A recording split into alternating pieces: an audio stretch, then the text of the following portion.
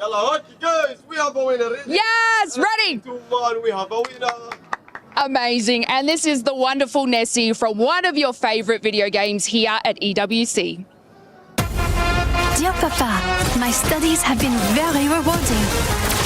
They have introduced a new game to practice our skills. No abilities, no healing, just you against another. Electric.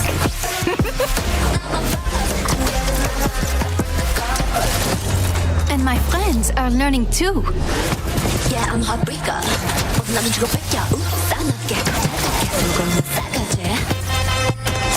Now we know where you fit in the food chain. But you know me, Papa. I take my education seriously.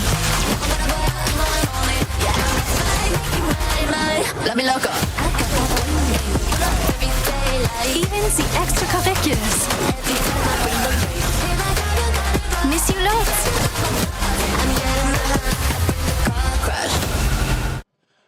Welcome to the ALGS Midseason Playoffs at the 2025 Esports World Cup, where $2 million is on the line, and of course, a chance to be crowned champion at the Esports World Cup.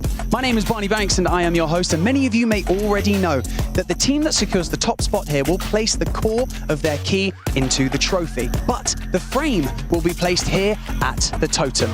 This wall of champions will stand tall here as a reminder of the legacies that were forged at the Esports World Cup. But the story does not end there, because not only do the champions' frames sit proudly alongside their respective titles, but the crushed keys of their opponents will be encased in resin at the base of the totem, aptly named the Graveyard, reminding us of the painful truth that for one to rise, others must fall. So, let's do this.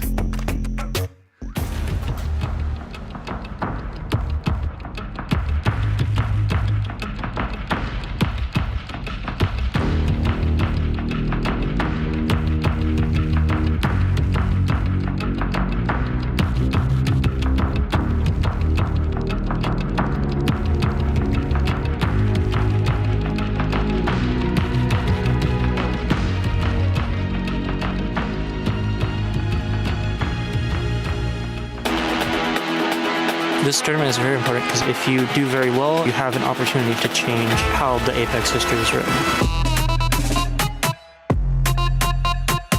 I signed with TSM knowing that, there's going to be pressure and expectations, but I don't feel it per se, but I know it's there. We know we have big shoes to fill, but we're the new era of TSM.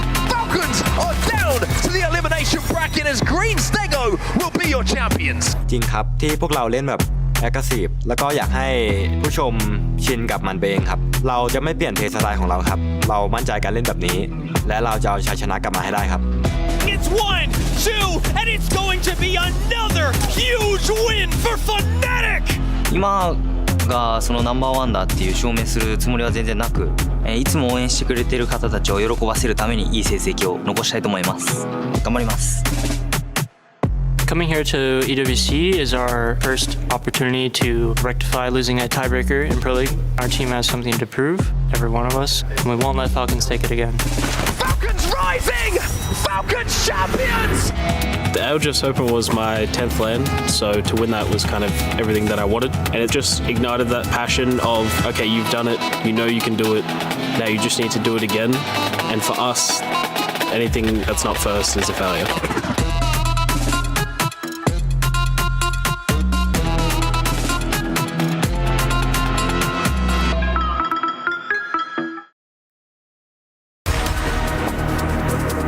This is your time.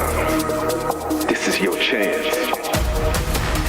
The question is, what are you gonna do with it? Think about it. Why stop now? I was just getting started. Why stop now? I was just getting started. Why stop now? I was just getting started. Why stop now? I was just getting started. Level up, start my engine and I rev it up. Once I get the green light, gotta go, let them know they better step on up. Yeah, dog, I'm in that zone. While I grind hard while you at home. You talk about it, but I be about it, cause you all talk, no backbone. On the path to the top, you gonna have to face a test. When you fold it, when you flop, ain't no time to second guess. There's only time to be the best. Defeat your foe, repeat the steps. Defeat your foe, repeat the steps. Look around the room and ask you came here for the main event, strap in, buckle up. Looking at it. I'm on a 10. I'm on a level 10. I wanna win, then I wanna win again. You thought it was done? I'm hoping it never ends. If you wanna run, then I'm on a level 10. It's showtime, so I am the showstopper. You thought it was your time. What that means, I gotta top ya. They said don't rock the boat, but I am a boat rocker. If you the GOAT, call me the GOAT stopper.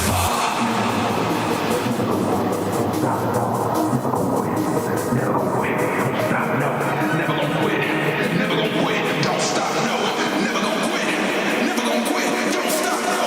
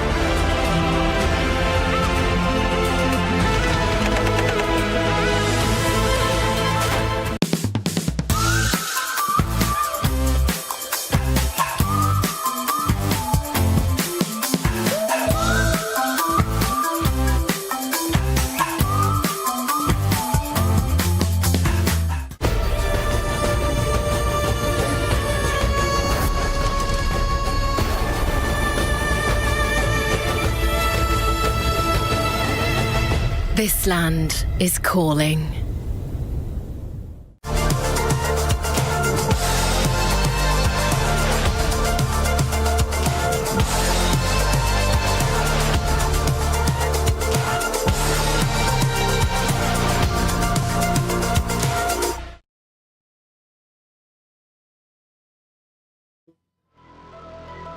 I tell you what, Ace.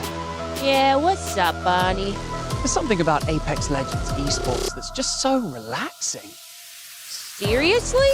Explain. Well, imagine you're in the final circle. 4 teams are sprinting in, Devotion's blasting, ult's popping. Oh, jeez, Barney, I was just trying to chill. Lace?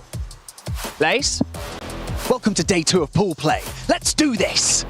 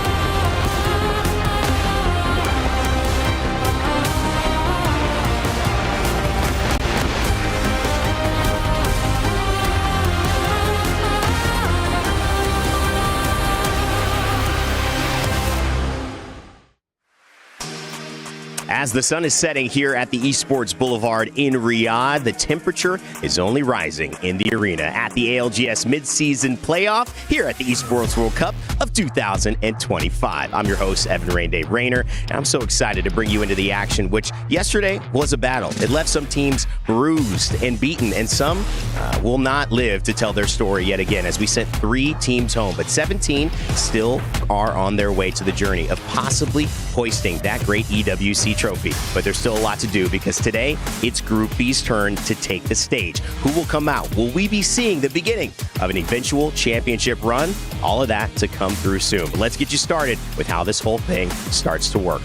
Of course, guys, as you continue to break down the segments of this tournament, we have another day of group play. It'll be last chance qualifiers on Saturday, and Sunday we will have our match point finals. But for now, it's time to get going into really the next section of our teams as we're joined by Jayhawk, Snipedown, and Glitter Explosion on the desk with me to break things down. Guys, Jayhawk, the big news here is that we get a chance to now fully see where these teams in Group B are coming from after Group A's display of some really amazing Apex yesterday. Absolutely, and with the 10-game set being really different from a lot of the Apex that these teams typically play, I feel like this Group B might have a little bit of an advantage, seeing how Group A kind of felt things out. Now, I don't expect it to be the exact same, because yesterday we had 3 teams get a lot of the points, which I think brought that cutoff a little bit lower, but at the same time, I think Group B, getting the opportunity to watch some VODs is going to be beneficial. It's going to be helpful, especially for those teams coming in, maybe a little bit of questioning among some of our pros and players, but you could see that there was a little bit of tension already dissolved after yesterday's group play in Group A. Snipedown, talk to me about what some of the themes were that we saw as our first 20 teams took the stage and battled it out. I think some of the biggest things that we noticed were a lot of teams that started off strong kind of fickled away throughout it. And these 10-game series is going to be such a test of endurance when it comes to this, because like we talked about yesterday, getting a win does not secure you anything. We saw it with Furia, who almost won 2 games. We saw it with AL as well, who won the first game with 26 points and ended up with 5 points for the next 6 games.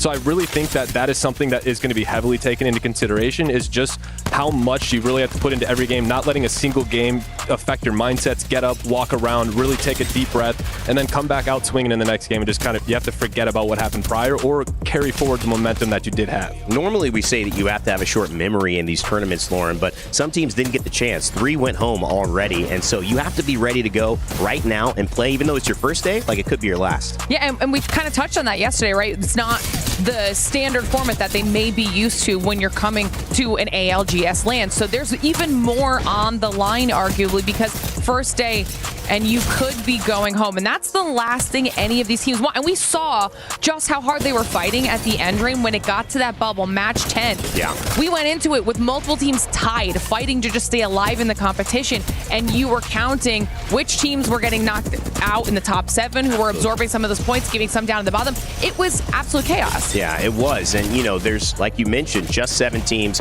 They're going to be moving on right now into our next round, obviously Sunday for match point finals. Basically, 10 of those teams are going to have to play again, so you're expecting to be in that situation. But the teams that made it out, the teams that really showed up, you just saw a little bit of highlights of the star of the show, Duplex, standing up alongside Gent and Panic Apex. We got our great colleague who's not here right now, Genome, said all that Panic Apex talk got real quiet after that performance yesterday, as it should. TSM, Team Falcons, Ninjas in Pajamas, Fnatic, and Kinotrope Gaming ranked in our top 5 with Wolves and Na'Vi. Na'Vi are winners in Sapporo of our championship in January, also qualifying. Jayhawk, you had mentioned it was a pretty good showing for APAC. Yeah, I feel like APAC North as a whole maybe doesn't quite get the respect that some of these other regions do, but you look at Fnatic and Kinotrope both qualifying, and then right on the outside looking in, Enter Force 36, only 2 points away, but that means they're going to get one of those top picks in the LCQ, so I feel like, I mean, last year we saw, for example, EMEA really popped off in these pool plays, and they continued that into the finals with the Alliance ended up lifting the trophy. Can APAC North maybe build some momentum with these teams in Pool B? Questions that'll be answered very shortly as we see the top dog at EMEA take action this afternoon. Of course, I'm talking about Alliance. But while we have the stars at the top, there also are some stories that came to an end yesterday as movie star Koi, Edward Gaming were 2 of our 3 teams that unfortunately did not make it. And unfortunate is really the word to say, because you fly out here, you see Zero Tenacity as well, joining them with the least amount of points. It was unfun for them to obviously prep, fly, scrim, and then obviously have a chance to not really fight again. It was just one poor day.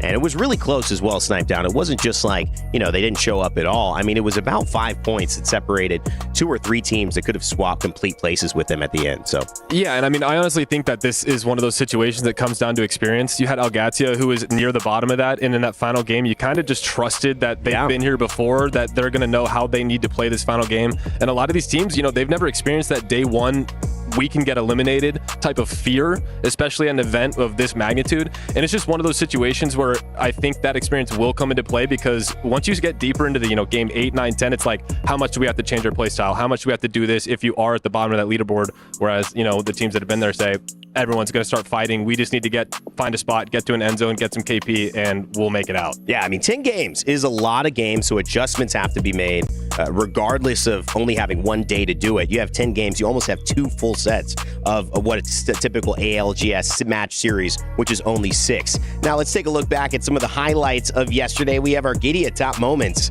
to show off. Top 5 play of the day.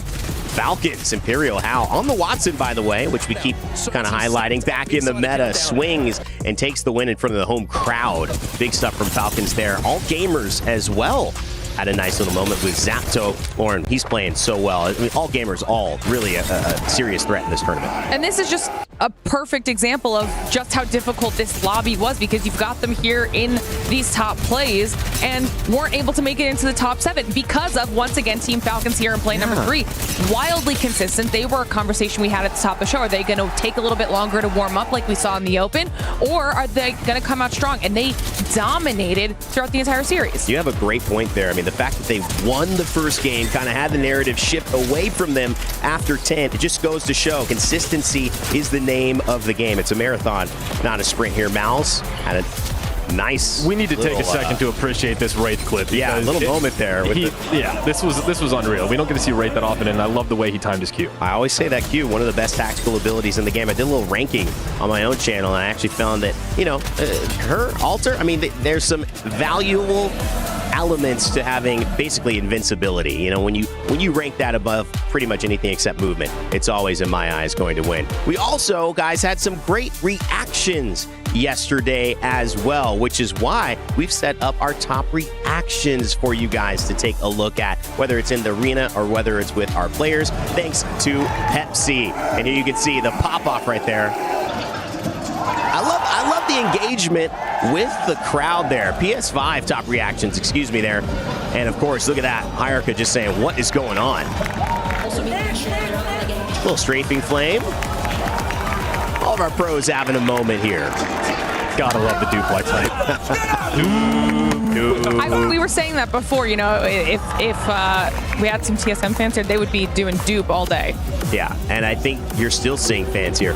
Curious to see, too, the storyline of the 30 Alliance fans, the Kelly Milkies who have flown out. We're going to see them in the crowd today. That's really cool. And you guys got to talk to her yesterday during that halftime segment and talk about dedication.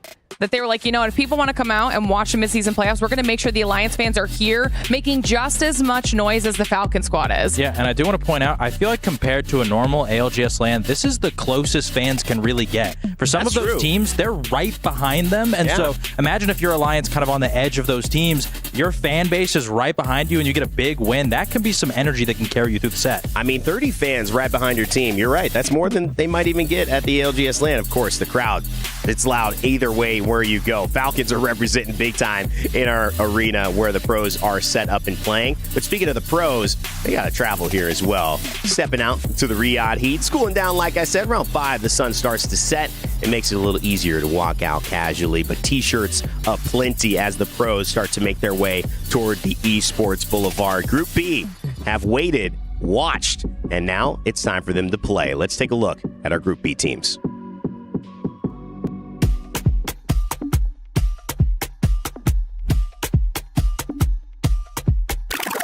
Winning a game in a Battle Royale is always good at partly playing luck. It's going to be Navi who sent it on to face the Maggie Ball. It's a problem, but surely this just opens the door for GoNext to move in. Winning at the top level in the regional finals shows that we can actually win, and that we're here to win it all.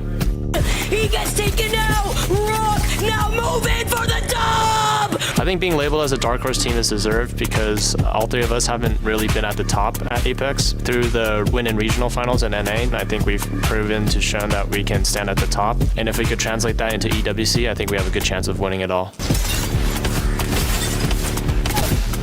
APAC ノースで MVP に選ばれましたが、今回私たちは EWC でチャンピオンを取って日本で初めての世界大会優勝チームになることを As a team, we're extremely motivated to win. We've been consistent throughout the whole year. Now we're back in a tournament that we have won before, so winning again, hopefully luck is on our side. The boys who always struggled in finals have this game in their hands, and it's now their chance. LG are down as the Lions will do it!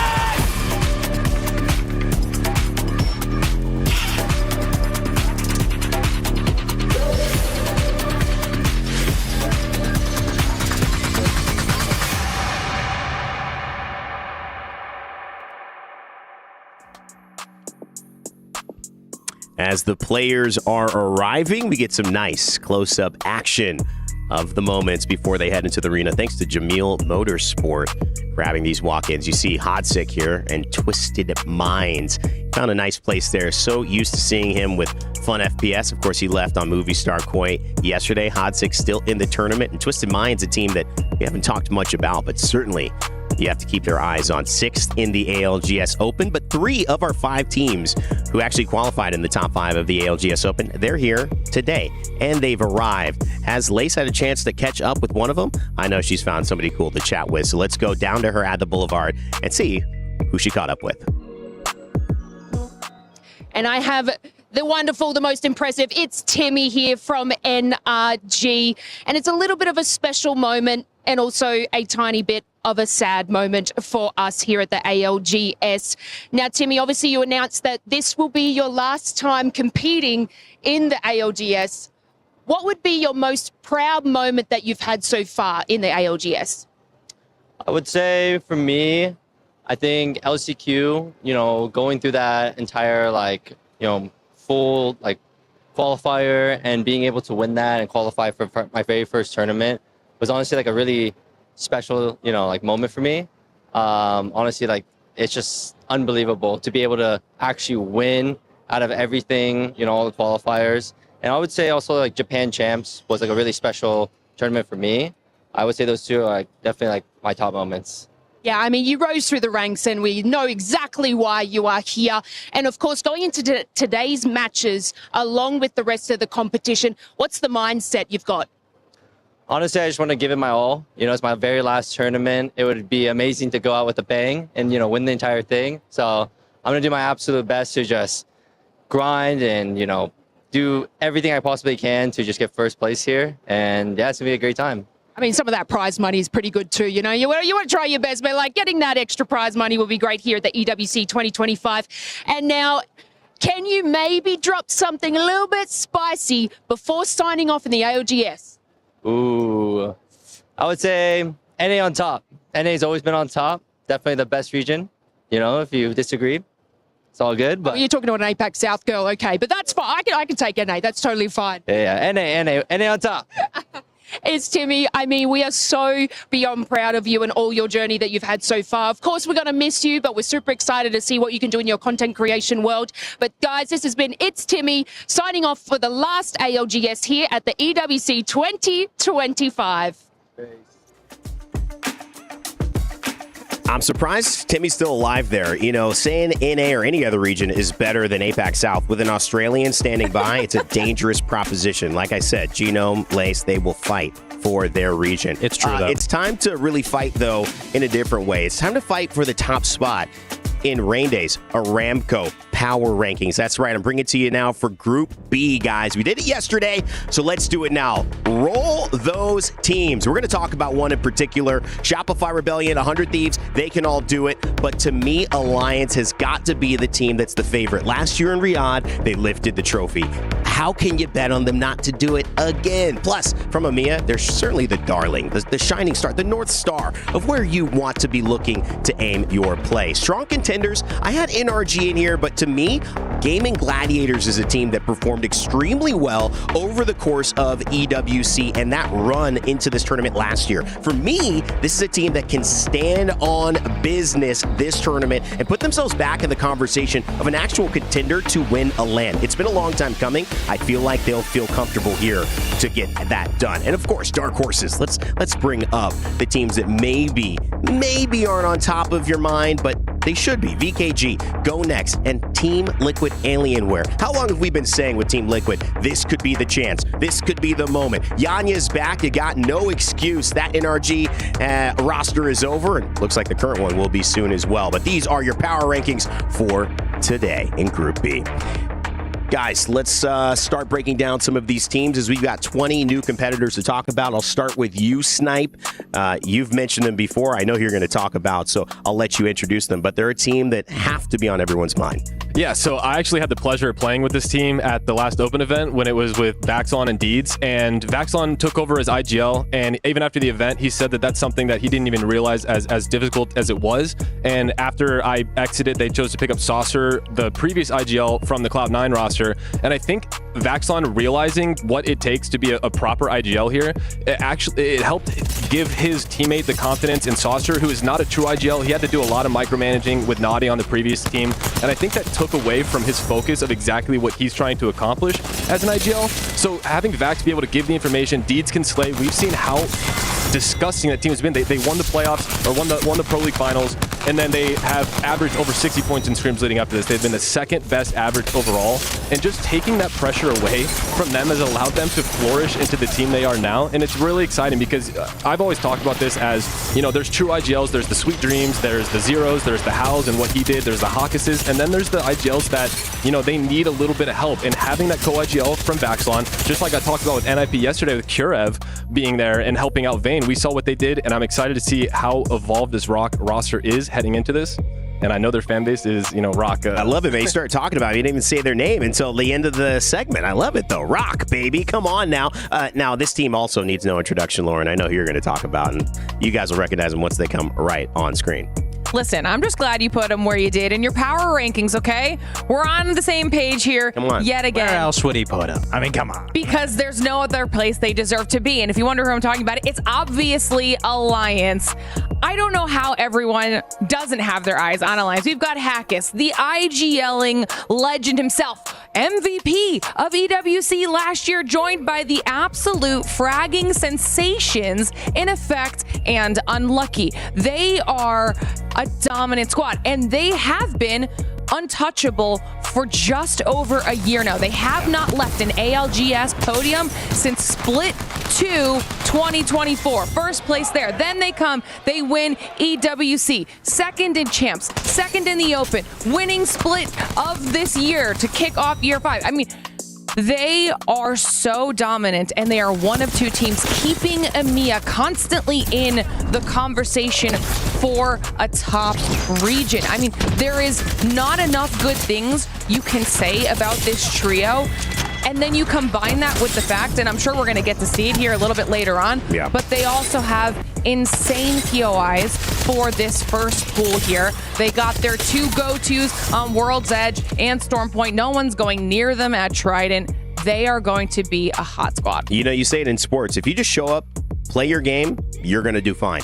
Alliance is the team where they just show up, they do what they're supposed to do, they're going to be fine. They should be a top 5 contender, possibly a winner here at EWC. But now it's time for our SNB key matchup, and that's where I'm going to lead it to you, Jayhawk, to finish it up. Two teams that might be going head-to-head today, or a matchup we have to pay attention to. Well, here's the thing. These two teams have actually been going head-to-head since Pro League, because if everybody remembers in Americas, there was 3 teams that were battling it out for the top for most of the season. Obviously, we saw Falcons yesterday. The other 2 was NRG and Shopify. Now, they had a disappointing regional finals, which actually allowed NIP to jump them and take one of those top spots. But these teams have been dueling it out for quite some time. But I really want to focus on the IGLs of these rosters because they have very unique stories. First off, let's start with Shopify. MT, if you know anything about this guy, first off, I think he's one of the most accomplished IGLs to have never won yet. The amount of top 10 placements this man has at this point is kind of ridiculous. It's only a matter of time, and with these 2 teammates who have won before, I think he can do it again. But at the same time, he saw his longtime duo in Waltzy win at the Open, and I think that's going to drive him even more to want to win here at EWC and not allow Waltzy to have that one leg up on him moving forward. But when we look over at NRG, it's Timmy. Obviously, we all know it's his last dance. And I feel like for Timmy, he's had a story where people have doubted him his entire career. Every single time he's made it to an event, people don't believe that his team has what it takes to win. And how much of a storybook ending would it be if NRG could get it done here at EWC? I mean, NRG, they have the momentum, and you're right. It's very much like that Michael Jordan Game 6 performance coming up here when you look at Timmy and his last chance, his last dance. Also, 100 Thieves. Let's talk about Phony. Obviously, will he play, will he not? Bronzy standing by. We've got to make sure that we keep an eye on that one. So many stories as Group B starts to take stage today to see who will make it into the finals, who will stay to play again, and who will be going home. Let's find out right now.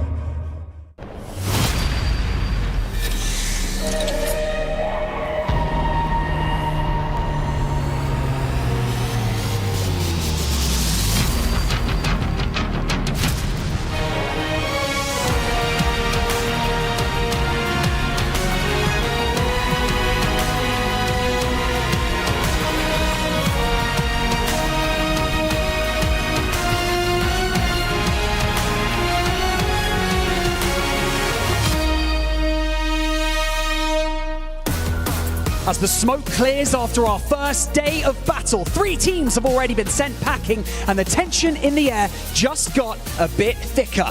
My name is Barney Banks, and I am your host, and welcome to Day 2 of the ALGS Midseason Playoffs at the Esports World Cup. Today's teams sat back and watched from the sidelines yesterday, which begs the question, how did that affect them? Did it sow seeds of doubt into their minds, or did it fuel their fire to step out onto this stage and perform? Only time will tell. All I know is that on this stage, nothing is granted, but everything is earned. And so with that being said, ladies and gentlemen, let's welcome our teams onto the main stage, kicking things off with NRG! It is Guild, Sykes, and it's Timmy!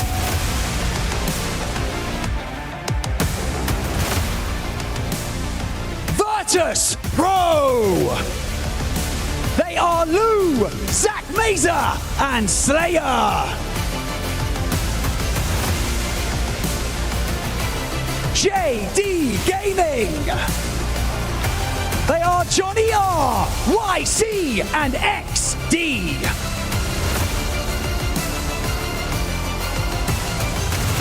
Gamin Gladiators. They are Funk, Light, and Blasts.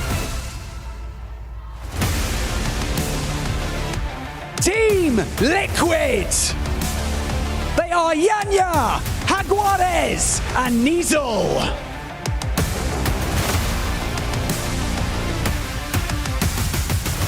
Rival Esports. They are Aflo, Fafafif, and Gotka. 100 Thieves. They are Jen Burton, Verholst, and Phony.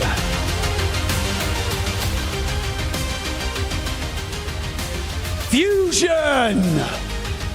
They are Dan Mantic, Kimchi, and January.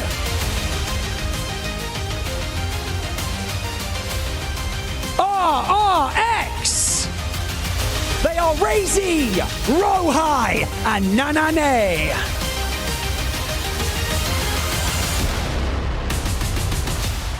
S8UL.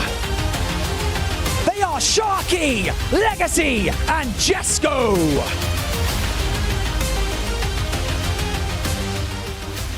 EVOS. They are MG Clutch, Hoodie, and Nate.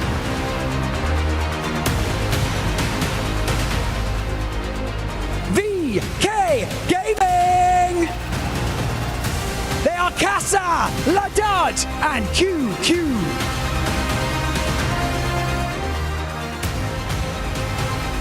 Twisted Minds. Enemy, Albrelelli, and Crook.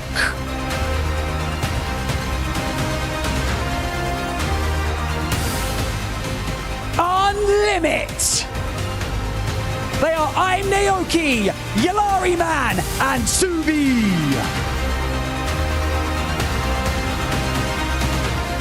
Crazy Raccoon. They are Sangjun, Karonpu, and Obli. SBI Esports. They are Mickey, Egoist, and Igaryu.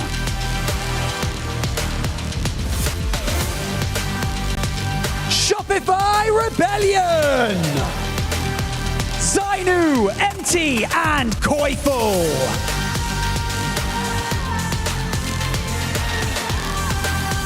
GoNext. Atinum, Kinda, and Henchman.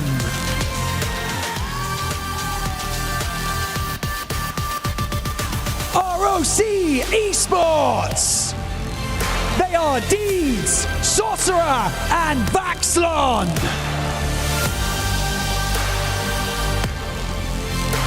And finally, Alliance. They are Unlucky, Effect, and Hackis. Perform today and you will enter the grand finals without a scratch. Stumble and you will have to fight for survival through the last chance qualifier. And fall, well then that means that you are out. So let's kick off day 2 of the ALGS Midseason Playoffs. Imagine if Alliance remove the moniker, the group stage team, is it gone?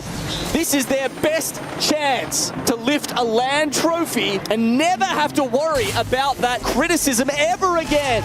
Expectations going into EWC in 2024, we're still a very new team, still working things out. Wasn't like we gonna win 100%, but we all had the feeling that we would do good. No way!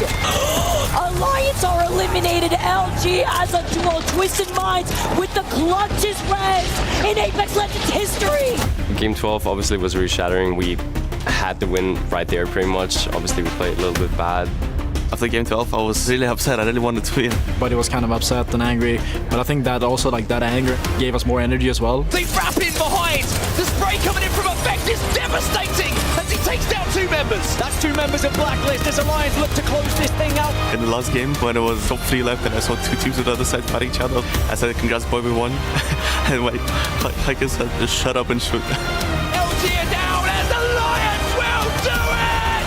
The doubters, the haters are silenced! When the opportunity came their way, boy did they seize it! When we finished out, it was just a crazy moment. The feeling of winning is undescribable. So many emotions at once. It just doesn't feel real when it happened.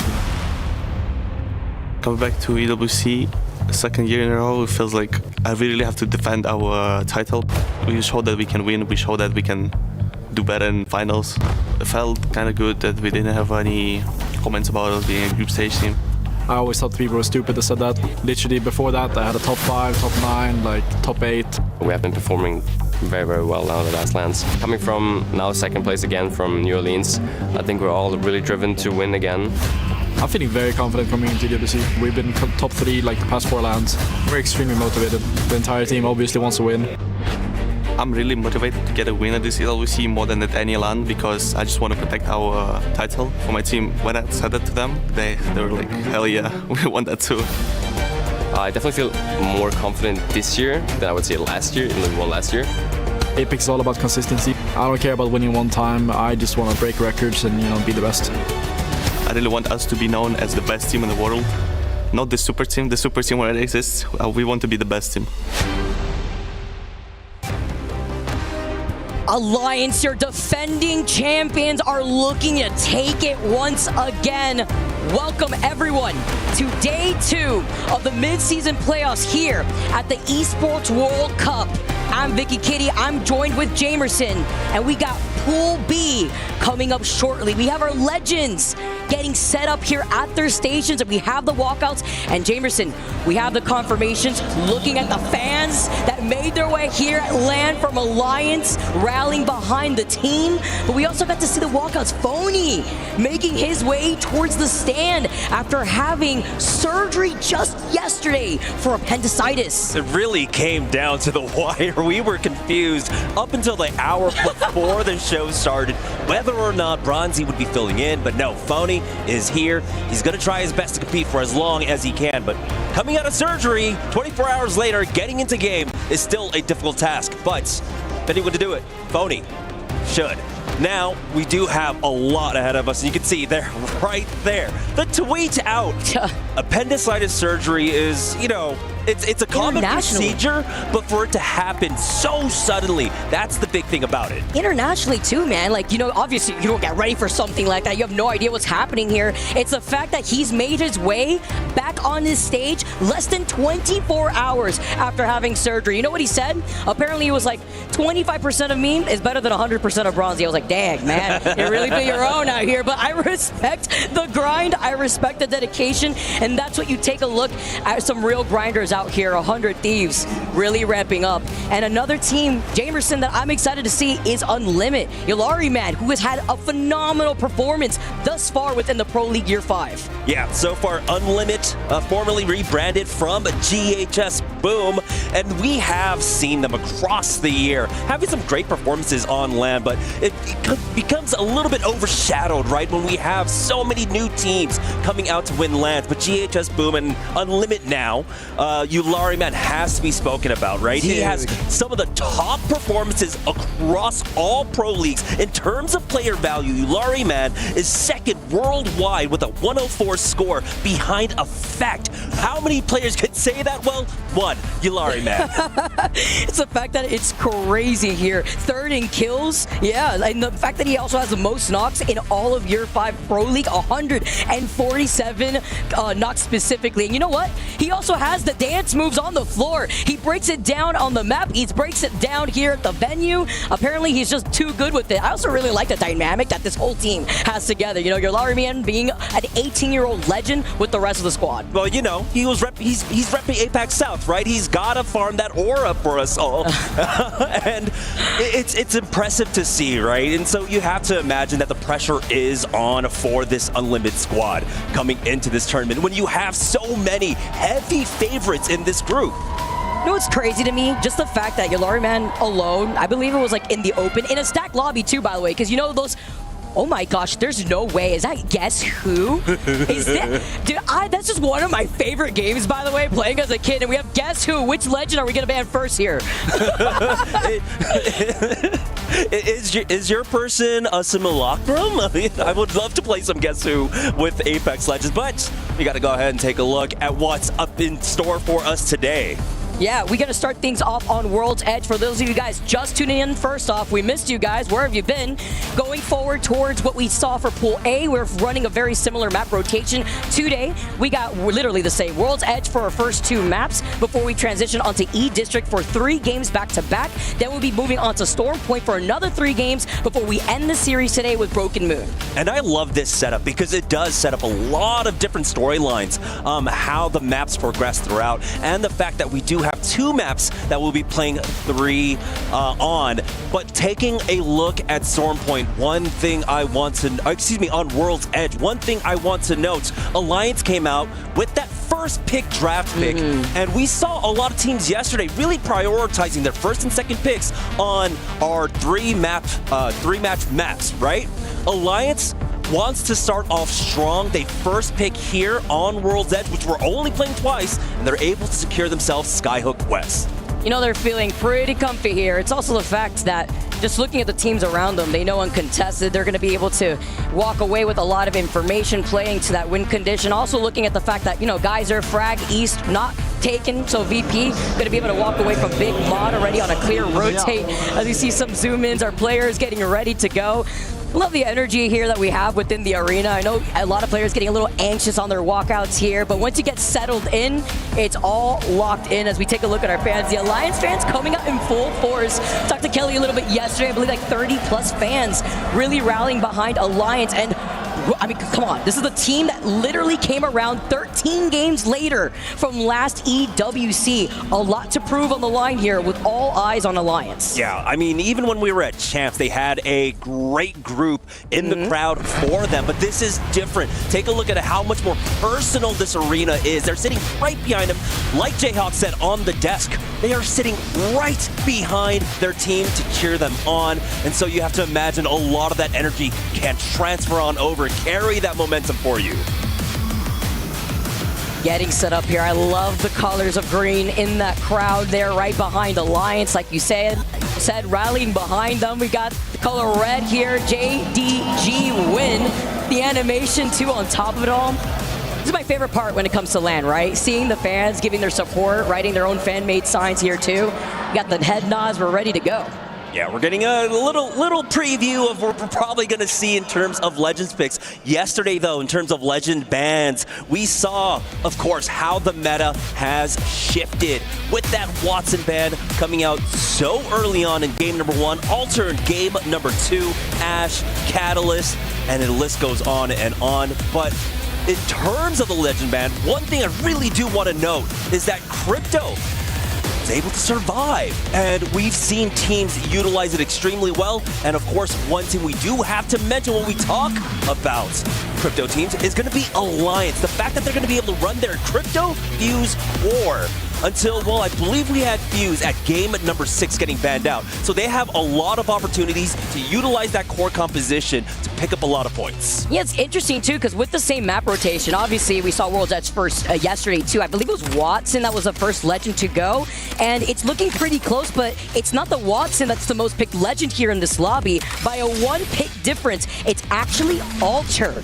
Yeah, and that was the kind of difference that we saw leading up to scrims, right? There was a slight differential between the two of them, and I can't quite remember who it was, but it was between the two of them getting swapped out who was going to be first banned. So no surprises here whatsoever, but the Watson is still extremely prevalent. We've seen how strong Watson can also be here on World's Edge, making a lot of unplayable places playable. But as we get a look at our first poll, it's going up towards Skyhook. Now there is a chance that it's going to go to countdown, but you have to expect it's a Skyhook zone, and I know we said it in the past a million times before.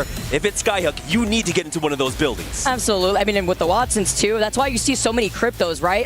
A lot of these players already expecting the Watson to come out for this first game on World's Edge. Crypto being a direct counter. Would it be shamed if all these fences just go to waste with one EMP to try to take some space here, with more teams now already making their rotate after getting the scan on the survey? Yeah, the nice thing is here for Alliance is that they do have the ring console. They're hitting it right now, and they're gonna know that they need to start getting into position. RRX are flying in. We've got ShopifyRebellion making their way from survey camp as well, but Alliance are still working on the trials right now. And so they're not going to have the same kind of priority to take whatever building they want. They are regrouped around the market side, as RRX have fully taken the diner on the southeast side. The nice thing as well for a lot of these teams is that they'll have the crypto available to them. They'll be able to hit the man scans, and they'll know where teams are rotating in from and how much pressure that they might face. I wouldn't be surprised if Alliance just hold that trial side, because you know that the edge of that zone, oh yeah, they're going to be on the high ground here. Great position here already, because there is also that Evil Harvester that's to the north side of the marketplace that you were mentioning, and another Evil Harvester on the outskirts on the other side of the tracks once you go from the north side of Lava Fisher. So this is a good rotate spot too for Alliance, because they'll know if that next zone pulls over to the south side, they'll try to go to the least contested route over to the south side, closer to that Lava Fisher rotate. Yeah, Shopify Rebellion take place center zone of Skyhook on top of that main tower. Really strong position, extremely early on. Okay. You do have to be careful with the altars in play. You can see Unlimit trying to go for that spleef. Will not be able to abduct anyone off of Shopify Rebellion, but here comes another one. And I love this. They were scouting it out with the crypto the whole time. So Naoki is able to secure them that kill. Dude, they heard the crypto. We're already choosing violence. We've literally, round just started closing. It's been a few seconds. We're already choosing violence. Unlimit being one of the teams to land in Skyhook East, neighboring that of Alliance, have found a space in the middle. And like you said, with the crypto being right above them, they got that kidnap. One thing to note, was that he looted an evac tower. So you have to imagine, one of the other two players will have a respawn beacon to plop down. I don't know if they'll be able to recover the body, but yeah, we'll see in just a moment. So many teams have moved their way on up here. You can see NRG, Timmy is in position. Fusion, Twisted Minds, all surrounding RRX. It's going to be a lot of teams in this final zone. We know with these skyhook zones, usually, even if a lot of these teams are banking on it going north and not pulling to the south, it's a lot of buildings to coexist. It's kind of that little sprinkle on top when you see E District. It's what to expect here with a lot of these teams having more of the space to share more of these buildings here too. Now, while we do have about 12 of our teams currently inside of Skyhook, we still have 8 late rotators coming in a little bit slower, and some of them, like VP, Rock Esports, might opt to just kind of play on the outskirts, wait for that third ring scan to make a better decision. Again, while this is fully indicating it's going over to Skyhook, and everyone, 12 teams, currently banking it on it being Skyhook, there's still a shot that this goes that countdown, or maybe goes towards that western edge. That's the thing about Skyhook. There are so many different zones here that you do kind of want to leave yourself with the option to respond to the northern pole, the eastern pole, or the southern pole. Live from Riyadh, I love the crowd, the energy once they see the cameras on them. Starting things off great in game number 1. GoNext taking some shots with this bow check here. But a lot of teams that have already gone for these quicker rotates, unlike the teams that we see taking their time, are going to be denied the opportunity to get more of these Evo chars, really just having to poke pressure their way and boosting up those Evos instead. Yeah, that was Zach getting knocked. Slayer is next. They are inside of a building, though, and no one really wants to try and commit to anything here. Despite all the altars that we have and the range on her ultimate, you just don't want to be that one team that cascades into a big third, fourth, fifth party. You know that being in position here in Skyhook means you should be able to at least convert into the top 10, so you're not going to get overly aggressive off of this. Seeing with how many altars, too, are in this lobby, you know that a lot of these teams are literally going to try to kidnap one another, try to infiltrate these buildings. It's going to get messy here. But first, it's the calm before the storm. SBI did see that somebody had got a knock from SBI earlier on in the game. Looks like they were able to get the res here, too, as they now move in. Team Liquid on the outskirts by Thermal Station, who do have a ring console and that survey beacon. They were also able to get some early KP going into this game. Yeah, that was the knock. SBI, I believe, got a knock and the thirst onto a Team Liquid member. Got him back on in, though, because, again, these outskirt fights aren't really going to respond to much, especially with how much of a gap there was between Team Liquid and SBI. That part, I think they just found a straggler on the end there. As this zone does close, teams are still moving in. We've got Crazy Raccoon on the northern side, Team Liquid regrouping here at staging. I believe Evos moving their way over towards Fragment. So now we're down to about 15 teams inside of Skyhook proper, with about 5 teams still working their way on in. JDG being one of them, as they're going to take the jump tower. Finding some space here over by Countdown, where there is an Evo Harvester too. They could try to go in from that northern side. Looks like they took their time to scan the ring console. That is in Lava Fisher, so great timing on planning out their pathing, because they can wait here in Countdown knowing that it's still going to shift slightly over to that southern choke, where it's going to be chaos once these teams figure that out, and they know they're going to have to move out of these buildings outside of Skyhook. Yeah, they got the full confirmation with that ring console scan. You can see just a little bit there on the south of Countdown being in. But that would be an extremely hard pull. You're looking at like a 95 to 5% difference, right?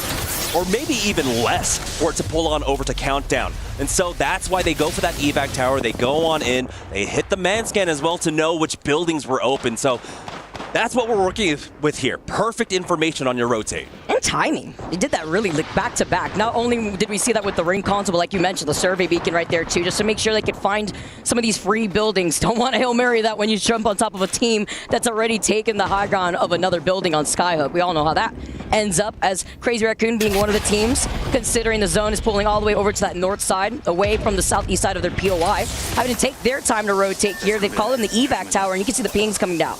Yeah, again, they're able to hit that survey beacon, know exactly which buildings are free and go for it. A lot of these buildings, of course, can house multiple teams. They're going to push into this diner that was left for free on the northeast side. Unlimit, by the way, this entire time, they have been getting knocks almost every single minute. And guess who it was? Yllari, man. No doubts about his performance throughout this split, why he is matching a player like Unlucky. You know, I was talking about Yllari, man, and it's like the fact that he dropped, like over 4K damage game in the open in an actual stacked lobby. I think it was like winners round 2, and he had like 14 KP. My man literally just farmed a 4K badge in the middle of one of the stacked lobbies of that New Orleans Open, and looking to try to do it again here. As we take a look at Alliance, who've now made their way to Countdown, they're going to try to mirror that and gatekeep Team Liquid while still holding that southern side, the least contested side, with the rest of the lobby all combined together in Skyhook.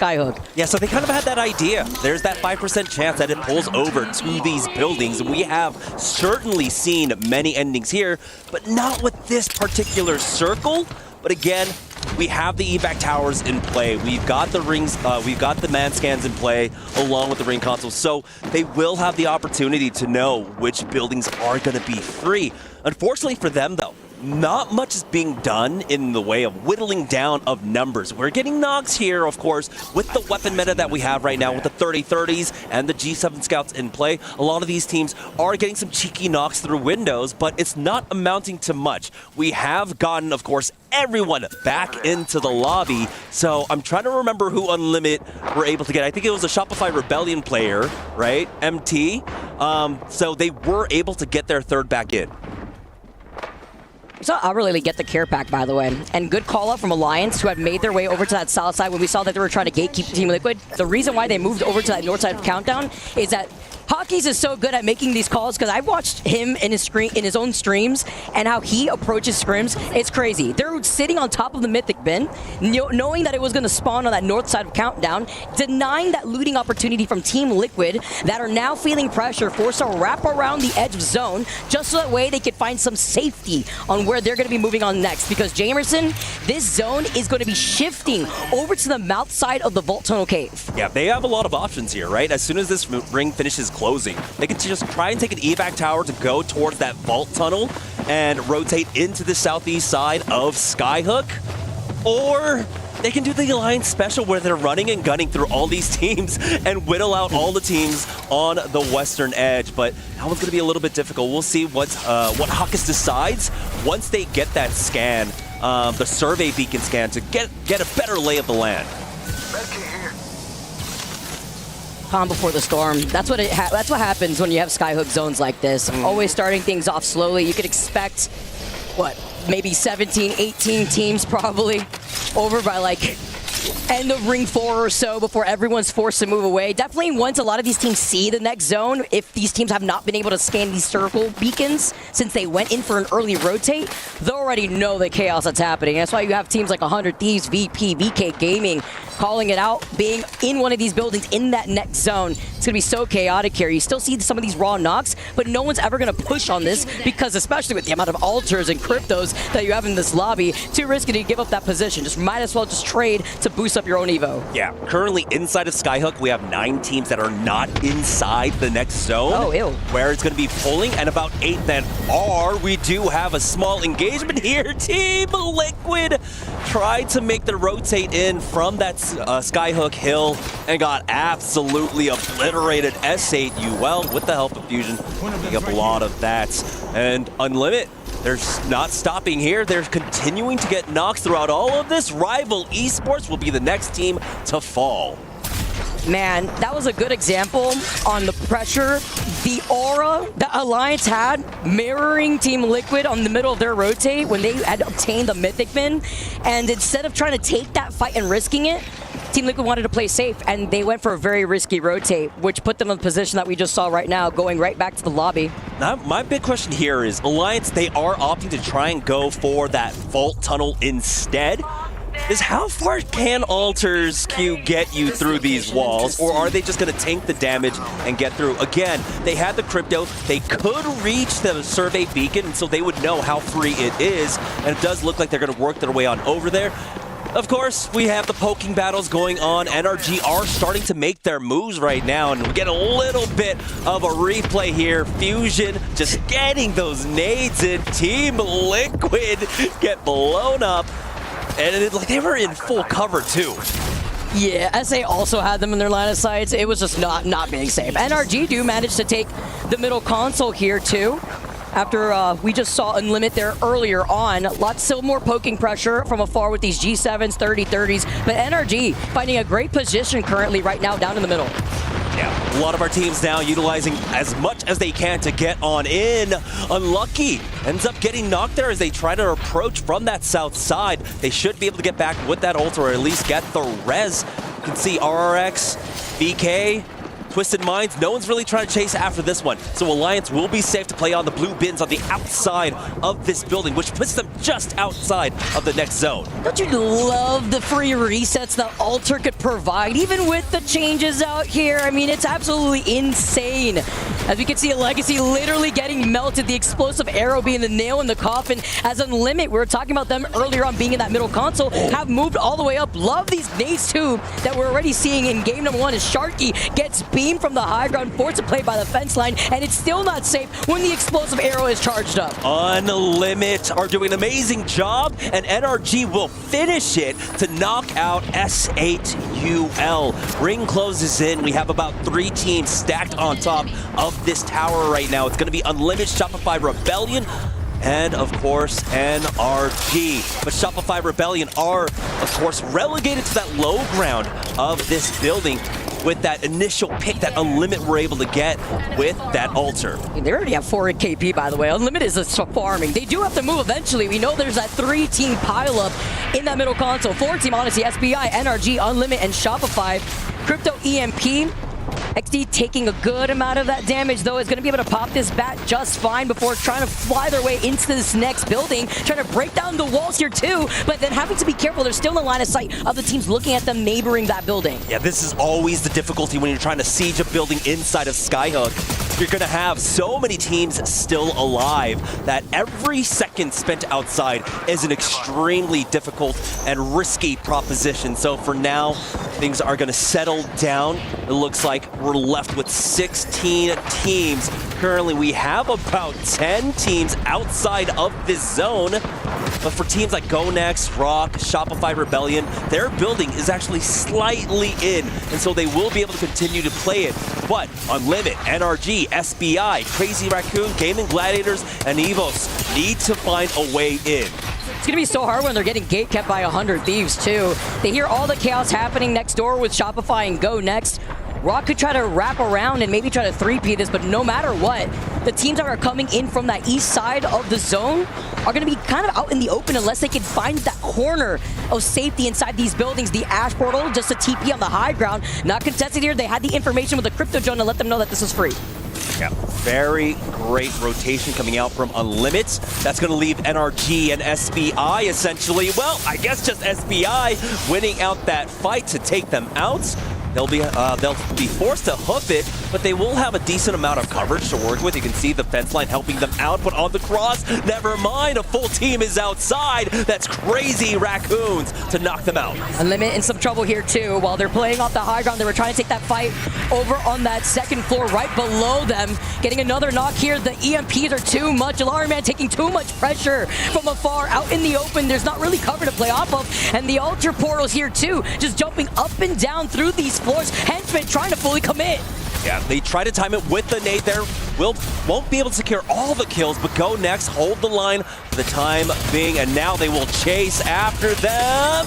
Vaxlon has to reload, and he is taken out. Crazy Raccoon gone as well. We're now down to 11 squads. Well, smart to play off of the Watson gen right there, just as some makeshift cover, but unfortunate timing on having to reload right there. Better yet, as Shopify are playing off that low ground, GoNext getting that KP, but they're getting beamed with a 30-30. A team looking at them from the rooftop. Could be either Alliance Fusion or Twisted Minds. VK Gaming also part of that pile up too. As you can see, Fusion in this other floor, they're looking at them from the open door. And look at this Watson fences too. Picasso painting right here. It's beautiful. As you can see, they're going to hold not only this building, but the pings too in forms of communication to make sure they have a gen ready to go. So for Fusion, They have to deal with Alliance, VK Gaming, Twisted Minds on this one. And the zone will force them out relatively early. Teams like VP and JD can wait out those teams in that building to drop down as the movement's being made. VK Gaming pushing out. Fusion trying to make his way on out. Alliance making their move to go for an out-of-bounds play for just a slight reprieve. Anything to waste some time here because they know it's going to be chaotic right at their feet as Twisted Minds, Albert Lily, who got that care package earlier, having that red helmet. EMP just to start off this fight here for them. Enemy's gonna put down that gen. Gonna try to get the res here up on the high ground. GoNext get eliminated. Night Squad's left. This is a 5-6 team pileup in this building alone. Twisted Minds trying to play gatekeepers with this Watson right now. Charging forward though, but Crick is forced to back off to heal up. Enemy though does not want to give them any kind of space, but the Altar is making this battlefield extremely difficult to play off of right now. And he is forced to try and finish off this fence, but it's Alliance still alive. Effect playing off the knockdown shield here. He's not gonna have that much time. He's just trying his best to survive for as long as possible. They have hit top 5. Meanwhile, 100 Thieves is seeing everything go down on the other side of that fence line. They're trying to go right there in the middle of the street. 3 squads left. VP, who come out on top from the west side, looking at ShopifyRebellion as 100 Thieves are trying to clear up their side. It's Shopify who are looking at VP. Everyone's so incredibly low. Slayer only using the knockdown for some cover, but we're nowhere to go. VP get eliminated, and 100 Thieves are the healthiest team right now as they try to wrap around fence. Verholt holds the angle, gets the knock. That's Kai, Zainu, and Koisful down. 100 Thieves bide their time and control that eastern edge of Skyhook to get the victory. And Phony, he is here to play, Vicky. Real gamer hours for Phony, coming straight out of surgery. This dude takes the first game. Are you kidding me? 100 Thieves already with the dub. You can't pop off too hard, Jamerson. You can't. If you're Phony, you're not. All right, calm and collected. My boy's got stitches, man. He knows. You know, I can't pop my stitches right now. He's not popping off. It's so hard to do. Like, you have to keep yourself calm and collected. Like, and imagine how the comms are. Obviously, as the IGL, he can't be loud. He needs some help from his team too. So having to keep himself calm and collected in some intense situations like that, it requires a lot of concentration. By the way he did it. Up against Koiful and Zainu. This is some sweet medicine from Phony at the end, but 100 Thieves taking 13 kill points in that game. They get the plus 12. A 25-point game number 1 is amazing for any team. But starting it off strong like this, makes you feel so much more comfortable. 9 more games left to go, and you have to remember that top 17 cutoff was only at 32 points. So they're basically 7 points away from that. But the top 7 cutoff of 58, they're almost halfway there. The fact that they start off so strong already, it's like the scriptwriters are working overtime. Insane way to kick off your momentum for game number 1. Although, I don't want to jinx it here, Jamerson. Yesterday, a lot of teams that started off really strong kind of fell off between that 4th, 3rd game match point there. I mean, bookmark, I guess, as 100 Thieves, you know, finding their footing, but could ride that momentum, a different pool this time around. Yeah, particularly, I think you're talking about all gamers, right? Game number 1, 14 KP, 12, of course, points coming in from that first place. But the 5 games after that, I think they only picked up 1 point per game. So that was a slowdown in momentum, especially after a big win like that. But that's not going to be it. It's 100 Thieves starting the day off with the win. We're going to take a short break. When we get back, we'll have more right after this.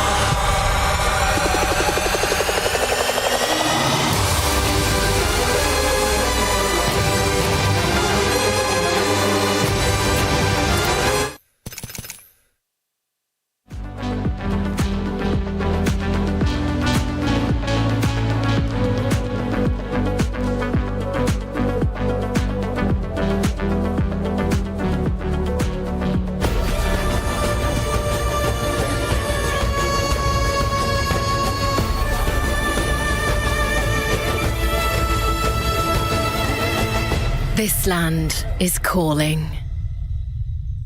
The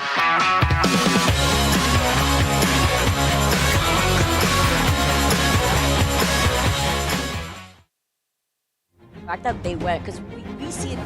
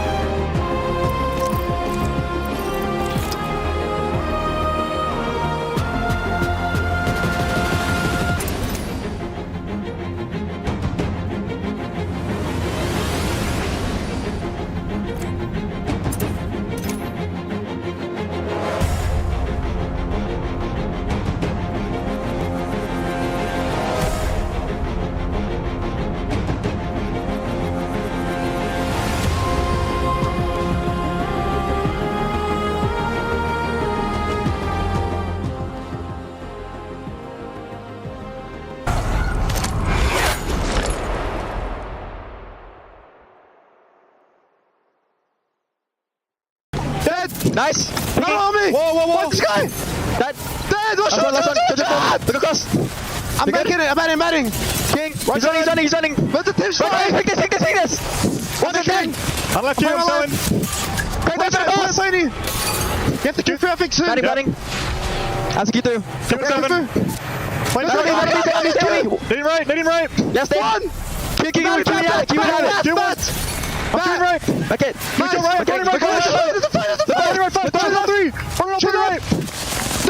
I'm putting it down. I'm down. I'm getting. Yeah. There's a guy on my left. What do you want? Let's go. Left. Left. Walk it up. Watch out, Dad. Let's go. Left side. 120. What's that? Behind us. Behind me. Watch out. Crack them. Let's go! Storyline! Oh my God, bro! Absolute cinema for 100 Thieves to win game number 1. The appendix buff here for the team to start things off strong for 100 Thieves. And you were talking about the pop-offs. It looks like Jen Burton took on the task to pop off extra there for Phony. But what a victory. Coming in with some big question marks, turning that into exclamation marks for that finish. Again, excellent control coming out from 100 Thieves, controlling that eastern side of Skyhook. Again, we had a lot of teams that had that priority to get into that part of the zone, and we saw teams utilizing that well. Unlimit, they take Skyhook east, and they had a very strong power position on tower. They picked up a lot of KP from it, but they weren't able to, of course, convert that into placements for themselves. But it was great to see that they are fraggers. Yeah, I mean, that and like, honestly, man, I wanted to see what was going on with Alliance. We saw them take that roundabout rotate through that tunnel side. We were talking about it. They had put down an altar portal right there down in the tunnel, and just in case they had to reset. And then the next time we see Alliance, they're on top of the roof of the building for free. Like, we saw the EMPs go down. We could assume here that either they had gotten an evac tower to jump right there on top, or they found a way to just get up there because Hockey's being on that crypto, getting that information, making sure it was available for them to even take that high ground, which was insane. Like, we're talking about Alliance, who wrapped all the way from the north side of Trials, going all the way down to get information off the survey beacon, the circle console, then went from Countdown all the way wrapped around into going through that tunnel and securing that building. Yeah, I mean, it's a double-edged sword, right? When you end up drafting Skyhook West, you get Trials, but Trials can take a really long time, especially when you split the way that they split. They sent someone to the north side of Trials, or excuse me, of Skyhook, basically over at the train station, and then sent someone else to that southern side of Skyhook. So it took a lot of time for them to regroup and then finally hit that map scan. As soon as they hit the map scan, RRX, GoNext, and a few other teams were making their way into Skyhook. Skyhook, so they no longer had the priority position. So they did have to play something more flexible, and I did like that countdown one. And talking about teams that were able to get in there early on, we saw Fusion moving in. We saw them, of course, Kimchi Lee with the nades taking out, I believe it was Team Liquid, who were much later on the road state. And we see why teams want to get into Skyhook early on. Team Liquid, one of the latest teams to get in there. They got absolutely demolished on their walk-in. Get to take a look at our team here, Kimchi. And I like that, the arm sleeve right there. It's pretty sick. Cherry Blossom galore. But he got 4 KP, by the way, that game alone. Seeing a lot of that KP soaked up by 100 Thieves alone with 13 KP aside from the dub. But, you know, we talk about Fusion with 5 KP themselves. VP, who came in 3rd place with 6 KP. Even going all the way down to Twisted Minds with 5 KP, but you also highlighted Unlimit with the 4 KP playing in that middle center console over by Skyhook, their POI being Skyhook East, but still putting in the pressure. Importantly, like you had mentioned VP, they picked up a lot of some decent points there, and they were a team coming out from Mod, had one of the longest rotations to get there, but of course with how Skyhook plays, but how the meta has shifted, and of course the overall gameplay, having the recon scans, having the ring scans as well, definitely allowed them to navigate this one a lot easier. I think the urgency of teams needed to get into Skyhook allowed them a freer path to get there. So nice conversion for them, picking up some points at the very least. We know VP as a team that really does prioritize, or does extremely well when the ring favors them, but seeing them being able to pick up these points on a cross-map rotate are very good signs for them. Yeah, it was like that 1 week of Pro League that we saw VP get gifted like 4 or 5 rings. It was insane, like a lottery at that point that week, but it hasn't really been that same RNG favoring them here as we get set up into our second game within our 10-match series, our second game on World's Edge, as well as our last game on World's Edge before we make our transition over to E-District. Yeah, for Alliance, they need to convert this one. Again, it was a first pick onto a 2-map set for themselves here on World's Edge. For 100 Thieves, picking up Climatizer was also a first-round pick for them, and they have already been able to bear the fruits of that one. We'll see if they can do it again. They have a lot of teams around them. Shopify Rebellion over at Survey Camp, Gamin Gladiators over at Epicenter, and VK Gaming at Overlook. The thing is, these teams do like to move a little bit earlier on. There's not going to be that much friction here on the northeast side as we get our first look at the ring. Where we're moving to, where we're going.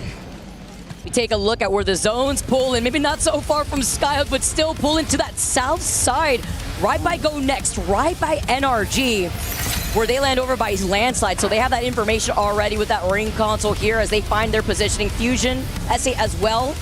Great pull here, and you talk about Climatizer and our winners from game number 1, 100 Thieves. Of course, they could get an evac tower, try to rotate from that north side unless they want to take an early fight versus Shopify. There's a jump tower right there on the outskirts of that Evil Harvester, or if they want to backtrack a little bit, there's another jump tower closer to that replicator. Yeah, for 100 Thieves, they have a lot of options, right? They've got multiple balloons. They can basically chain them. That's what World's Edge was built off of, to be able to do that. But it's S8UL currently moving now. With this ring in particular, this is the building I want to see get taken up. I am expecting this ring to pull basically between the train tracks, between Lava Fissure and Mirage Etoile, and just outside of this building. So S8UL have picked up an extremely strong building to play off of, especially with Watson still in play. And we have other teams moving in as well. S8UL, we had already mentioned. Fusion, now making their way on over to Mirage Etoile. We've got RRX, who of course do drop at Lava Fissure, are not going to play that priority, going to play more of that building towards the center of a Lava Fissure on the right-hand side. NRG making their way on in, and as well, Team Liquid taking their time over a tree, because they just don't have the priority on this one. Yeah, 2 zones pulling towards the opposite end of your POI. A little unfortunate, but of course you get to play objective. Liquid were able to pick up early KP, that 1 KP in that first game. as it started, and they're going to be able to get that ring console. Don't think they had one over by launch site. They had that Survey Beacon, they had the Evo Harvester, so it works into this objective gameplay here. And if they wanted to, they could just wrap around from Thermal Station, they could wait on the edge of the next zone, then they could get the next ring console scan and take their time to figure out where they want to find themselves here, so that way they can have a better game this time around. Yeah, if they make their way back into Thermal Station now, they will have that, like you had mentioned, a man scan. And we got to see teams really utilize that during the Skyhook one, and I think the approach to this ring in particular will be very much the same. Right now, we have about half the lobby inside the next zone. We have a fight here, Evos versus Crazy Raccoon, already with the advantage over at Mod. Evos getting there just as quickly, already getting that next knock. This is coming out of their POI of Dome, and just like that, they wipe the floor as Crazy Raccoon is eliminated.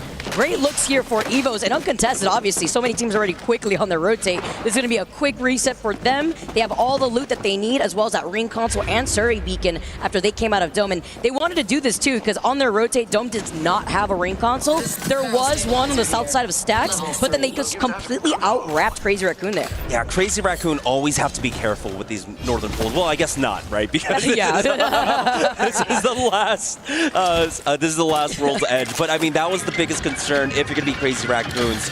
Whenever we do have all the teams drafting Big Mod, Stacks, and Dome, about the rotates from behind you. So you have to be able to move so much faster. To be caught like that is not something that should ever really happen with the experience that we have on World's Edge. GG getting stopped in their tracks as they're left on the northeast side of the next zone. They'll be able to pick up the Evo for themselves and play off of the tower for now, but it does seem like a lot of that eastern side is relatively free for themselves. ShopifyRebellion are standing in their way just outside of Countdown, so they got to be careful on this approach. With Ashe being the most picked legend thus far in this second game, we won't be seeing Ashe anymore.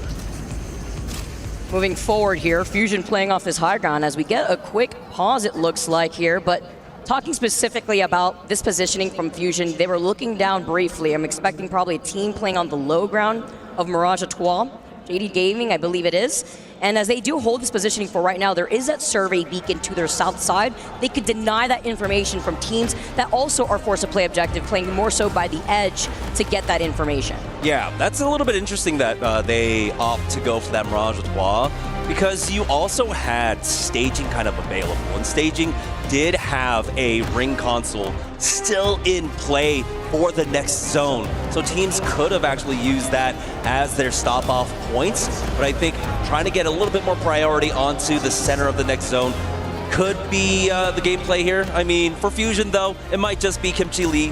I don't know. If we're talking about players, Kimchi Lee feels like one of the primest players that wants to hang out in Mirage Etoile.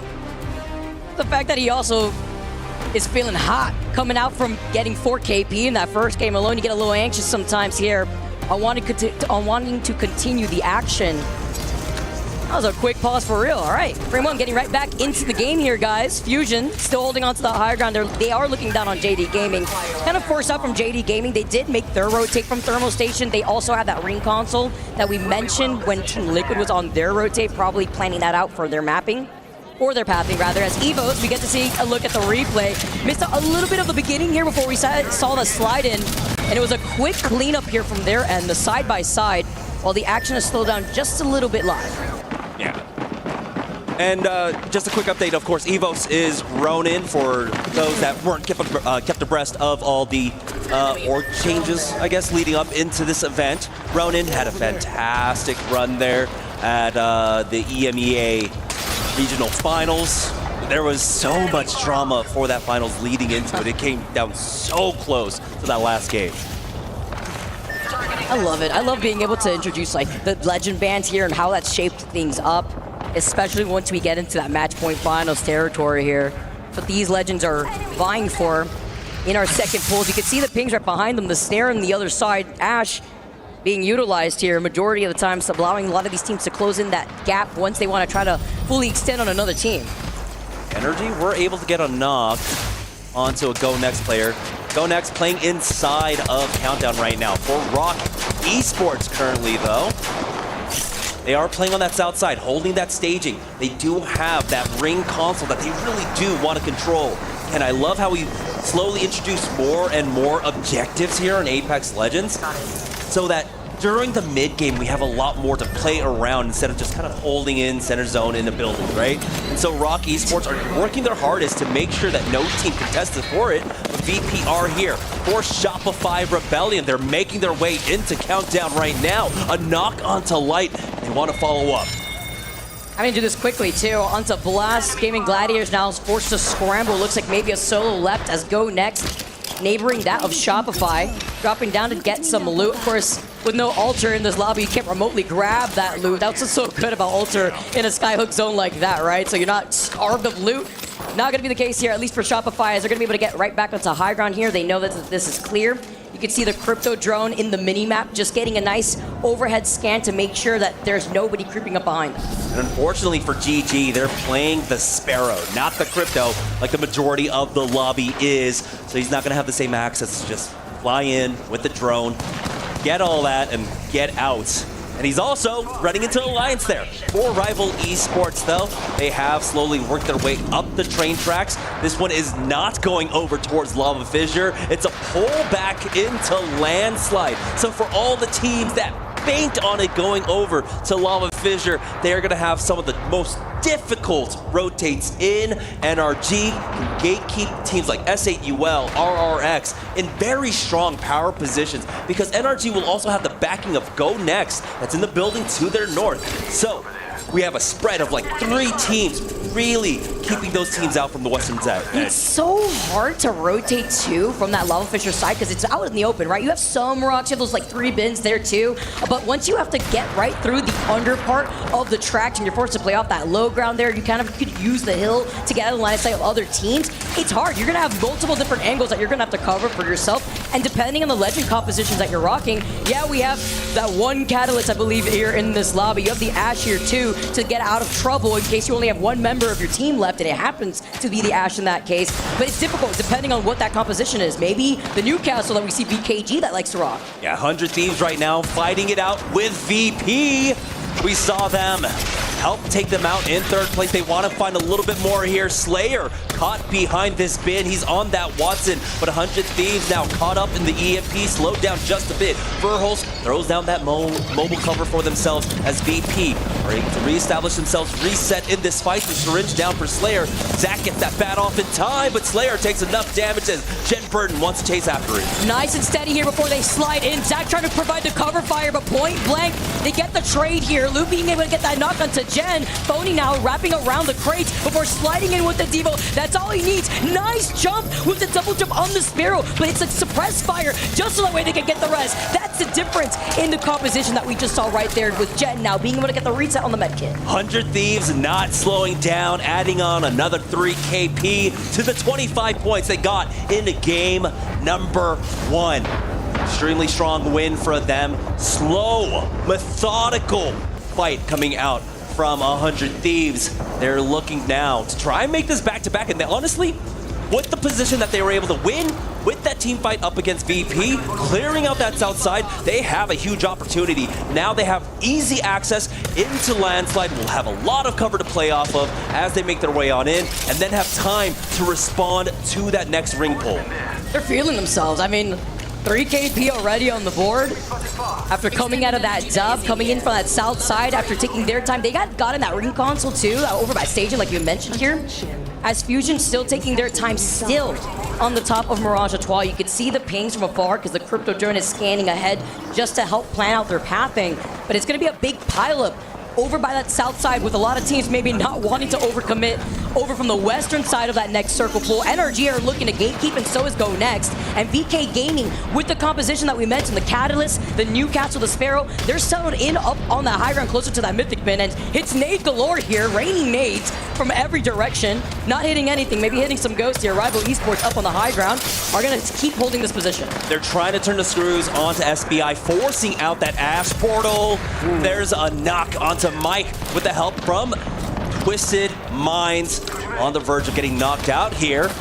We got Unlimited versus Alliance right now. Unlucky, down to 1 HP. It's Naoki in a 1v1, but does he have enough HP to stay alive? No, Hawkins is able to finish him off. Alliance stay alive for now, and the third party is not coming. It's just one member of Shopify Rebellion looking to see what's going on here, guys.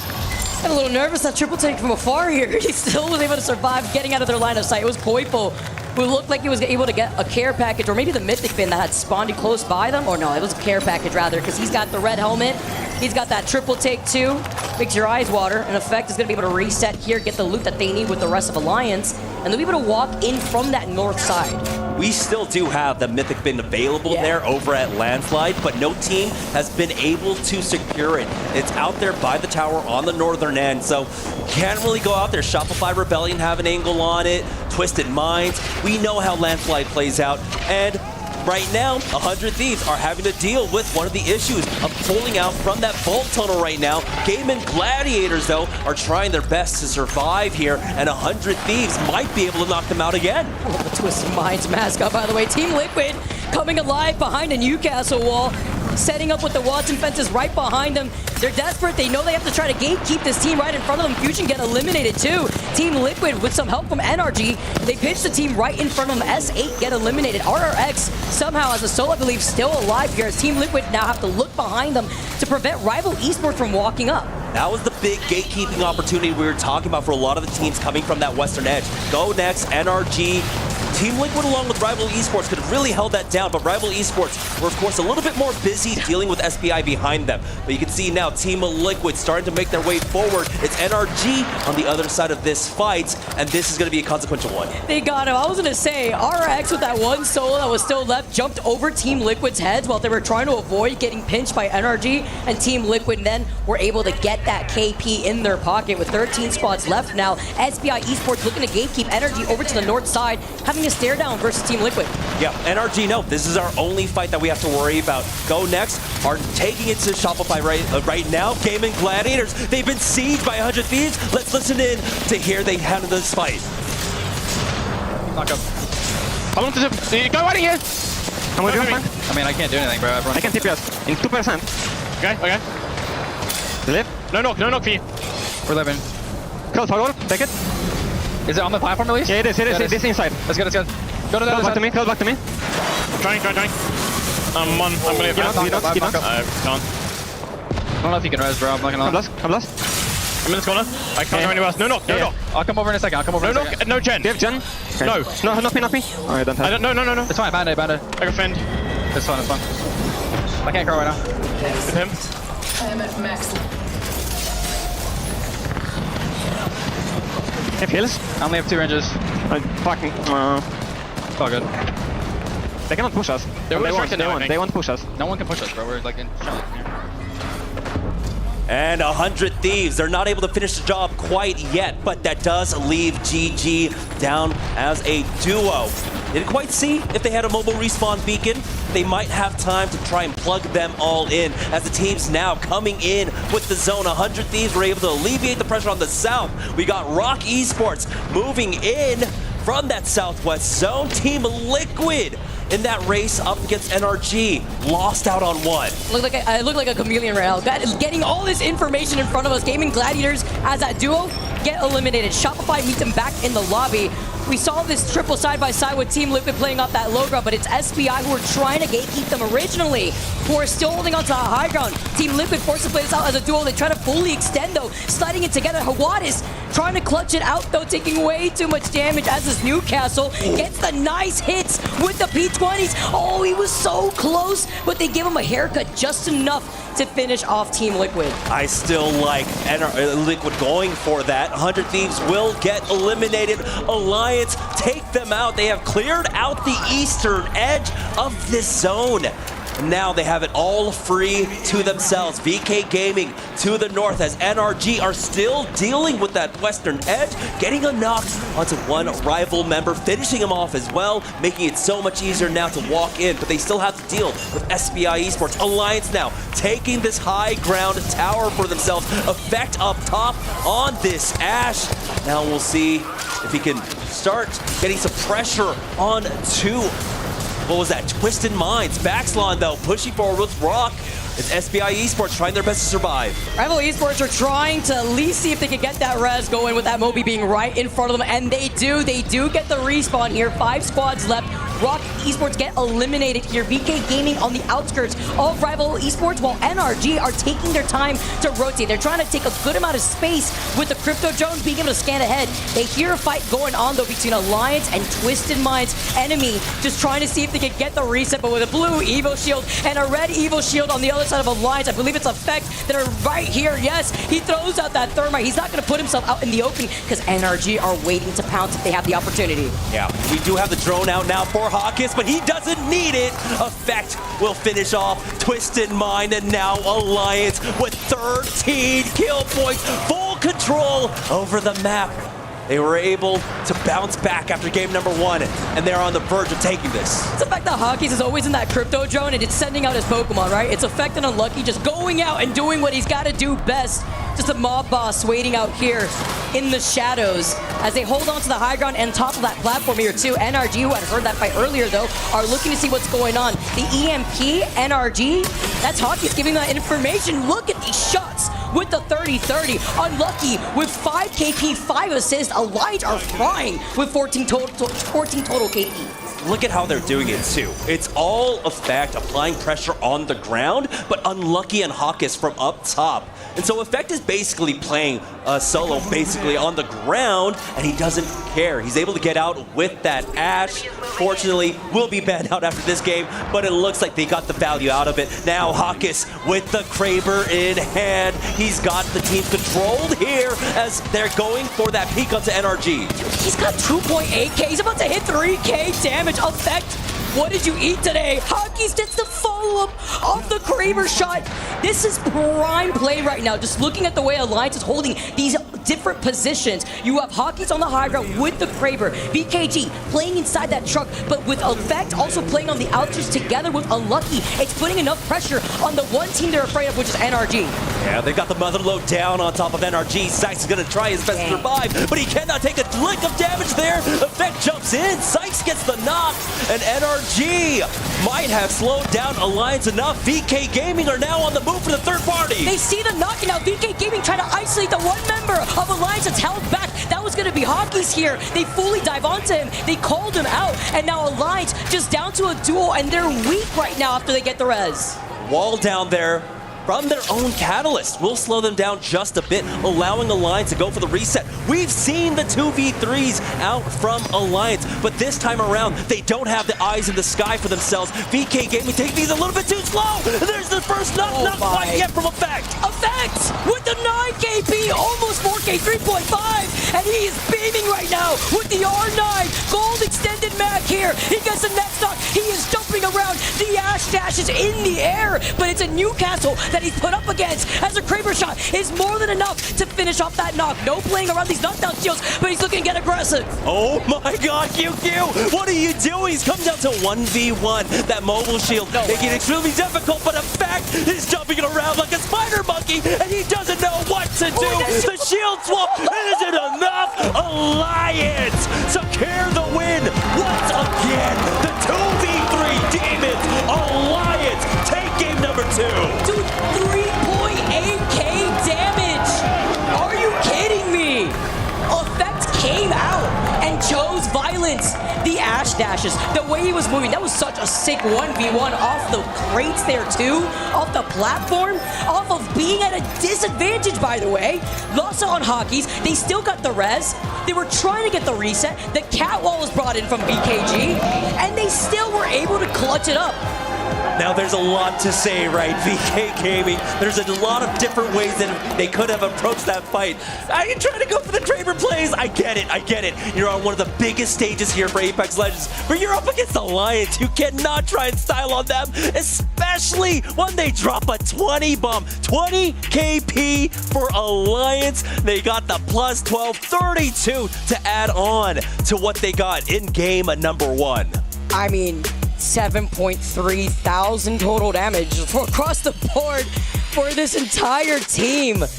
That's crazy. Yeah, trying to go for those Kraber shots, sure. On the other side, I'm wondering maybe lacking on ammo for a second weapon there too, or just a Hail Mary if you could get the hipfire shots. As we take a look at our top 3 stats, Effect 3.8k damage, 11 total kills. 2.4k, not to be outdone, Unlucky. He is always on, I don't know if he's always on the fuse, but when he is, supporting Effect there to play off so aggressively. We got to see Effect really be that tip of the spear for Alliance. Every fight that they approached in, Unlucky backs him up with just enough nades. He gets the knuckle clusters to create a lot of space for him, and I'm so glad because I picked him up for my fantasy pick. I was just about to say, I know Jamerson is cheesing right now because him and I were looking at both Unlucky and Effect. Jamerson with Effect. As we take a look at our top 3 teams, VKG playing rather patient inside that truck. We saw NRG too, that were just getting pelted by Alliance in those different angles. It was quite unlucky. I mean, Sykes did manage to sneak that one knock when he was hiding behind that one knockdown shield, but coming in 3rd place and at least still securing some KP. As we take a look at the series results, great looks, a lot of KP soaking up for some of these teams. Yeah, and because of that monstrous performance by Alliance, that 32-point game for them, that does put them straight on top of the leaderboard, overtaking 100 Thieves, who again had a fantastic game number 1, 25 points, picked up kill points here in game number 2, but it wasn't enough to keep pace with them. But just like we saw yesterday, is it going to be a 2-horse race? Is it going to be a dark horse 3? TSM coming in from behind to make it 3. I mean, they're mean mugging in those photos. You know what they want. They want to be the 2-time winners of EWC. Don't go anywhere. We got game number 3 coming to you on the other side of this break.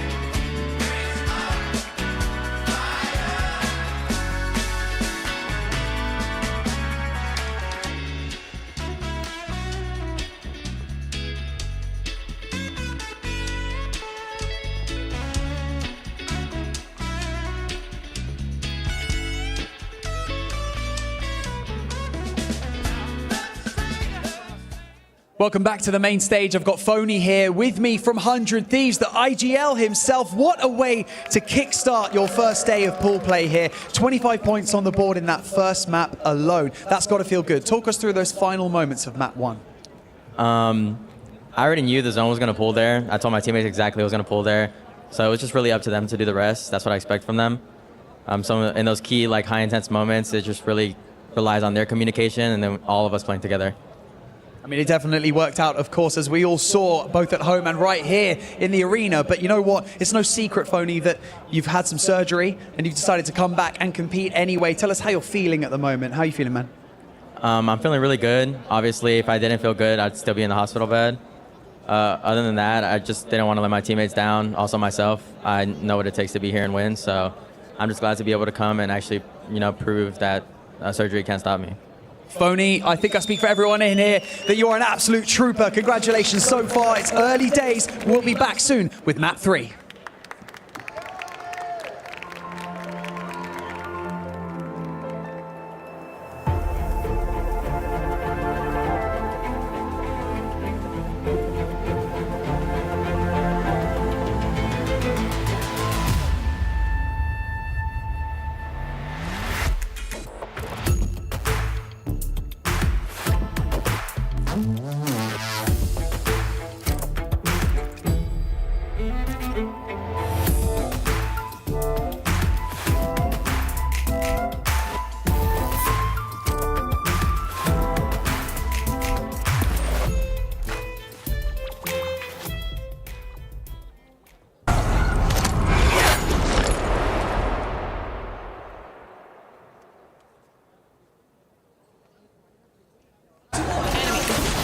Getting. I'm asking you, okay? I have no visuals. Wall's gonna go down soon, okay? Okay.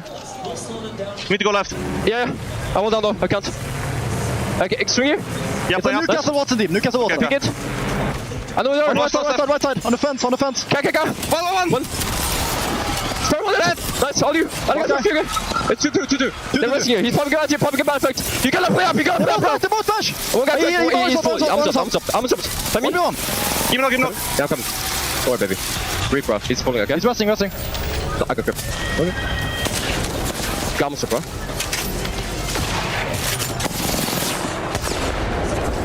He's slowing cover.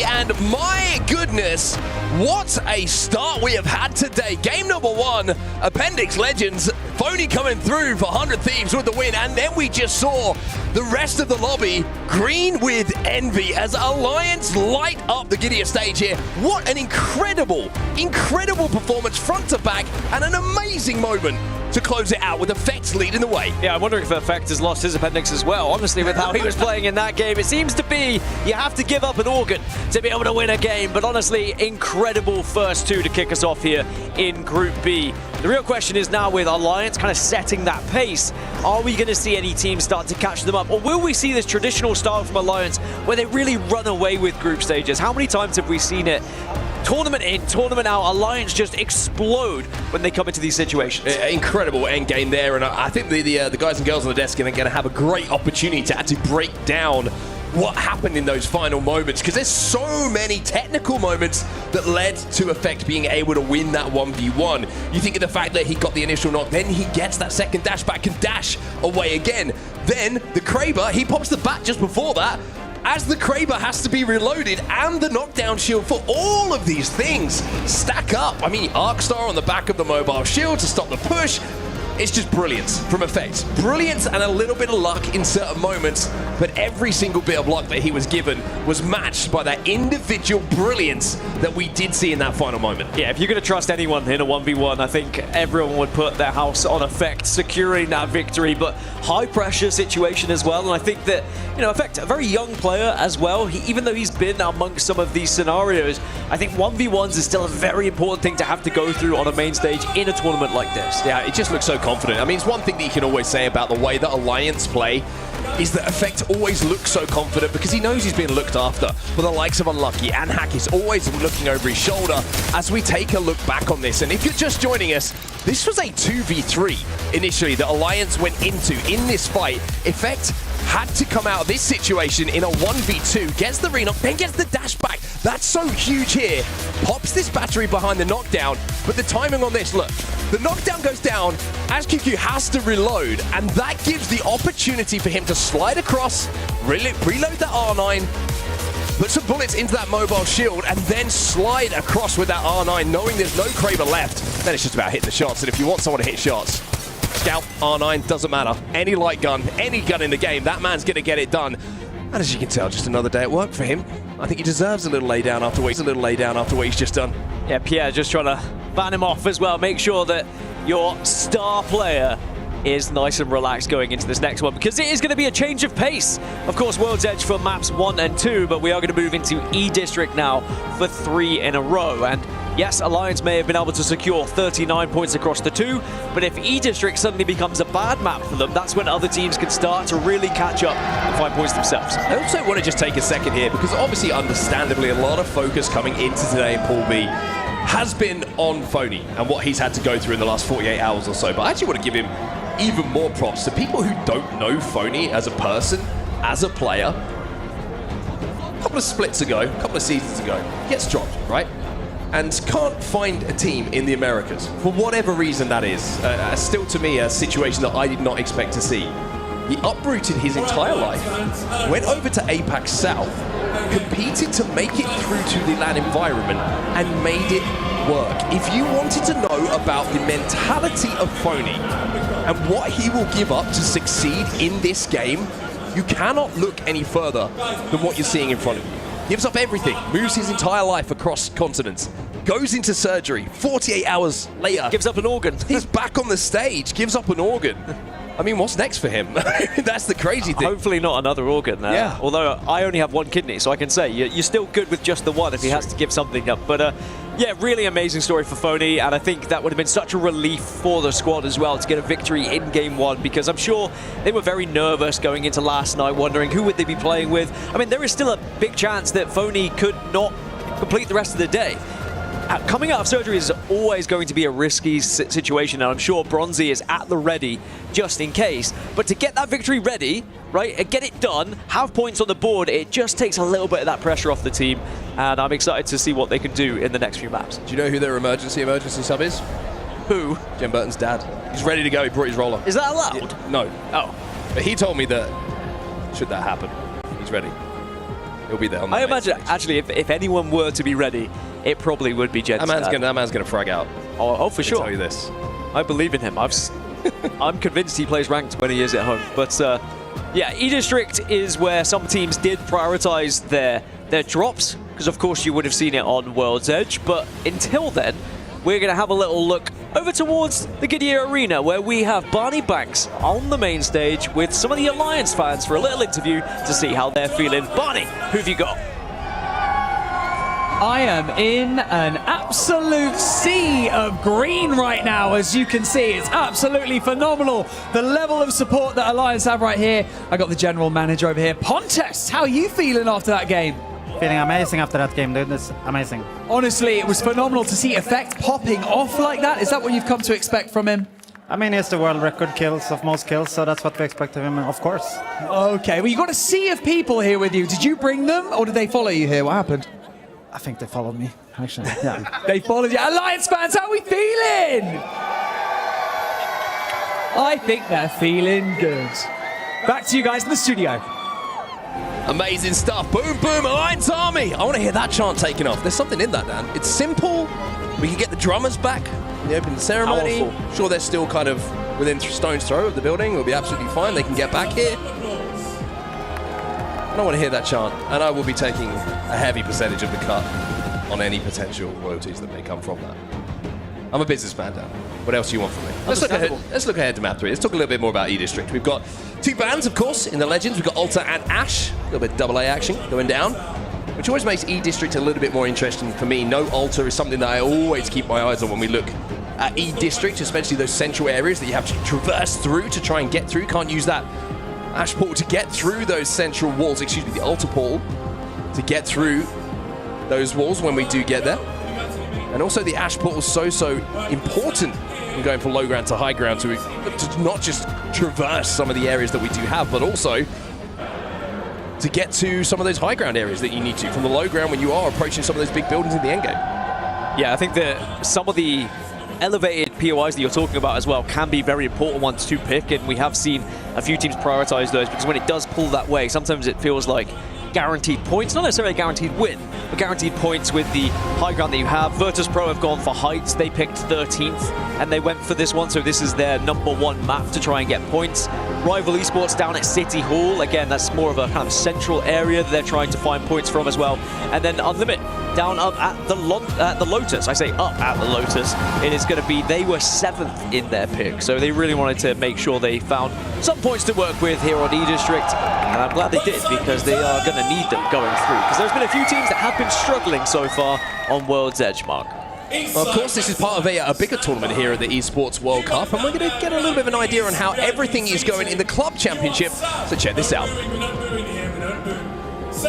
We are back here for the Esports World Cup 2025 Championship Club update. We have Virtus.pro, Team Vitality and Team Redline achieving 500 points for their club, following along with AGAL, Gen G Esports at 400 points, and an unsuspecting Team Falcons Fnatic Paper Rex at only 300 points for their club championship. Now, I'm joined here with Victoria, who's going to give us a little bit of a rundown on what happened with some Valorant games because this might be the last chance for them to earn some club championship points. Yeah, that's right. We only have 2 more days after this. And the teams that you mentioned, very interesting. Gen G, you said they were up there. They just won today, so I think they are well on their way to making it to finals, possibly collecting more points. Fnatic, another one, made it through, are well on their way to getting more points. Paper X, also well on their way to making more points. But this is where I think having multiple titles matter. I'm new to this. I'm from Valorant. But Paper X is also only from Valorant. And I think whatever it is, even if they win it all, they're going to cap out whatever the max is. So that's going to be the end of the road as far as club championship points go. I mean, there's a prize pool, at least. And I believe a very crucial game happened today between Carmine Corps and Billy Gaming. Can you maybe walk us through a little bit about that team matchup? Yeah, so Carmine Corps and Billy did end up facing off. It had become a 2-1 scoreline. They went the distance on it, but Carmine Corps did end up winning that out. The fans were phenomenal in the stadium, but Carmine Corps played one more time, and they lost to Fnatic, which is why Fnatic is well on their way to trying to catch up. Yeah, and see that. Thank you so much for covering all the Valorant side of things. Of course, Valorant is not the only games here being played at the Esports World Cup. We have Fatal Fury and Apex Legends that just started yesterday. So, of course, they're running through their crucial pool matches to earn those clubship champion points. And today we will have a wrap-up with Rensport. Today is their last day. It is their championship, so they have a lot on the line for the rest of the day. But, of course, we're going to be here to keep you up to date with the Esports World Cup Club Championships. Well, that is the bigger picture, but now we focus back into what the action is going to be in front of our eyes and your eyes wherever you are watching. It's all about Apex Legends, it's all about the ALGS Midseason Playoffs, and it's all about match number 3, which is about to get underway here on eDistrict. Yeah, so World's Edge provided us with a lot of entertainment. Of course, 100 Thieves getting that win for Phony.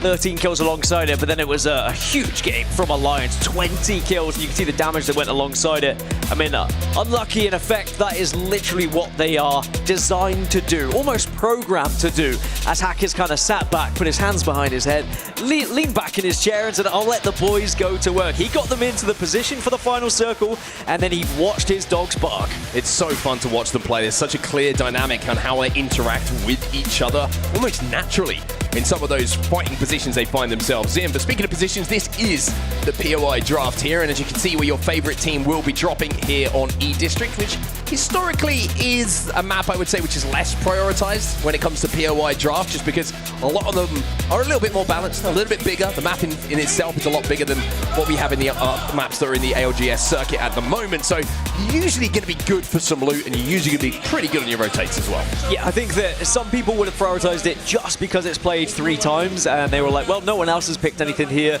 like Unlimit, for example, going for Lotus. So they were saying, yeah, we're more than happy to have it. Maybe we will find a good amount of points from it, but you are completely right. It's not going to be as advantageous as maybe some of the other maps that you might be going for. As we take a look over it, it's Timmy. Very sad news, of course, recently he announcing his retirement. We'll see about that. Yeah, I mean, we'll see about that. The amount of times we've seen Apex players retire and then come back, but I'm just saying, if they win this event, you've got to defend your title. He can't retire if they win. You've got to defend your title. I agree with you. I think he was hinting at it, because when Lace interviewed him on the walk-in, he said, my favorite event was Japan. I'm just saying, champs in Japan, if they win it here, I'm sure everyone at home is with me with this. Dan, you're smiling as well. Of course. I would love to see him not retire. I love spreading rumors. Especially when there's no base whatsoever behind them. Well, here we go then. We're into match number 3, everybody. eDistrict is where we find ourselves. Well, will we see those teams that have prioritized the POI draft for these 3 matches in a row? Can they actually get some points? Can they reap those rewards that they set? Or are we going to see Alliance dominate yet again? Already 39. You spent too much time with Blaze. 39 points already on the board. Yeah, 39 points already, an incredible amount. Remember, the points total is going to be important here, because when we think about POI draft going into the finals, at the moment, 117 is the total. And I'm sure there are some fans of other games that will be happy about that total, but that is what's going to be set from yesterday. If you can beat that and win your group, you would then get number 1 in the POI draft. When we get a little bit of ring console information, we're going to know where this zone is going to be going. Maybe up towards a little bit of Galleria, maybe a little bit of Alliance. Potentially. Heights is an option as well. You can see that zone just pulling off the edge of the map as well. So when we do get that information, it's going to give us a little bit of a clearer picture. Good luck reading it off the first zone, because that looked pretty tough to read. Very tough to read off the first, but yeah, you saw it correctly. It is going to be moving onto that eastern side, and that's what I was mentioning about Heights as well. When Virtus.pro, they selected it, they are hoping for one of those zones to come their way, because they should be a surefire team to get to one of those final circles if it does pull all the way over. But of course, you are hoping and you are praying. Now, we are seeing a few teams starting to move quite early. 100 Thieves, for example, are moving pretty fast. Gaming Gladiators have got all the information they wanted as well, both from the ring console and the survey beacon, thanks to Watson and Sparrow. So going to have an Evo cache pretty close to them, so we'll be able to pick that one up. The little Harvester will be on blue, I believe, very, very soon. So let's check out that way. GG have had a bit of an up and down, I would say. Not only Pro League, but qualification process. A lot of hype, understandably, when Funk came over. Second place back in Sapporo. Almost won the whole thing. Alongside Slayer and Sweet on that Luminosity Gaming roster. But moves over to Amir.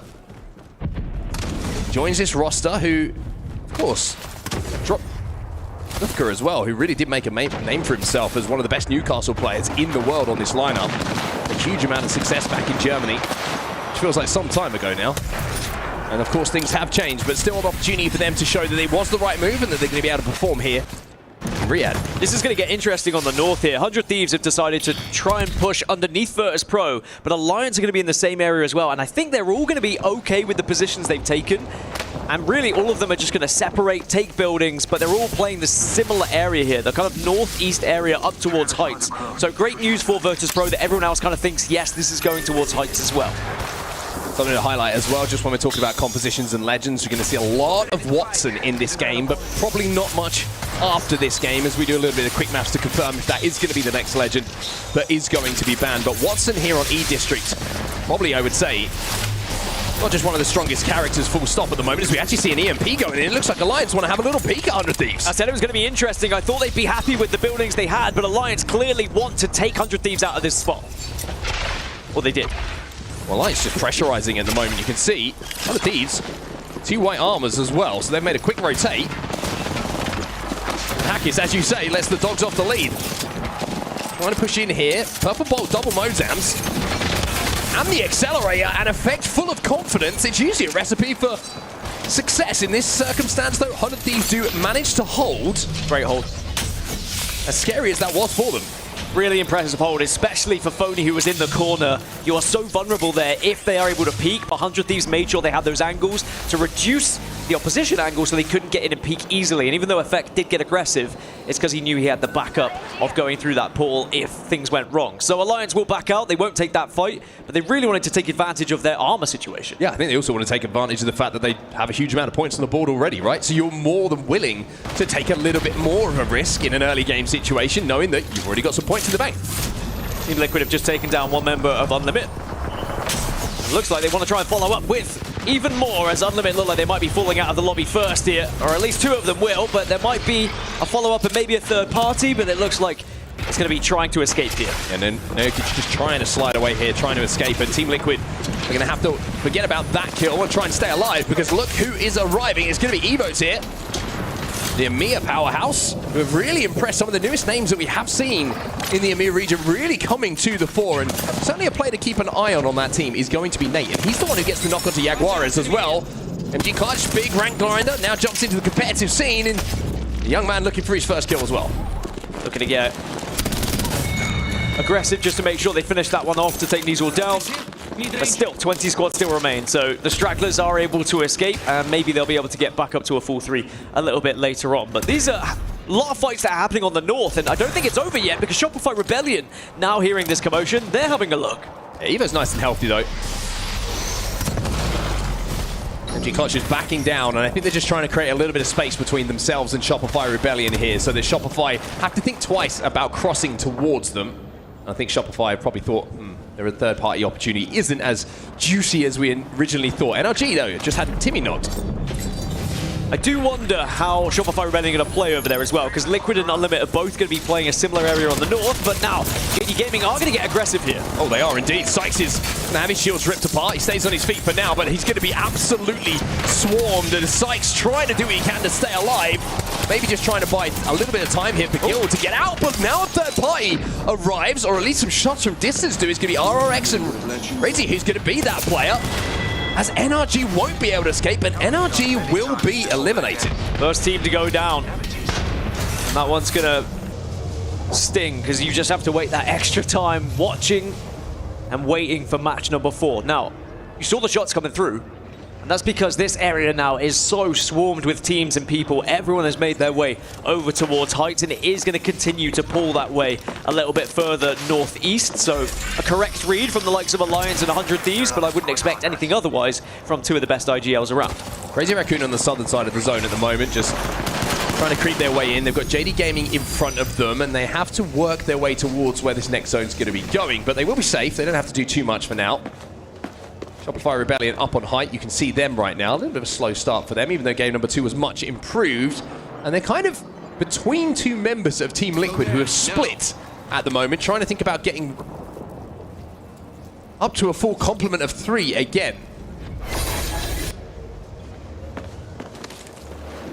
They have just got ring console information as well, have Shopify Rebellion, so that was kind of why they were playing out here. They realized they had the entirety of the north, apart from the solo stragglers they maybe had seen going for the res, but Unlimit have gone back up to a full 3. As you said, Liquid just a 2, so clearly something went wrong. Maybe actually Shopify Rebellion found one of them. Yeah, I think they might have hit the server beacon as well, which is going to give them that information. 2 members of Shopify Rebellion moving towards Electro Dam, where they might realize there's 1 solo.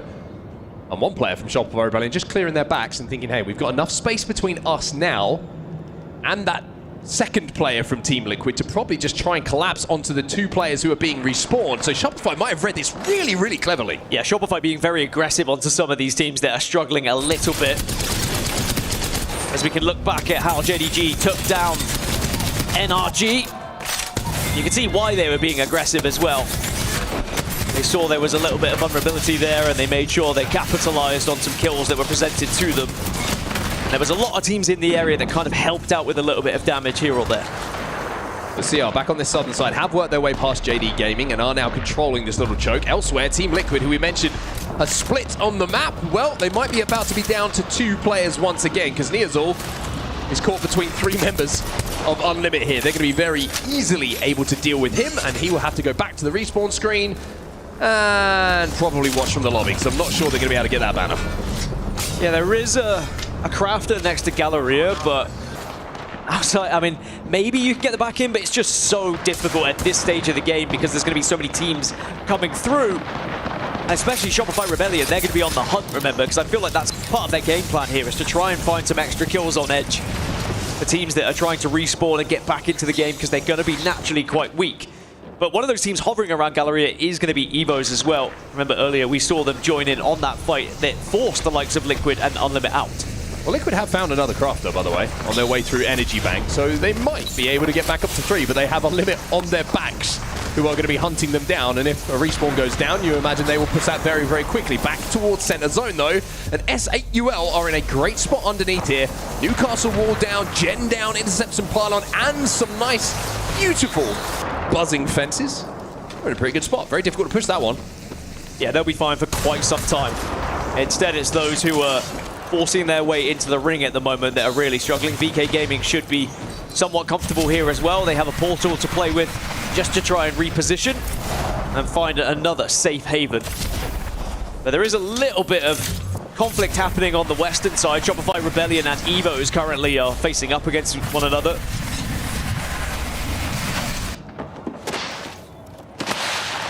Team Liquid, still 2 players alive. I think they haven't tried to stick the reses yet because they saw that Unlimit were wrapping behind them and knew that they were probably going to suffer the same fate should they have gone for that res immediately. So Liquid are wrapping all the way now through Energy Bank down to the southern side. Unlimit probably still looking for them because they did see 1 player. But with a minute left on the clock, they're going to have to start thinking about getting in towards this zone as opposed to hunting down Team Liquid. Yeah, Evos have just retreated away from Shopify Rebellion as well, as Team Liquid will get the respawn onto Neasel, which might draw some attention away, but Evos are running at Unlimit. Certainly are indeed. Stinger Bolt goes down as well to try and force them away from that position. Fuso isn't great though. It was bad. And on Limit now find themselves in a position where they've managed to essentially stall out this fight. To the point where they're healthy enough to at least fight back, but that spray from MG Clutch from the high ground off the back of the EMP, and he goes to work. Unlimit eliminated, and Evos pick up more KP. And I think Evos have just given Team Liquid a chance to get back into the game as well, because otherwise I think Unlimit would have been hunting down Liquid. They were tracking them for quite some time, and now Liquid back up to 3. And actually, a couple of members from Liquid are having a little peek over towards this to see if there's any stragglers, but I think they'll soon realize they need to focus on getting into the zone. ShopifyRebellion have done exactly that. They've moved from the northwest, and they have traversed into the zone, so it's only going to be Evos and Liquid outside of the circle right now. This is interesting now, because Liquid are think about what's just happened, right? Evos have just used so many ultimates. We saw MG Clutch popping a couple of ult excels to try and get his ultimate back, but they expended everything in that fight. And if Liquid have got a couple of ults available and they don't, Liquid could hold them out in this situation. Twisted Minds, though, inside the zone, trying to hold out the likes of GoNext and potentially Team Liquid in a few moments' time. Elsewhere, you can see the SBI having a little bit of a struggle with Zainu, has managed to take down 2 for SR. Yeah, ShopifyRebellion just forced their way into zone and bullied SBI out of the building. Like, genuinely said, here's the eviction notice, get out, this is ours now. As Alliance were also unlucky, were sent out just to do a little bit of a scouting mission. Took a lot of damage, so they'll go back to the position they took right at the start of the game. But it is not going to be safe after this zone. It is going to transition a little bit further south, but still going towards the east, and then south again, which actually is going away from Heights, which is going to be great news for the likes of S8UL, who we checked in with earlier. They are pretty much bang center of the zone. Yeah, bang center zone in a really easily defendable spot as well. You saw they had cover from everywhere, only 2 areas that they could be attacked from, and they've got the Newcastle wall, they've got the Watson. It's so difficult to siege that particular area they're playing. Speaking of sieges, it's going to be GoNext versus Twisted Minds, and inside this building we are seeing an exchange of fire as enemy will pick up the first knock onto Kinda. Yeah, Twisted Minds have the advantage here, but as we've already seen, a 2 versus 3 is still very winnable. As long as you play it correctly and you play it together, there is going to be a crack on both sides, but Twisted Minds still going for aggression here. They certainly are indeed. Abralele, though, is down to 1 HP. Annam, he's the last one alive, can't get it done, and we GoNext who are eliminated. Everybody from Twisted Mind stays on their feet in that fight as well, which means they should be able to reset pretty comfortably. There's 17 teams left, and here is one of them. It's going to be Team Liquid. They hear what's happening, they get involved, but enemy's taking Yanya down. Yanya gets absolutely destroyed, but it will be Twisted Minds who unfortunately cannot hold off the follow-up barrage that comes from Jaguares and Neazul. For a second there, that looked a bit shaky, but I think just the armor disadvantage and the HPs not being reset the way the Twisted Minds would have been wanted to, just like they could get away with that one. Team Liquid finding the red helmet was absolutely huge for that fight as well. Gave them so much confidence to be able to push in. And I think it was just the amount of damage they were able to do and the lack of healing that was able to have been done previously as well. They were pretty weak going into that fight against Liquid, but Liquid have to move fast because the zone is coming in, and this kill feed is going to light up a little bit because there are about 8 teams who are not within this next zone. Yeah, all of them at the moment are on that northern side, and Alliance are one of those teams. Let's jump into the comms with Alliance. Johnny close. We'll get close. Yeah, right. Come on, She's on right. Right above. Okay. On me. I'm dead. Bro, good luck. Yeah, but he dropped down by there. I'm trying to play him alive. Yeah, I'm dead. Okay. Get shot in back. Getting pit. Rave still looking. Newcastle rising below you. Go. No, nice shot. No, guys, we gotta listen to the. We need to gender. As soon as they nade, just gen. Not the greatest of moments there for Alliance. Certainly not what we saw for them in the previous game, but hey, you can't get it right every single time. A tough rotate for them from that northern side. We just saw about 4 teams drop as well. 100 Thieves being one of those. So winners from match 1 and from match 2, both taken out in a very similar time. And now Virtus.pro get to play peekaboo from above.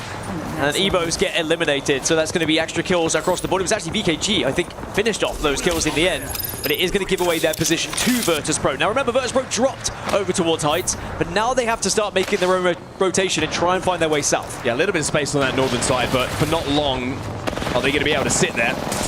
ShopifyRebellion now pushing on that position. We talked about that fortified spot that S8UL have held down for quite some time. The sprays and the suppression is starting to hurt S8UL here. but they're holding on for now. But now the swing's going to come in, and this is why Zyno is such a special talent. Picks his moment perfectly. S8UL are evicted. That red armor getting past to Shopify after I assume they took down Team Liquid whilst we were amidst the Alliance POV just earlier. RRX will go down as well, so now it's just 9 squads remaining, and there's a few teams trying to make their way to center zone at the moment. Actually, 3 teams just took a portal at the same time. VKG, Fusion, and Crazy Raccoon all in that center zone. VP trying to kind of tiptoe their way forward. They're pointed to the edge of this zone, but as you can see in the top left, they now have 45 seconds to decide what that next move is going to be. But this is how busy the center of where this game will be ending is. The shops are full, and VKG have set up a little food stand of their own just on the outside. So many fences as well, and that is not all of Fusion's fences, by the way. There are fences from every single team in this area, all combined, and it looks like they've set up a fort to share, really, at this point. These 3 teams will not be worrying about one another right now. It will be focusing outward. It will be stopping teams from being able to push in. Look at the lack of attachments here for Fusion as well, so they've done a really good job. You imagine 2 players have been rezzed in the game to get into that position. On the northern side though, GG, JD and VP all have to move very soon, and VK are holding them out now relentlessly. Shots coming in from the 30-30 to try and pick up KP. VP cannot make it in. They will be the next team to go. Yeah, that's a shame from a zone that was really handy and close to them, but you can see VK just trying to get eyes on these teams that are pushing in. Fences! There are so many points available here. The fences are just stopping them moving anywhere. GG can't make it forward. They will be eliminated next as we go down to 7. Fusion now trying to make their move. Trying to see if there's an opportunity for some KP, but having recognized the reset to come in, they now retreat back to their little hidey hole. Worth noting, Fusion and VKG are running the Newcastle. Could be very important here in this final circle as rival esports go down, but we do have 4 crypto still alive as well. Might be able to deal with some of these fences that are being a nuisance. One thing that's really interesting to highlight here for everybody, on the eastern side of the zone, ROC control all of it. ShopifyRebellion on the western side of the zone control all of it. JD Gaming on the north, all that space, but in the center, these 3 teams we're focusing on are so shoulder to shoulder that it's allowing those 3 other teams on the perimeter to have so much freedom. And look where the zone is finishing. It is finishing bang center, closest to VK, Fusion, and Crazy Raccoon. But of course, they all do have to slightly move out. But they do not have to be the first to move. They can wait and force the likes of SR, JD, or ROC to actually make the move first.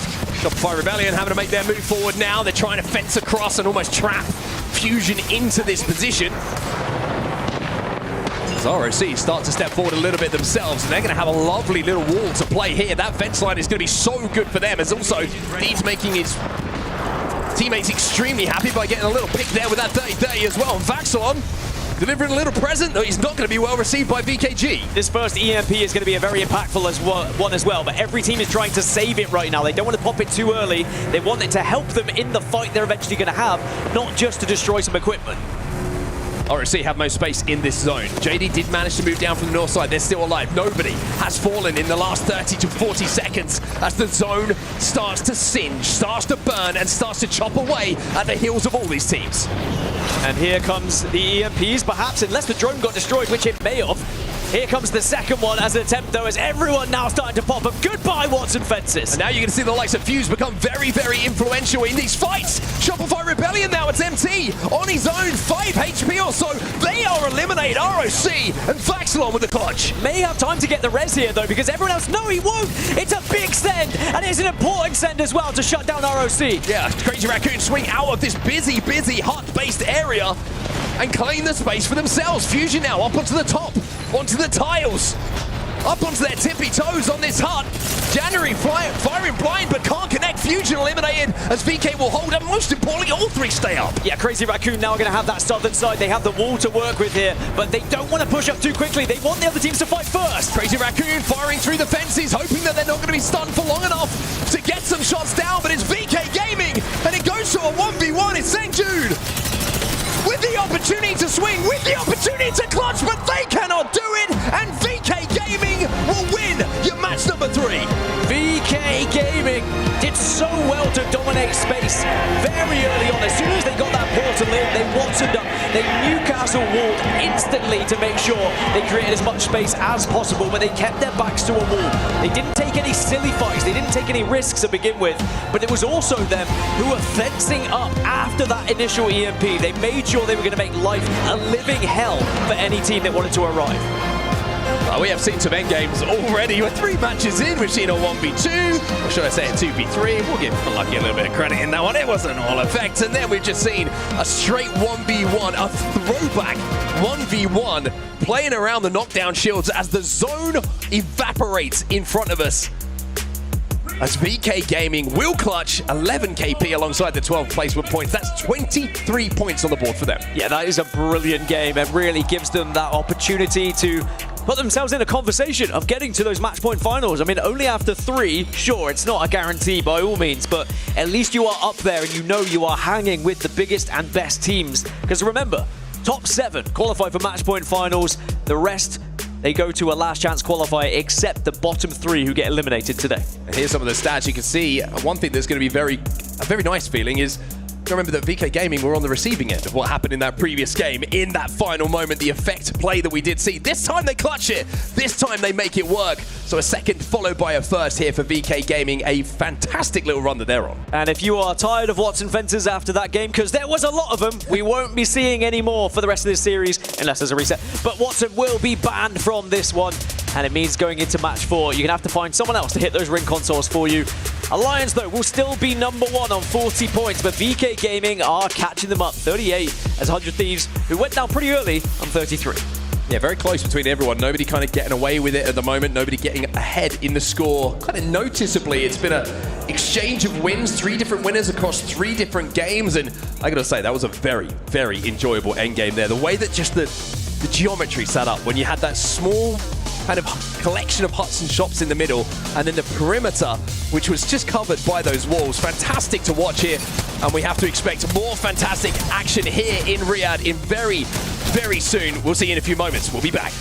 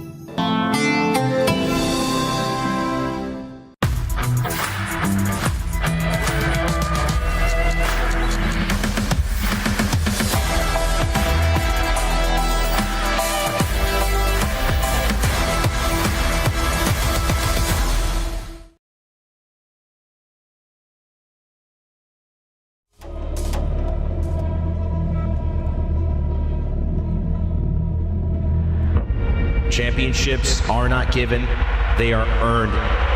This moment, you cannot let it slip by. It's moments like this that you spend years waiting for, sometimes lifetimes. This moment does not go unnoticed. This is something special. That feeling of winning is no better feeling in the world. It just feels unreal. It's just a great feeling that I will never forget.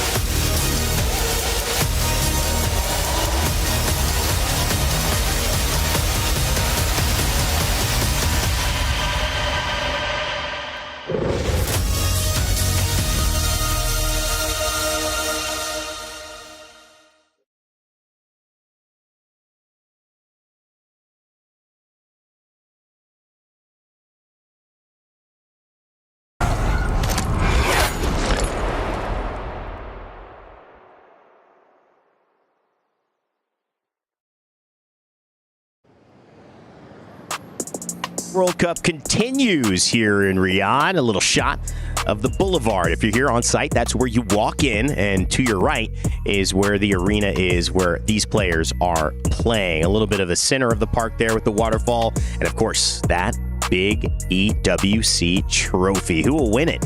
Who will help their team or their organization be a part of that club championship win?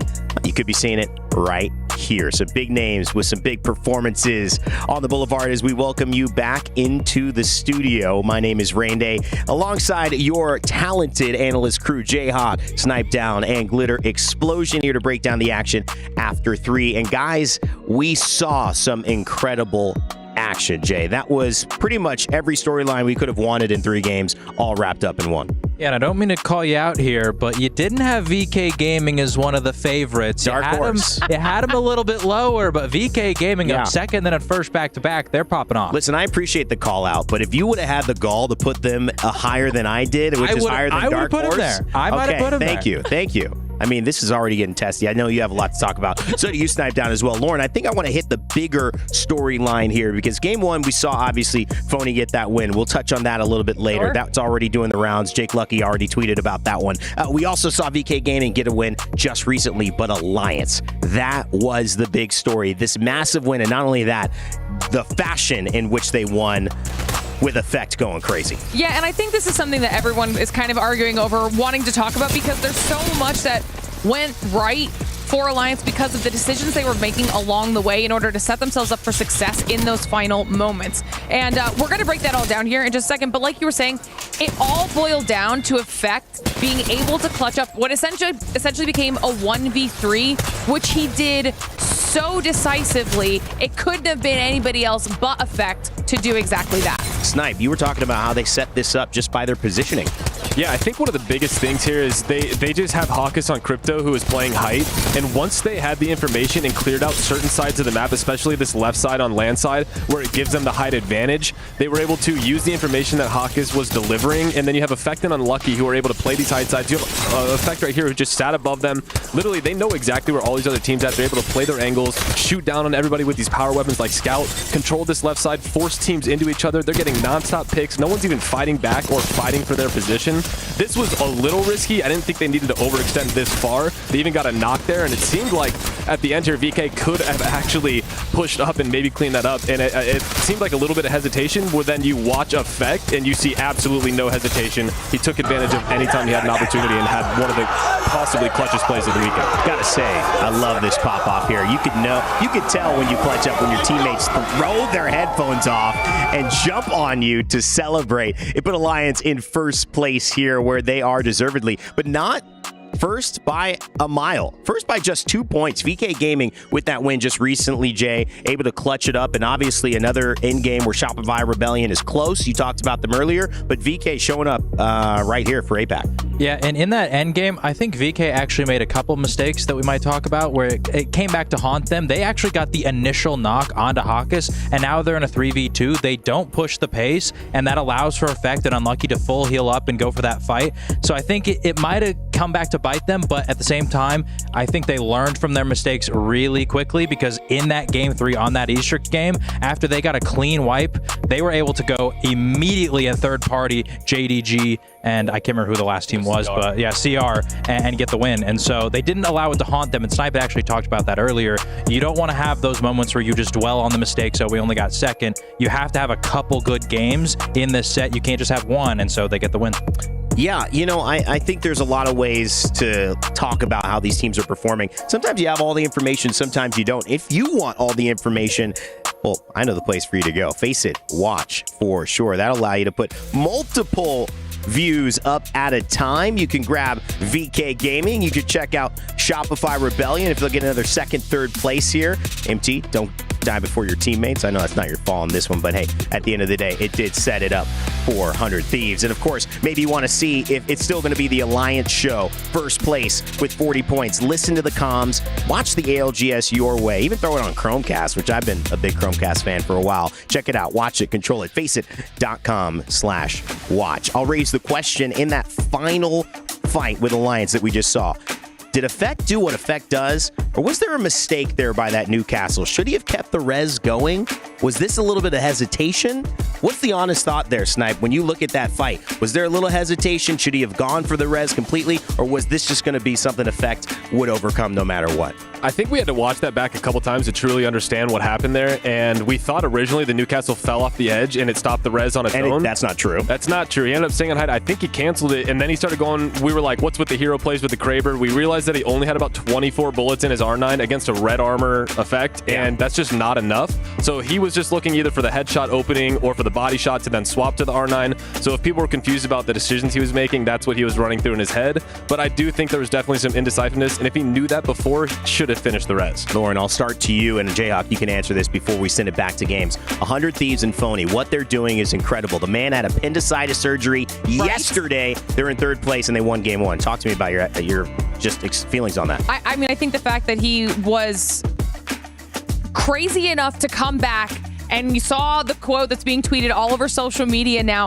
knowing that even in a not 100% state, he was going to be able to bring what he needed to the squad. And then they prove it out the gate by winning the first match. And then he stands up. I don't know. That probably sounds like the least impressive part of the whole thing. But he's fresh off surgery and he's getting up celebrating. I mean, he's unstoppable. I mean, this is unbelievable, too. You kind of talked a little bit about, hey, this might have been the matchup I would have gone for when I look at Shopify Rebellion as a part of my S&B key matchup for the day. Kind of shifting your eye towards them instead of NRG? Ultimately, I didn't know Phony was going to play, and that's kind of the crux of a potential Shopify 100 Thieves rivalry, is that Phony did get dropped by that team after winning.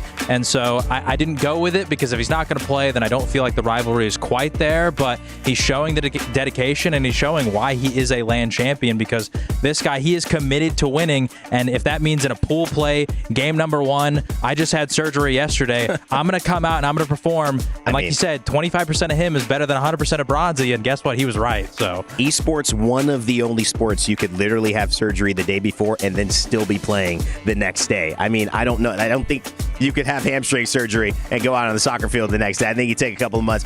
Tyrese Halliburton as well, man. Ruined the NBA Finals, but wishing you a big recovery. Indianapolis local, please. I just had to rub it in for a guy here. Pacers fan. Man. Too soon, man. I love it. All right, let's take one more look. I think we've got a image here on the draft for E District. As we shift and look at where we're going here, or sticking on it, I think we already shifted one game ago. Anybody have an idea on who you think did well? Obviously, VK taking that game 1. Yeah, they did. It pulled the Heights, and that's a very common zone that we see on E-District, and usually the Heights team is going to have an advantage, but VP got a little bit unlucky because it did pull a bit to the south away from their ultimate height building, and so Virtus.pro, although they landed there, wasn't able to get a super advantageous zone, and so you see VK Gaming, though, not too far away from Heights, a pretty easy rotate, getting one of the better spots, so they're actually in a really great spot, too, because not only do we see a lot of height zones, we actually see a lot of Humbert zones just to the south of them. So if we see that as well, VK could be maybe going for another strong game. Obviously, Alliance in a good spot as well in Galleria. This is a team that has taken the EMEA region by storm. And when it comes to EWC, when it comes to playing in Riyadh, they've taken their entire lobby by storm. They hoisted the trophy last year. Can they do it again? They're on a great track to do it. Effect, unlucky, hockeys. If you got them in your fantasy league, you're happy about everything that's been going down. But there's been some good performances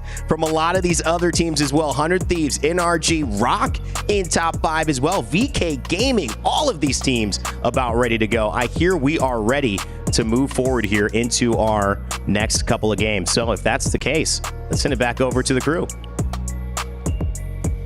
Let's do it indeed. Let's get back into the games and let's get back towards E District. Daniel Gaskin, how was your little break there? Did you enjoy it? It was actually marvelous. Thanks to some fun things said by you, I had a great break. But it also gave me a chance to look back at some of the things that happened in the previous games. Of course, some of the things the Dash were talking about. I mean, that previous 1v1, was it a mistake from Newcastle? Was it just glory from Effect? Maybe just a little bit of both. Captain Hindsight would have had a great look at that one, and certainly it's always fun to watch those moments back because you don't realize all these decisions are made in split seconds. It's you know, microseconds that decide which way those kind of fights are going. And then we get to see a more traditional, old school 1v1 in that previous game that VK Gaming come out on top of to put them up into the top echelons of our overall leaderboards. But as we head back in E-District now, something we have to highlight as well is Legend Bans and no Watson to be played, who had such a big impact, not just on that game, but the end game specifically as well.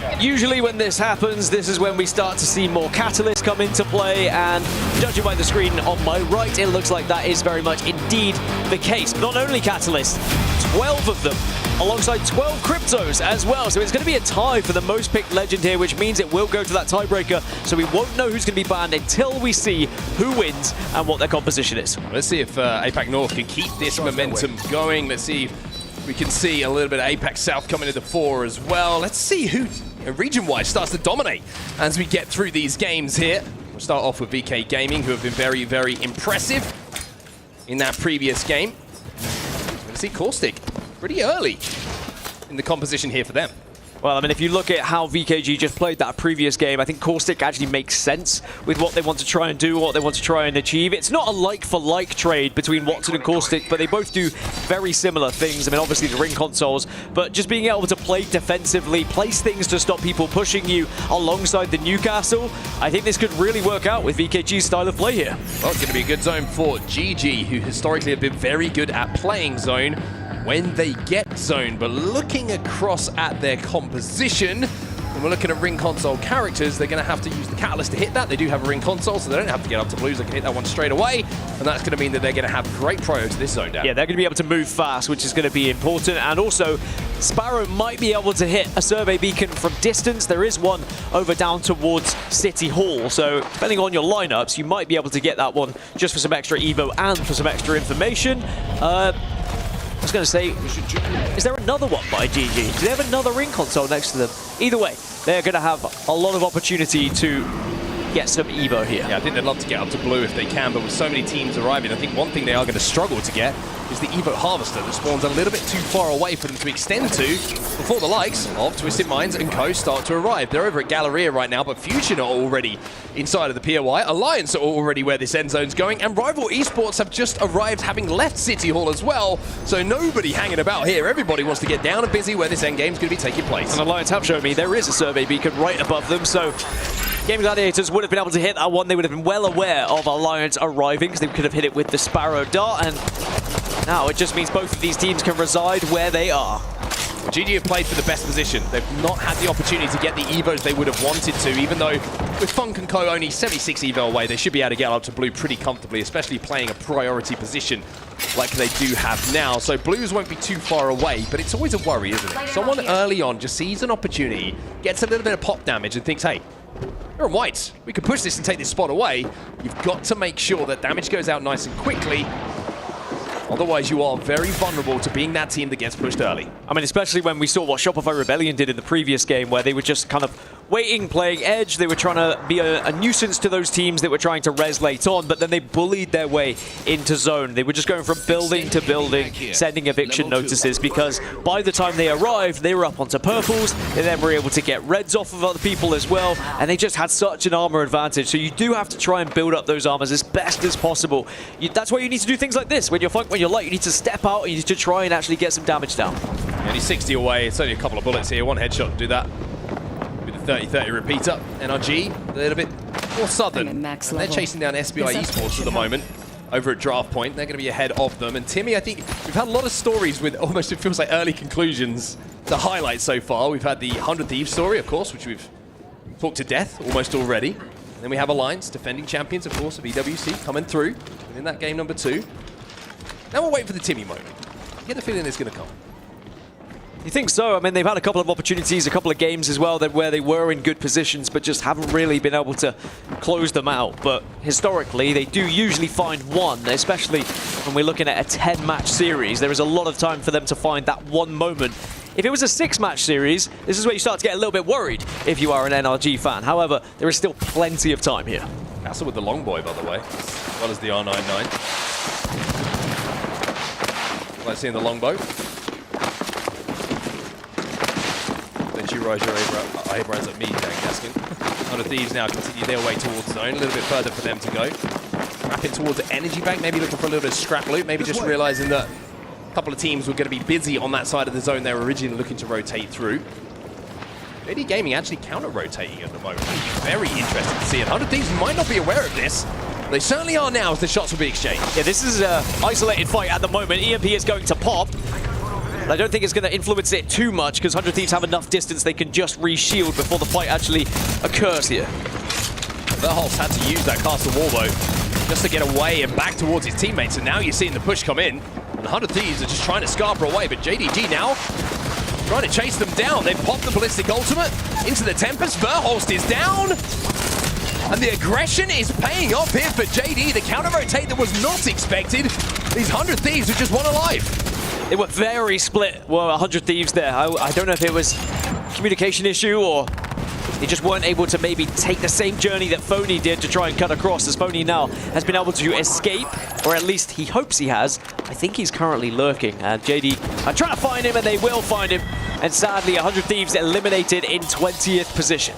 Not dissimilar to what we saw yesterday with a very hot start from AG as things slowed down. JG, though, enjoying themselves. You can see Johnny R here on our screen. A little bit of a smile on his face, a little bit of a smirk. Why wouldn't you when you just take down 100 Thieves with pretty much no effort? Yeah, into 5th place now, 22 points. Plenty to smile about at the moment, and if they can use this now as a little bit of momentum in this game, perhaps they can hurtle their way up the leaderboards even a little bit more to try and stay within a shout of getting to match point finals. Zone 1 about to close, and there is still a few teams within a distance of each other, Unlimit and Team Liquid being one of them, and Team Liquid looking for what looks like the remainder of Unlimit here. Yeah, popping the Tempest as well to try and get that speed boost, to try and be in a position where they're going to be able to find damage very, very quickly and find angles almost as importantly to take down these remaining members of Unlimit who are just trying to escape at the moment. Team Liquid trying to find them, but not going to be able to quite now. I think it's just one person as well. ShopifyRebellion were able to get damage on them initially. Elsewhere, GoNext taking a fight against FS by the looks of it. ShopifyRebellion also looking at SAUL on the western side. So ShopifyRebellion playing similarly how they did before, where they're just kind of hovering around edge and trying to kill these teams that are rotating after them. SAUL disengaging from that at the moment. Shopify trying to push back and force them into the zone. You can see that on the left-hand side of your map overhead right now. SAUL just rotating away from Shopify, but Shopify almost shadowing them, just commanding so much space. It's like trying to break down a defense at the moment for SAUL.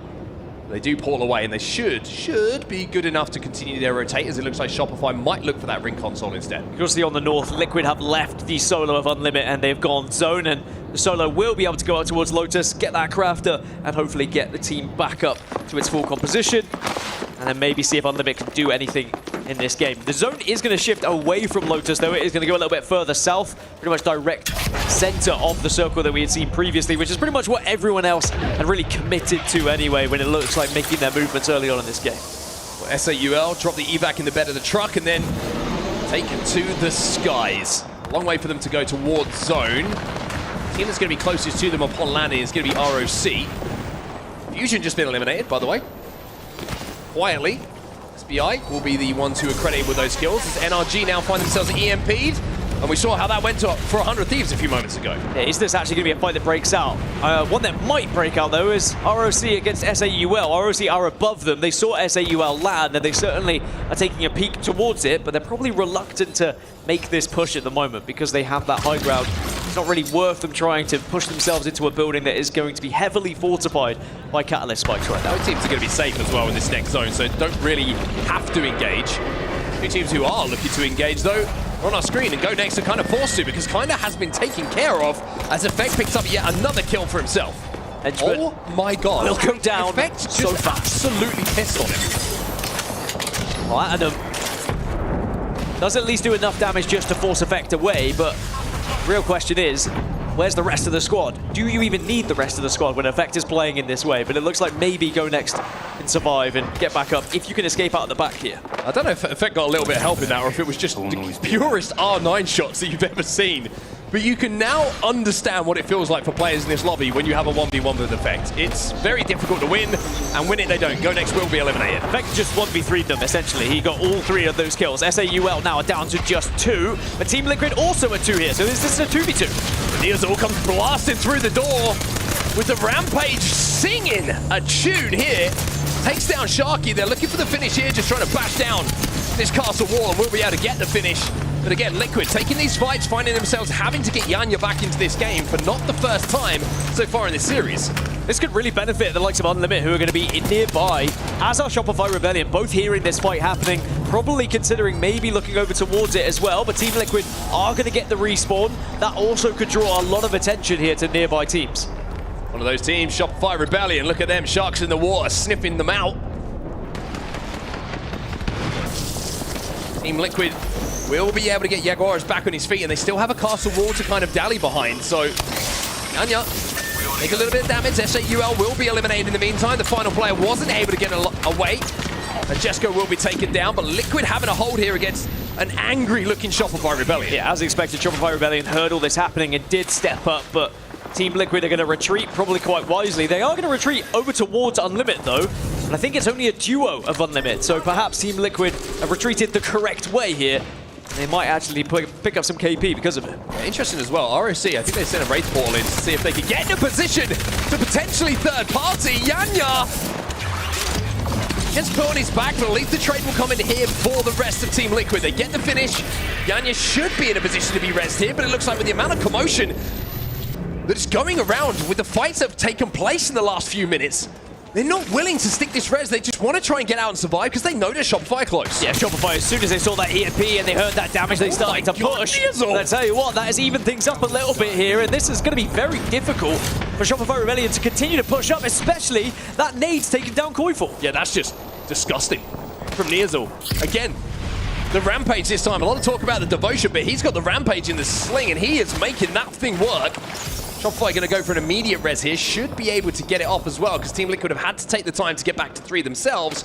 But Liquid now, they pop the Tempest. And I think it might have just expired as this fight's about to break out. What a position that was, though, from Zonu. Just taking the bold position, getting an angle, and getting a crack, which just gives them a chance here in this fight, because he's been able to escape whilst they were shielding. And it's not a straight 3v3. There is still a member of Unlimit in this area that could add to this. Good to see my favorite player cam in all of Apex Legends. MT always looks like he is literally in the game. Like everything is so much more real to him than it is to anyone else, with the look on his face, with the grimace of determination every single time that you'd go to his player cam. But for now, both teams are back to 3 and have disengaged for now.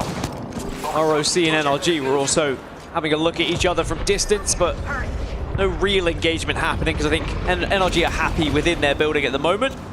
Timmy's been able to find, and they will use the Dark Veil just to cover. Crazy Raccoon say, actually, maybe you're within our territory here. Yeah, that mobile shield is big. They're going to have to get a really good castle wall down here. Unlimit have been eliminated in the meantime. The final player, Zubi, has been taken down by Koiful, so Shopify Rebellion just keep their head on a swivel. As Alliance also have a little bit of a poke here in the kill feed, and I think they took down a couple of members of Evo's, if I'm not mistaken. Shopify Rebellion still in this fight, by the way. Deeds is going to be able to pick up one, though. Yeah, ROC were able to look over Shopify Rebellion as they were going away from Liquid. Liquid are now going to come back into this fight. It's been a tug of war between these two teams, but Shopify Rebellion are still alive here. However, ROC have got a position where they can watch over both of them. Worry for all of these teams, though. Zone's going to start closing pretty soon, and they've got quite the way to go to Zone. Team Liquid are closest to it. Shopify Rebellion are furthest away out of anyone in the lobby at the moment, probably outside of NRG. NRG try and continue their rotation right now as ROC just keep holding these teams out. Yeah, in the actual zone, there's a lot of teams that have found themselves a place to call home. Virtus.pro in a good spot, SBI also, Gaming Gladiators, teams that really do find those positions and hunker down. Now, Alliance, they took this position very early on. It's going to be safe for the next zone, but not the one thereafter. So they might just try and play a little bit further west when they do get that information. It'll be good for now. 20 seconds until the zone closes, and you imagine at least 4 or 5 teams should go down in that time. 14 squads still remaining in the lobby. We've lost 6 up until this point. JDG goes drone hunting and is very successful in doing so. You can also see what an important fight it was for JD Gaming to win early on against 100 Thieves to find themselves in this position still on the southeast, but they'll just have to walk in a little bit, but they'll be okay. And as you said, I think a lot of the commotion is going to happen on the western side. Good one over there. Thanks. Players now on purple shields alongside the gold here for Alliance, so the Evo level up is done for them, outside of obviously finding themselves a little red helmet that might drop their way. St. June, one of those players who certainly does have that little bit of equipment. They're getting swung right now. You can see it might actually be a player trying to escape. It's Vaxelon who just swung past him. Other load will come in. St. June smartly backs up towards his teammates here to just make sure they're nice and tight as a team. Not allowing anyone to pick them off as everybody starts to arrive. Look at this rotate from RSC, by the way. If these bats all pop off, they're all going to be pretty healthy. Well, they're not safe. They're going to have to take this fight. Big damage coming in from Sorcerer, though, with this Havoc has given the opportunity at least to step forward, but for how long can they survive here? Not very long at all, sadly, for ROC. All the bats did pop off, but there was just too many teams in that area, all looking in their direction as Crazy Raccoon will have to drop down. NRG also still find themselves in a safe position at the moment, but they are worried about the portals that are right in front of them. Was it a kidnap or was it a mistake? Zach Mazer will go down. As NRG now have to make their way towards zone. Let's jump into the comms with NRG. We're in right here. We're in right here underneath the stairs. That'd be really good when we turn back. We're gonna have Sam. You're gonna have Sam. Somewhere. Yep. Portal up here. You will have Sam. You will have Sam. I'm at 50, pretty sure. yeah, I'm at 50. All right, I'm 2-1. I have 1 cell, 2 bats. Here. I'm 3-2. I'm gonna try to play up. Okay. How's that green box look to me? It's not in zone. They're gonna play right here. I mean, I could catwall 2 under the stairs. Listen. I think this is good. Okay, I'm it's only 75 on the wall though. I need to shoot. Yeah. Just walk it in. You'll be fine. Yeah, I'm gonna catwall us when we walk in. No. I think you should save it so we can fight this team right here. I have to take this. I need to save you. I think you should wait. Yo. Try to hold it. This team's playing Caustic too. Okay? I'll try and hold it. If you need, just throw a Q and walk it in. The Newcastle Q. I don't want to though because I want to save my slam. I want to cure first and then save it for Crypto. Wait, he just took portal away. What the fuck? He took it up top. Wait, is there no one in here? Do you No. Yes, there is. They're healing. Okay. They might take it up.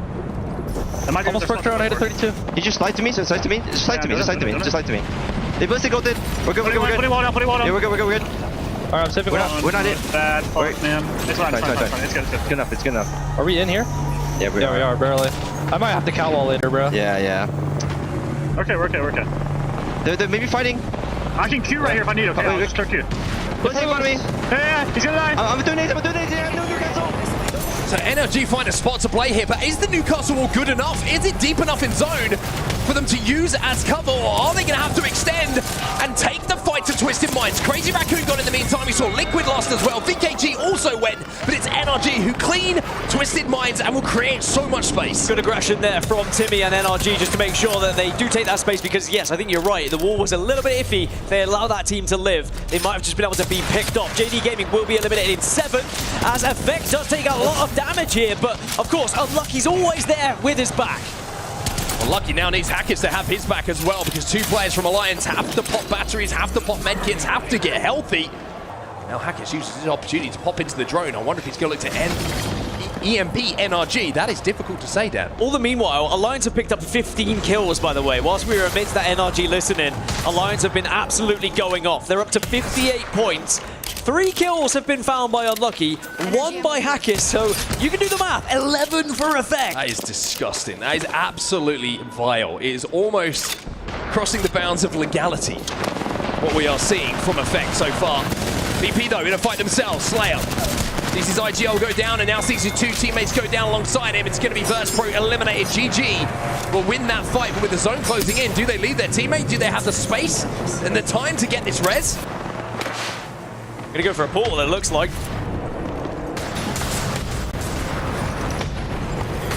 Back to NRG and Alliance, who have just been exchanging fire for the last few moments.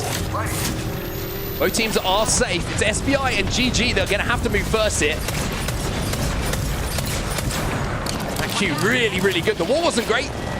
You saw the Q this time coming in from site. Superb. ShopifyRebellion do not make it to top 4. Well, we said, is there going to be a moment for NRG? Could this be their game? They're into the final circle. Only 3 other teams to worry about. GG and SBI are going to have to take a fight on the eastern side, which means NRG, their main concern is going to be Alliance above them, but they might be able to avoid this fight and look over towards the east. NRG looking for Sky Nades here. they can hit a big banger here. That would be massive. Guild gets a knock on to GG though. Funk will go down thanks to that devotion. Effect takes some damage. 11 kills to his name to repeat once again. And it's another not being finished this time by Alliance. NRG trying to hold strong here as SBI and GG will go down. It's NRG versus Alliance to see who comes out on top here. Hackis, he'll swing down from the high ground. Effect will pick up another. Effect will pick up, if I'm not mistaken, all three once again. Effect is on fire. It's a 22 kill game for Alliance, a 34-point game as they look to assert their dominance here in Group B. I mean, I'm going to say, I think they've already done enough to get to match point finals just off these first 4 matches alone, especially if you look at the points that it took to get into match point finals from Group A. But boy, have they been impressive so far. We're going to have to see the final tally of kills, but as you saw, Solo, Slayer, all 3 players from NRG fall at the hands of that man on your screen. I say hands, maybe I should say thumbs. I mean, I know the desk was joking about Apex Fantasy and people who had picked Effect, but they are definitely rubbing their hands together. And so is he, because what a moment it must be. It just gives you so much confidence to go into the rest of these games and just takes any pressure off as well. 34 points. Kills. That's insane. And if you look at the position they found themselves in right at the start of the game, remember, they moved early. Sometimes when you move that early, it doesn't result in kills because the zone comes to you, you kind of hunker down. They were always looking to spread themselves out. They were always looking to take damage and give out damage where possible so they could find those kills. But then during the listen-in with NRG, I was watching them on the minimap and they were just bullying their way through, bullying their way through, bullying their way through. And in the end, they result in a mammoth game. Well, if you want a stat, match number 4, 14 kills, tied for the most kills in a game with Yalari Man from the ALGS Open. That is how impactful this man has been in match 2 and match 4. Which, to ignore match 1 or match 3, it happens. Match 2 and match 4, that is outrageous. Outrageous from that man Effect. So impressive. Can Alliance go back-to-back with Esports World Cup trophies? Can they win the mid-season playoffs? In a form like this, they are definitely one of the favorites, and they are already 33 points ahead of anyone else in this lobby, let alone in front of 7th place. A 52-point gap between 1st and 7th. It's going to be so difficult for anyone to catch them from that point. So I think Alliance are already pretty confident getting into match point finals, and I can tell you one thing, they're definitely going to be in the LCQ. They certainly are indeed. Well, just to give you an indication of what the colours are meaning on your scoreboard right now, the top 7, of course, at the end of play today, after 10 games, will go directly into the match point finals on Sunday. Unfortunately, if you're in that horrible red zone, or should I say peach, fuchsia, pink, red for my eyes, 3, then unfortunately you're going to be going home, and every other team will go through to that LCQ to fight out for a chance to join those teams who have already qualified for those match point finals. But 2 wins down already for Alliance. Effect is on fire. They are looking dangerous. We'll have to see if anyone can step up and challenge them as we continue after this break.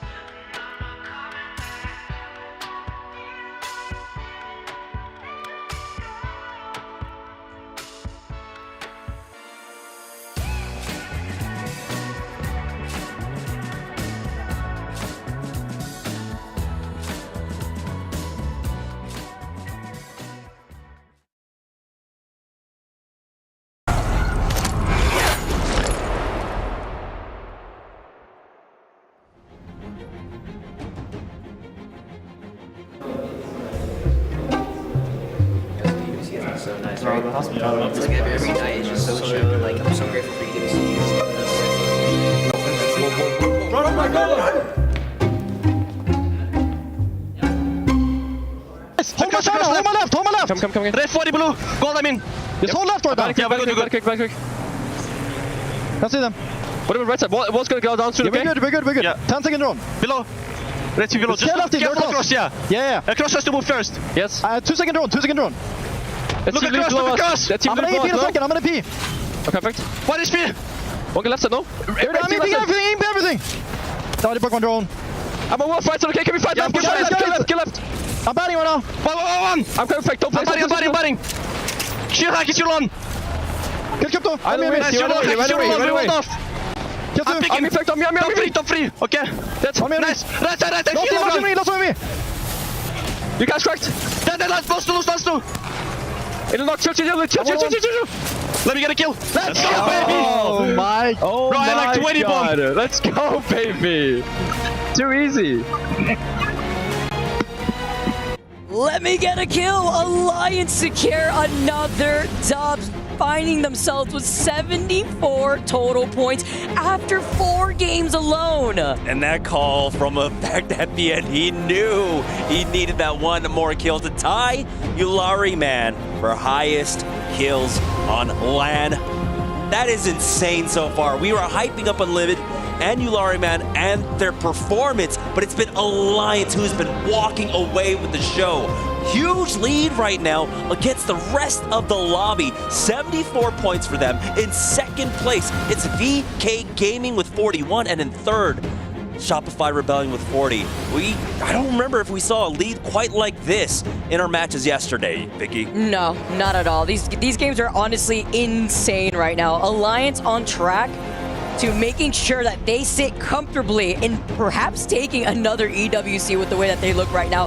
Effect alone, by the way, has a 12.5 KD. This dude, 2 games, 0, right? Just for the next game to get double-digit KP, farming so much damage on a completely different level. Yeah, it's something about the even-numbered games for them. It seems like the first game on a map, you know, they just get that to feel out the rest of the lobby, and then the second game they come in with force. A 20-kill game on World's Edge, a 22 game here on E-District as we're going into extra innings for E-District. Third time around. This time, Catalyst has been banned. And this is going to make things interesting because we know the strength of the Catalyst when it comes to E-District and what our team's going to start opting for. We've got a lot of our movement legends out. Wraith is still available, and so teams at least have that. But now, the ring consoles. That's the big question. We saw a lot of teams, once the Catalyst and once the Watson were gone, opt towards, of course, use until he was gone in game number 6. So we might see some Ramparts coming out possibly, but I think here on E-District, we stick with that Fuse. Uzi, the Crypto for that information, Wraith for that transitioning into these different buildings here too, getting into a much better spot. It's been crazy to see the diversity too that these legend bands have brought on for us. Even crazier to see Effect and Unlucky play out the way that they have together with Hockey's. Hockey's essentially casting his own game, right? He's his own observer with the Crypto drone together, following up with one another. It's been so enjoyable, but this has been the Alliance way for as long as I could honestly remember here. Yeah, and the big turnaround was, of course, this time last year. Hawkes himself had that chip on the shoulder with teams kind of relegating them to a group stage team, even though they had stellar performances on LAN. But I think it's just because the expectations for Alliance were always so high, and they just never reached the pinnacle. They did it last year, and they have not slowed down one bit. And same here on the day, Alliance leading the pack by nearly 30 points. Crazy gap here as we go on to our last game on E-District, which has been very interesting. Our last 2 map winners, Alliance with that 22 KP, VK Gaming Game 3 with that 11 KP, have both been able to convert their POIs into these dubs, holding a really good position and actually being able to secure that there at the very late game into that win. And VK Gaming are always a team that perform well with their signature style. Get center zone as quickly as possible. You know, sometimes we saw them picking up Valkyries when she was really out of meta just to get that priority over other teams. But when the ring pulls to them, they do an extremely well job of converting on that and getting the wins. And where the zone's going to be taking us, though, slightly over to the side of Energy Bank. Great year for Fusion. We're going to be feasting on that ring console, that survey beacon here, too. Nice side-by-side of our beautiful Apex stage. And you talk about the different legend compositions going into this game here, Jamerson. I see the Fuse, we see the Ballistic, the Wraith, of course, here to provide that extra help for rotating. Interestingly enough, I thought with the Fuse still available, a team like Alliance, who made that their bread and butter with the Crypto, are opting for the Pathfinder instead. So they're going to opt for that to get that ring console scan for themselves. The Ballistic, though, does come out for them, and that's going to provide a lot of extra firepower. They might not need it because this is going to be another early rotate zone for them. Coming out from Galleria, but as we join on board with Rock Esports, they're going to be coming out from Blossom here, and they should be able to bypass S8UL, who are still looting, but an early fight now for Fusion. They track down GoNext. Oh, and VK Gaming, by the way, are about to take an evac tower and land right on top of their heads. The team that loves to try to take these fights can cut them off here, too. They hear the fighting going down. They can try to play off the high ground here, too. But you know the team that lands by draft point, RRX, could also easily make their way for the fourth party. But first off, Dematic was able to get that first knock. Kinda losing out on that shield, just trying to find a crevice as the Caustic to reset here. January is going to be able to look down at that Wraith portal, the calm before the storm, as both these teams are just trying to heal up. Yeah, this is a scary proposition to be in for GoNext because VK Gaming, when they make these rotates, are really good about paring down the map as they go along. But this time around, they're positioning a little bit further out. They are a little bit split up, as you had mentioned. RX have moved in. For GoNext, though, they're able to get the res and just stabilize inside of their building. At this point, it might be just too many teams in presence to try and go overly aggressive to whittle down the teams here on the south side of Energy Bank. That building is the don't pull up zone here. When I first started dropping on E-District, trying to get their early fighting in. Great for early rotates if there was another fight over by draft point here, but it's a congested spot nonetheless. Both these teams respecting one another, coexisting alongside one another here too, because with the introduction of the Rampart, this also allows you to hold more of these corners, keep up the pressure since we're seeing a lot of these 30-30s, G7s to boost up these Evo shields, and of course, the Fuse, like you mentioned too, the Knuckle clusters coming in clutch as RRX are just going to look behind them to make sure no one's going to be rotating here on their 6, but SBI Esports, considering that Draft Point has a ring console and a survey beacon, they're going to start slowly approaching there too, while Alliance still gets these knocks. Yeah, I think this was the beginning of Gamin Gladiators getting a knock onto one member of Twisted Minds. Then Alliance on the rotate in, we're able to find one more. But Twisted Minds aren't out of it quite yet. Their third has been able to survive, and of course, it's going to be Alb on that Wraith. We'll see if they can get him back into this game. It's going to be fairly easy proposition, as so many teams have already made their way inside of E-Bank for Alliance. Even though they come from Galleria, they do like to kind of negative rotate a lot of times, take slower rotates to get into zone when it pulls so close to them, because they do like to get these early KP. And we're seeing the fruits of it on the scoreboard right now. 75 points for Alliance. They don't really have to worry, and we're halfway through the series, right? Out of 10, here in game number 5, Hockey's putting down that Moby right down below because Alliance are in some trouble here. They lost out on effect earlier on. Hockey's gets out of drone. Maybe they could have destroyed it, actually. It looks like that seems to be the case. He dropped down right here. It's Gaming Gladiators that now turn around this fight here with some help with the Sheila having that Rampart composition.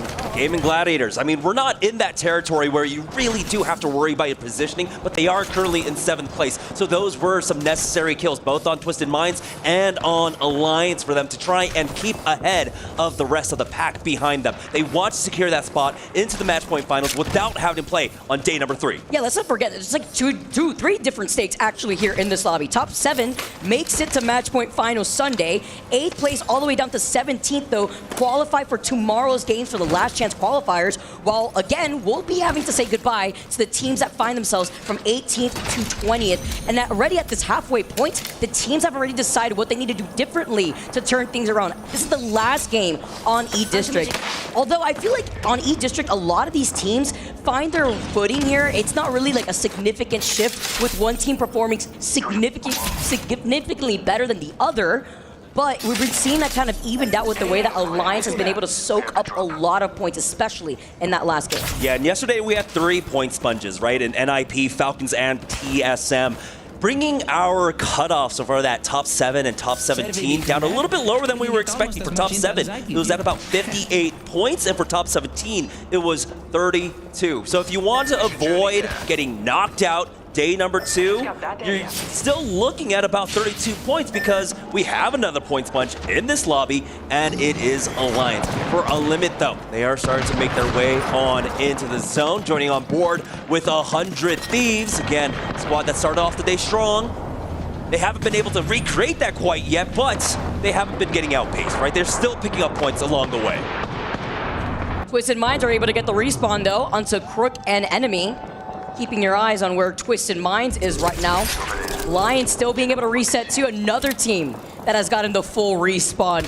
Great looks on these resets, all in each different corner of this next zone. But Alliance went right back to where you were saying, Jamerson, wrapped up on the other side of Galleria, this time taking it slow. They got the respawn closer to Heights. Now we're going to play objective. There's a ring console on their pathing, as well as a survey beacon. A lot of these teams are trying to find these different corners in that next zone, creating a pileup, but they want to avoid the congestion that comes out of Draft Point, that comes out of the west side, where VP and NRD are currently situated in.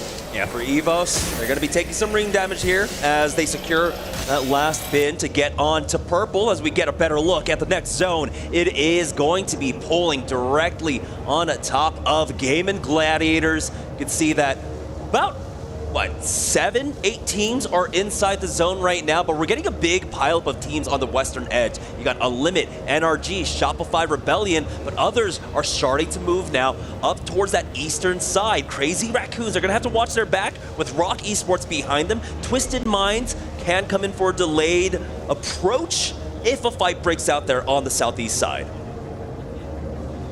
Deciding if they want to go over to that far east side where there is that ring console, that survey beacon 2 playing more objective as well. While we take a look at the graveyard at the feet of JDG. I believe this was earlier on too. We saw the death boxes of Alliance similarly into this middle part of Energy Bank, but looking at Gaming Gladiators still holding over to that north side. JD Gaming are just going to be able to loot. They have a scout ahead with the crypto drone.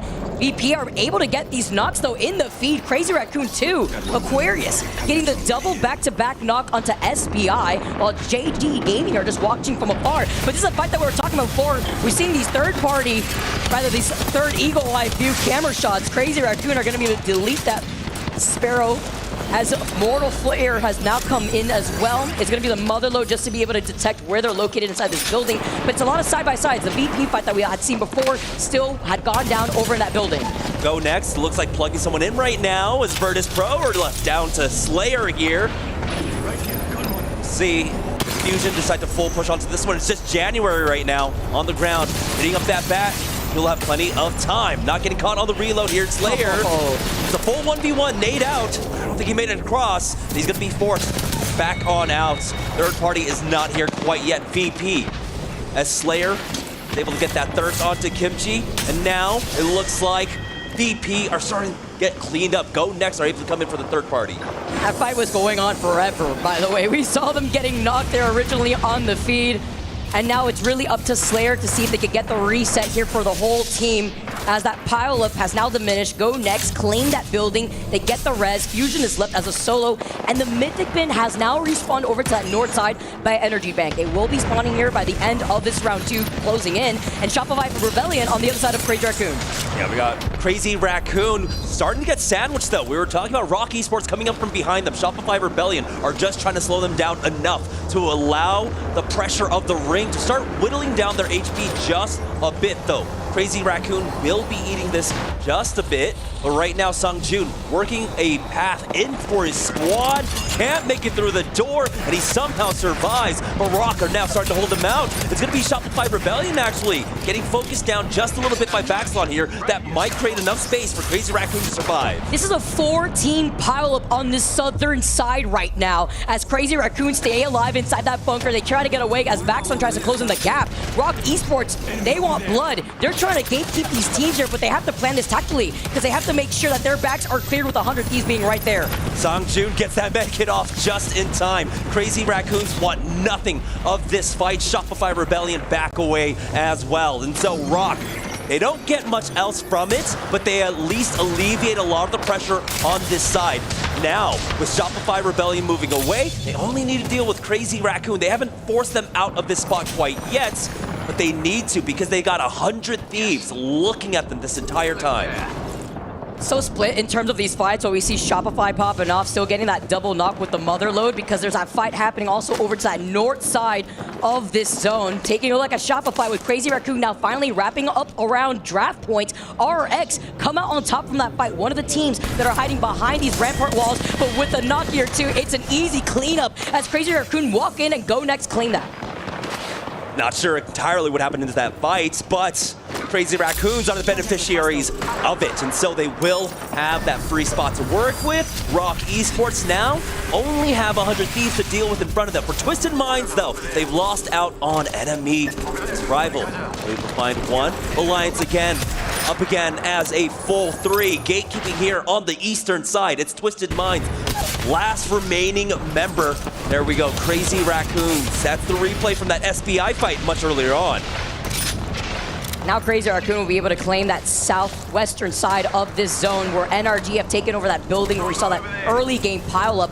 Evos, though, getting these knocks unlimited, get eliminated. 13 squads left. Crazy Raccoon are going to be able to take their time. 3 KP too in favor of that player, while Team Liquid having the red Evo shields over on the other side of Energy Bank, while Gamin Gladiators completely take over that northern side of that next zone. They have that information of where that zone's gonna be pulling, as Alliance are also neighboring that ring console, staying alive, looking at rival esports, while JD Gaming aren't gonna be moving from their position. Alb, the only member remaining here for Twisted Minds, actually would have had an opportunity to go 1v2 up against 2 members of EVOS who ended up eating a lot of ring damage. There was a world where he could have won that out, but he just doesn't have that information. He's trying his best to rat this one out, but again, it's a Wraith Rat up against, what do we have? About 5 cryptos left in this lobby, so it's gonna be hard to rat this one out, but it looks like he is making his way on in. For NRG though, Vicky, like you had mentioned, they're holding that southwest side of the zone. Their big threat is gonna be Crazy Raccoon on the other side. Got a target here. Here are the pings, and while they are trying to gatekeep this team, they're also aware of the teams behind them. Fusion, Rock, who we saw them holding that southern choke, trying to deny that space from Crazy Raccoon, forcing them to wrap towards draft point. 100 Thieves, though, had made the call on where this next zone was going to be pulling, towards that Evo Harvester, closer to that same choke that we just mentioned. Nobody trying to overcommit yet, though. Every team here is holding their own corner on the edge of that next zone. As we take a look at that replay, Shopify, Koiful, falling incredibly low. Zainu with these hipfire shots. It was the mother load, though, dealing just enough damage to cut them off. Oh my goodness, it was a 1v2 here in the RRX versus Shopify Rebellion. Oh my goodness. That was so incredibly close. But now we are down to 12 teams here. I think EVOS were not able to secure that third squad member banner. NRG putting the screws onto Crazy Raccoon here as they are trying to make their way on in. Grumpa has already been knocked out though, but Songjun try to get away with that Wraith, but NRG not gonna let him get away. Crazy Raccoon being one of the teams here with that Wraith, even if they saw that one of their teammates had gotten a knock, now playing this out with a Wraith healthy. NRG now close in that gap. Timmy trying to push in. They saw that they got the knock. They want to try to take up this space. Songjun's being the only one alive from CR, and now Rock gonna have them in his line of sight. Nowhere to go, nowhere to hide. NRG now facing off against Rock, but Rock will get pinched here if they come into this fight with 100 Thieves right behind them. But the load has been dropped down on top of them. Rock Esports are able to plug Deeds back on in. So they're surviving for now. 100 Thieves are still wary of the team to their north, so they can't full commit onto this. They are leaving one here as that mother load from Baxlon gets the knock onto sight. So now the tides have turned as Rock dropped down on top. There it is. NRG get eliminated. but now they have to worry. Fusion coming in for that 3P. Man, off that mother load, huge nade here too, following up one and together, but as a duo, they do a lot of damage onto January. They're hiding behind the corner of the knockdown shield. Alliance in your feet, get eliminated. Look at Saucer, literally 1 HP. Fusion get eliminated with some help from afar. S8UL coming for the third party. They're able to turtle up long enough. Rock Esports behind those knockdown shields. Fusion even eating some of that ring damage. Blunder there for them as S8UL starting to get baited in here, but they will ultimately finish off Rock Esports now. It's S8UL, Rival Esports, JD Gaming, and 100 Thieves left here in the late game. 100 Thieves having the best position, by the way, controlling so much space. I just can't believe what we've been seeing thus far with 100 Thieves. We said that they've been quiet after that first game. Well, guess what? They started to rally up here in our final game of E-District. Looking at S8, they're looking at JD Gaming as Rival Esports now make their way from the northern side of this zone. They've been quiet, but they haven't been silent, right? They have been able to post up points along the way. Now here's another opportunity to get a second win, just like Alliance had done earlier.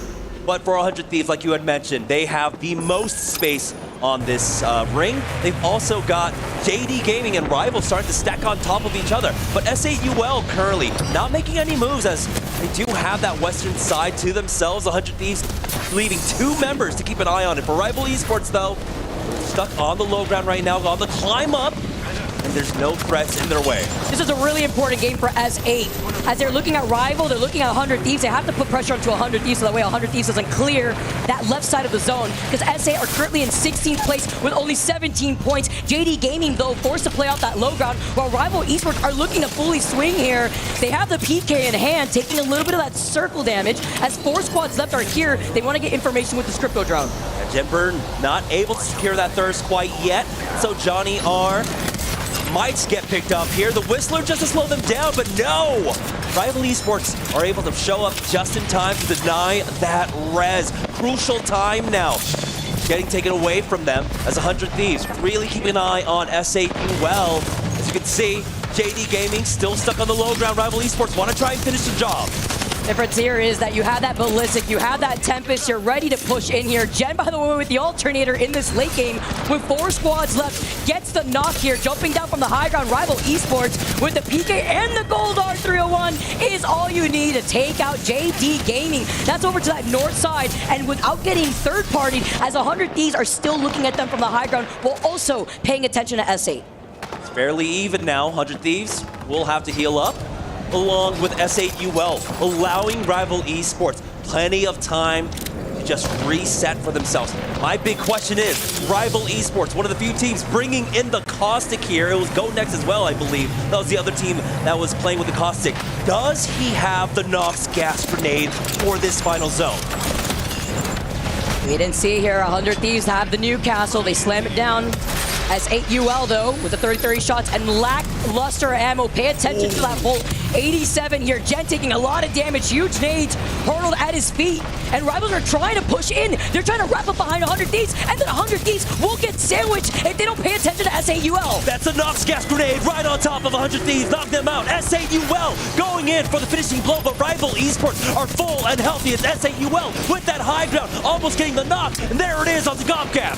With a nice handshake with Rivals, S8UL walk up, take a nice deep breath. After 100 Thieves were forced to split their attention in 2 different directions, over to Revival, over to S8UL, and there was not much they could do in that situation, but even better for S8 to hold that positioning and to walk in.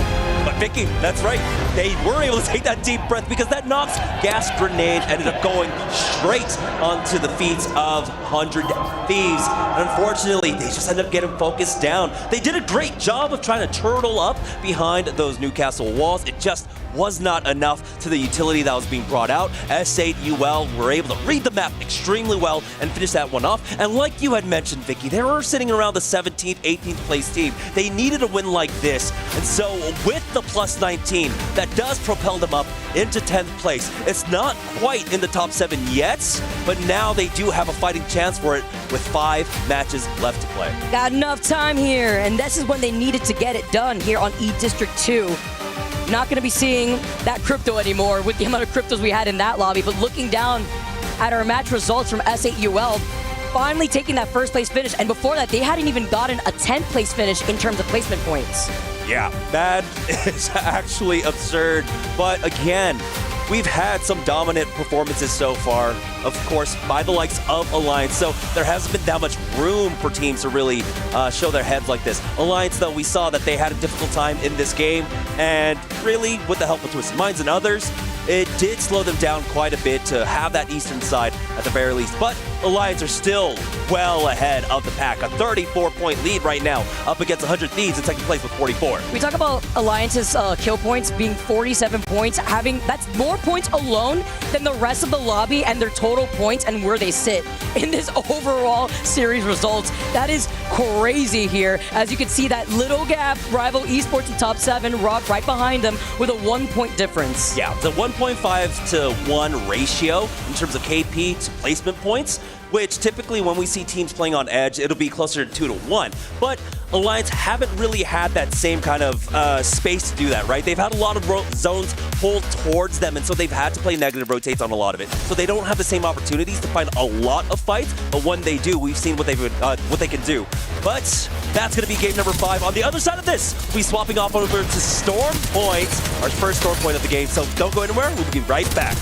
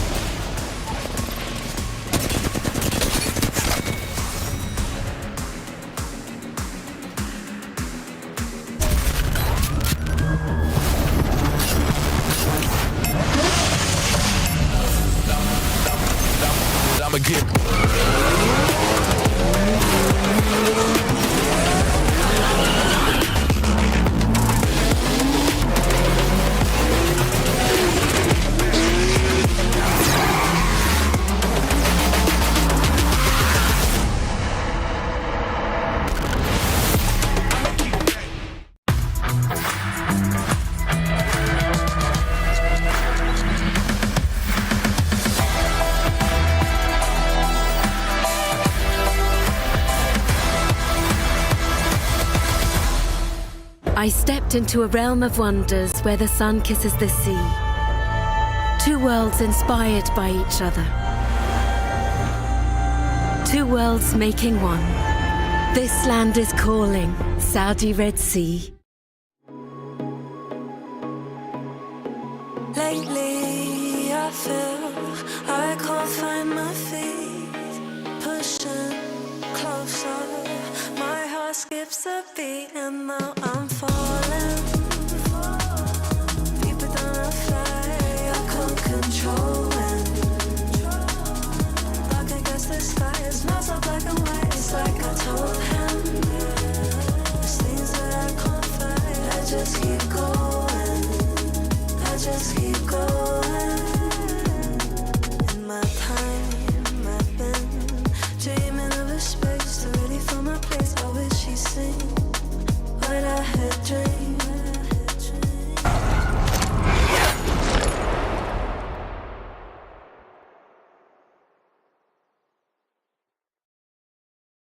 Not gonna lie. Well, it's only 3 squads, yeah? Yeah, only 3. Fuck, I'm not gonna ballistic gold, I fat fingered it. Oh, really? Fuck. Yeah. I can fuse off the castle wall quest. We honestly might just have to like Chucky. Walk up. Yeah, if the MP was gonna fight right, we can get under. Their energized wall's gone. We can't play it slow. We can't play it slow. Yeah. Can you EMP the wall? They're fighting right side. Can you EMP? We can go pretty slow. Yeah. They've throw ulted. Yep, scanning them. I'm on swing behind it. Ulting them. Going. Taking it. I'm nading. Oh, shooting at the right side. Just play close. They got us. Walk up. Shoot them on the right. Shoot them on the right. Good. They're climbing over the wall. Yeah. Climb left. Go left. Get on top of them. Last team. Stand on them. Stand on them. Oh my god, trusting that. Crypto one! Oh, swing me! Crypto one, go. Nice! Fuck yes.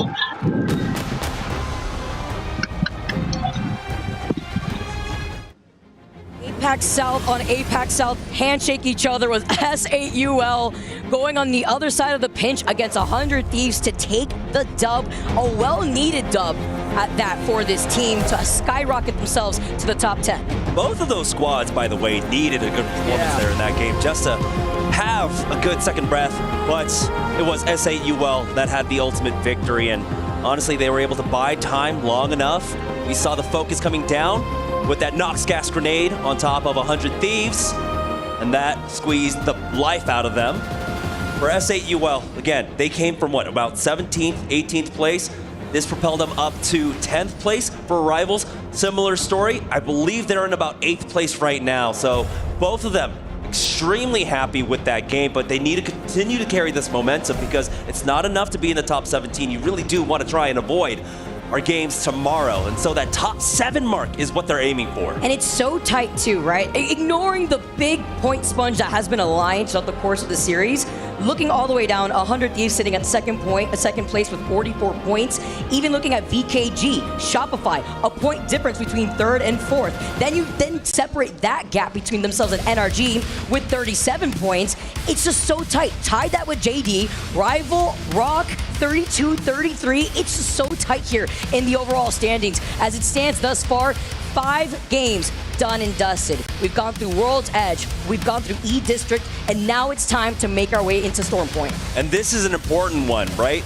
Because as we move on to Storm Point, we talk about Alliance, we talk about their dominance, we talk about the legacy they bring in here, the respect that they command on Storm Point, so much so that they were able to last pick their desired drop spot on Storm Point, taking Trident. So everything is really indicating an Alliance pop-off here for Storm Point. What I think is so funny about Alliance getting the POI that they wanted on Storm Point is how nobody wanted to con them, right? Nobody wants to be near Alliance. Northpad is completely open and available for Alliance to piggyback off of extra loot. The beacon being right there too. Everybody eats if you're on Alliance. You have the Trident for quick rotates. The only teams around them is going to be Rock over there to the south, as well as Team Liquid by Down Beast. Importantly for Alliance, as well as we do show off the rest of the draft, is the fact that Fuse is still alive. He did get banned out by game number 6 yesterday, and that might be the case here, but they have an opportunity with the Crypto Fuse to try and hit that composition, which they have used to great effect throughout Split 1. And now, of course, we know what their fallback option is, to go to that Pathfinder if the if the Fuse ends up getting banned out. We did see them opt for the Pathfinder in game number 5, though, in lieu of that Fuse. So we'll see if that remains to be the case, or if they end up making the pivot here on Storm Point. As we enter game number 6, we have to highlight what's at stake here. SBI, 18th. Very scary situation to deal with, all the way looking down at Unlimited and our 20th place team, RRX. RRX has only been able to secure 9 points over the course of the last 5 games. It's tough when other teams are able to soak up a lot of these other points. Unlimited with 11 points themselves, as SBI tied in 13 points with GoNext, who also have 13 points. We did see, though, yesterday in our matches, our top 7 teams, that one win was more than enough to secure them a spot in that top 7. So with 5 games left to go, there's still plenty of time for any of those teams to try and find that one game that really does propel them up through that leaderboard. If not avoiding the bottom 3, maybe even making it into the top 7. So it's not out of question, Vicky. We still have plenty of Apex Legends to play today. That's what I love to see. Jamerson, that's my favorite word. More Apex? Say no mas. Because we got game number 6. We have no more crypto. You highlight the Fuse. I'm wondering here, you know, with more Wraith coming into the fray here to help out with a lot of these rotates, I'm expecting that to persist. Then you have hand in hand with that, or the Pathfinder, and even the Ballistic to help a lot of these teams. Yeah, and we still have, you know, picks like the Bangalore, which we know is a very popular pick once a lot of the rotation legends get taken out. But that's going to be 2 games, right? If in game number 6 Wraith gets taken out, and game number 7 the Pathfinder's gone, the Bangalore will still be available for a lot of teams to utilize for that rotation. And then when we get to Broken Moon, now a lot of our options will be basically left off the table. So this is going to be interesting to see. That's what I love about this format. Being able to play all 4 maps across this 10-game set does create a lot of permutations when it comes to those final games. That's why you see a lot of these teams really kick things up early on, just so that way they could get ahead. They can start building up that gap between themselves and the rest of the lobby. A lot of it looking at Alliance and the way that they've been able to play throughout the last 2 maps that we just saw. Now moving on to Stormpoint, a lot of these teams finding their footing and finding their comfort more so on Stormpoint too. Yeah, I mean, again, when we talk about World's Edge and Stormpoint, just so much history, so much knowledge that has kind of coalesced here in terms of how to play either of those maps. So especially for a team like Alliance, they're more than comfortable if they don't even get Trident pick to pick anywhere else on this map. Some teams that find themselves having the best performance on Stormpoint specifically within Year 5 Pro League is JD Gaming. On average, they usually get almost 12 points on Stormpoint, and ShopifyRebellion close to 10 points per game on Stormpoint. And that mouse fight goes hard, by the way. Well, then that's going to be ShopifyRebellion's biggest chance here on Stormpoint to try and catch up. Currently in 4th place. They have dropped down just a bit, but they have been extremely active across these last 5 games. So if they can maintain that average, right, that's 36 points across 3 Stormpoint maps, that would put them within striking distance of Alliance. That's if Alliance slows down, but we know the strength of their Stormpoint play. Let's get going.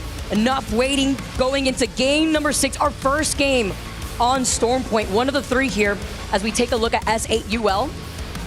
Our winners of our last game here who would land in Mill. They'll also have a Trident to their name, a ring console, as well as a survey beacon. Play objective, the Prowler Den's also right to their south. We do know that NRG lands Cenote Caves, and they like to split loot too, sending one of the members of NRG closer to the Trident to the north side of the zipline of Cenote. Also having that information, but this zone, Jamerson, will be pulling over to the northeastern side of Stormpoint. Yeah, they're about to hit the ring console right now, so I want to see what their response is. Seeing this close come out, and it's pulling over towards Launchpad on the eastern edge. And so this does leave a lot of options for S8UL, who were able to secure that Trident for themselves. They can try and ride the southern coast of the map and then work their way towards that eastern edge. But you have to imagine, teams that do well with priority on Stormpoint with a pull like that, well, it's going to be VP coming up from Devastated Coast. Gamin Gladiators already dropping on Launchpad will be there. They'll take a power position, and Virtus.pro will also be able to play pretty back in the corner here, try and play in the deep pocket and control the slow side of the zone, which is their bread and butter, which they are able to really convert on. When it comes to VP, I feel like Stormpoint is where they need to try and bounce back this series. You're gonna need to here. You're sitting in 12th place. 24 total points. A 2-point difference between themselves and Crazy Raccoon. When we get to see Evos already start off this fight here over to the south side on the choke of Echo HQ. Yeah, they've got to be careful. They can't take too long on this fight because we do have Crazy Raccoon, who are an aggressive squad. But Evos taking a lot of damage here. He will back away. Unlimit not quite chasing after this one yet, but with the armor disadvantage, it looks like they don't want to get overly aggressive. That's why Evo's got aggressive instead, because they know they're gatekeeping the Evo Harvester. Great call and trying to charge up that Rampage, but Ilari Man taking way too much damage here. The Whistler too from the other side of the Ballistic. Your one shot though, you still commit and you peek with the Devo, and now it's going to be a 2v1 when you're left one. Unlimit, who had started off that fight with that Evo Shield disadvantage, take over Evos, being the first squad to get eliminated. Great looks for Unlimit, because now they have the Evo Harvester here, but it's non-stop fighting. You talk about trying to rotate from that south side, well guess what? VP are on the other side of Fusion. It's Gamin Gladiators that took that fight to Fusion when they were chasing them on the outskirts of Launchpad. And Gamin Gladiators understand the consequences of allowing a team to just rotate in here for free. They knew they had to get rid of Fusion, so they get aggressive on it. VP, of course, come up from behind for that third party. Going back to that Unlimit fight, though, you saw the strength of the Ballistic. The Rampage with the Tempest immediately just destroying players as they try to make a cross. And now Fusion's January trying his best to survive. He will get knocked out. We mentioned it, VP need to convert here on Stormpoint, and already they're doing a great job with the help of Gamin Gladiators of keeping the slow side of the zone clear. Like a Slayer jump scare, by the way, right there. He was not ready. Poor single soul 1P 2020 to try to make magic happen as they exit out of the lobby. As 8UL, though, off that Trident, as we noted, after they left Mill, where there was that Evil Harvester and that Trident located, they find themselves in that next zone. Team Liquid slowly trailing right behind them, while Twisted Minds, playing up the low ground, are staring at 100 Thieves. Twisted Minds, though, really can't take this fight. They don't have the ability to try and punish a knock from that low ground, and so, yeah, they're going to back away. I think it was just a scouting effort for them. For GG and VP, they both know this slow side of the zone is the most important part about securing this victory. This is smart, though, to call off trying to commit to this fight, because there are so many teams right behind Gamin Gladiators, but it's an even smarter call from VP, because they know their backs are cleared over to the south side of the edge of this zone. They don't want to find themselves pinched between themselves and Gamin Gladiators, so they're going to be able to put the tracker darts from the Sparrow just to be able to get that information. Okay, Light just take a huge bullet to the head, it looks like, from a distance here. Gamin Gladiators having to play that safely. Over to the other side, while 100 Thieves are still going to be able to hold on to the high ground. Yeah, this is where the lineups are going to be so important for both Gamin Gladiators and Virtus.pro with the position that they're in.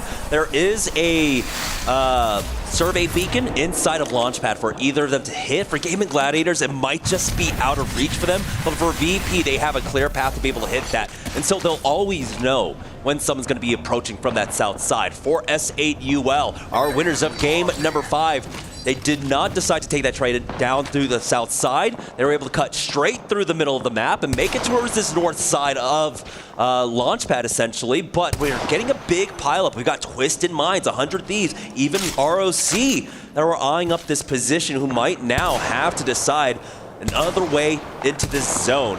But for S8UL, they are doing a great job of just keeping tabs of the teams around them. But as this ring more than likely continues to pull down towards Launchpad, they're going to have a difficult go of it. They've got VK Gaming, Rival Esports, Crazy Raccoon, all on the North Launchpad side to try and keep them out.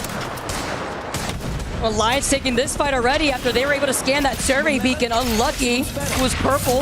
Loses out on his shield. It's going to be able to go right inside here as JD Gaming were the ones that got caught in the middle of that rotate. Forced to split up just slightly here over on the other side of this choke. Alliance splitting them up.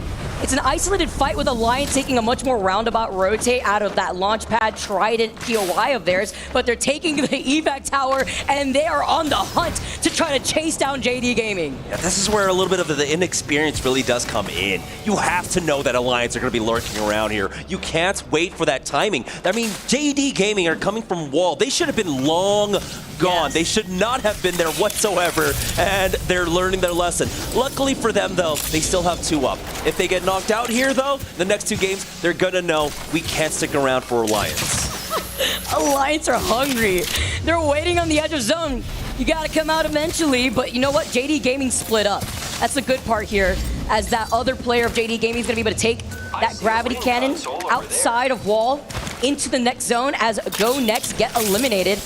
17 squads still left, and by the way, this next circle is pulling right towards where Gamin Gladiators and VP were calling out playing on the edge. VP taking a much more safer rotate, where they're going to be on that slight high ground that overlooks Launchpad, closer to that gravity cannon on the outskirts of Devastated Coast by the rock side. Yeah, VP were slowed down just a little bit because they had to deal with that fusion rotate in, but Gamin Gladiators, like you had mentioned, getting that deep pocket, having basically the edge of the map to their back, making it that much easier for them to focus on those chokes, right? To their north, to their south, and of course, to their west. So getting a better look at that. The ring will continue to pull over to that eastern side when we get it up. And so teams like Rival Esports are still in the next zone, RRX, Crazy Raccoons, and even Team Liquid. So currently about 5 or 6 teams inside that next zone. A lot of teams kind of meandering about, though. We might have NRG meeting up with Unlimit there down by the pylon. And I feel like for a team like NRG, they are looking and hunting for these kills. I'm hungry right now.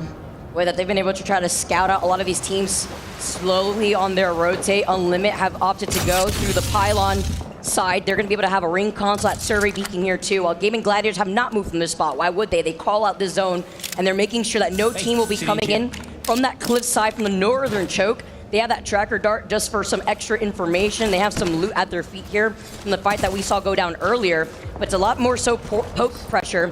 And since, of course, we saw the altar get banned out in the first game alone, not really able to remotely loot in general, just going to be able to work with what they have right now. We saw the double P20s, the 30-30s from afar. All you need, honestly, with the positioning that they're holding, while Crazy Raccoon looking at the team land right in the building in front of them, seeing if they could have an opportunity to third party this, as Nuzul is able to get that knock onto SBI. Boy, getting that bat for now. Jaguar is holding the stairwell while nearly getting the knock. Nizel still on the ground here. VP coming in to try and third party SBI have Turtle up on the high ground, but they've lost out on one. Super low in terms of HP, and VP are continuing to get the knocks. That's going to be Mike gone. Now, only left with their Sparrow with 1 HP. Somehow makes it out. No! VP will be able to finish them off. Lou chasing down that last player right here. Crazy Raccoon were also looking to get involved, but took a little bit of time. They didn't want to give up the high ground. That's a good call from them. They were looking at VP, who have now cleared up that building, and they're in that next zone too. Crazy Raccoons. This is going to be a necessary pickup of loot at the very least for themselves, as looks like ShopifyRebellion getting into a small skirmish with 100 Thieves somewhere on the map. It is going to be up on the northeast side right now, and Alliance are eyeing this off from the side, picking one off. That's going to be Hawkis with a knock onto MT. ShopifyRebellion are knocked out. Legolas with that bow check. The beautiful death box right there. Shopify eliminated 100 Thieves up on the high ground now, facing up against Alliance. Jendo gets 2v1 against a double Devo, it looked like two. Unlucky holding on to the height, looking down at 100 Thieves in this isolated fight at that too. Great fight to try to take as they try to wrap around. Effect gets knocked down though, as Alliance still up as a two-man drop down. Phony one shot, only so much you could do as he was still trying to keep alive here. They get the trade. Unlucky gets that next, and Burles is the only one from 100 Thieves up and alive. And Den Burden, who got the res. Yep, and now Unlucky is able to get that shield swap. Trying to go for the res. Alliance, though, Unlucky!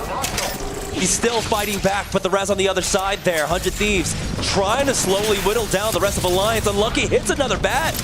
And now in the 1v2, can he pull it off? No, Alliance will get eliminated. This is now 100 Thieves' opportunity to catch up to Alliance. That was such a great, slow, individual 1v1 fight between both these teams, though. In that 2v2 situation, holding two different split angles, forcing one of the players to just put themselves out on the line of sight to feel the pressure. But they were holding hands here with that comeback from 100 Thieves as we take a look at Twisted Minds in this position, holding up on height.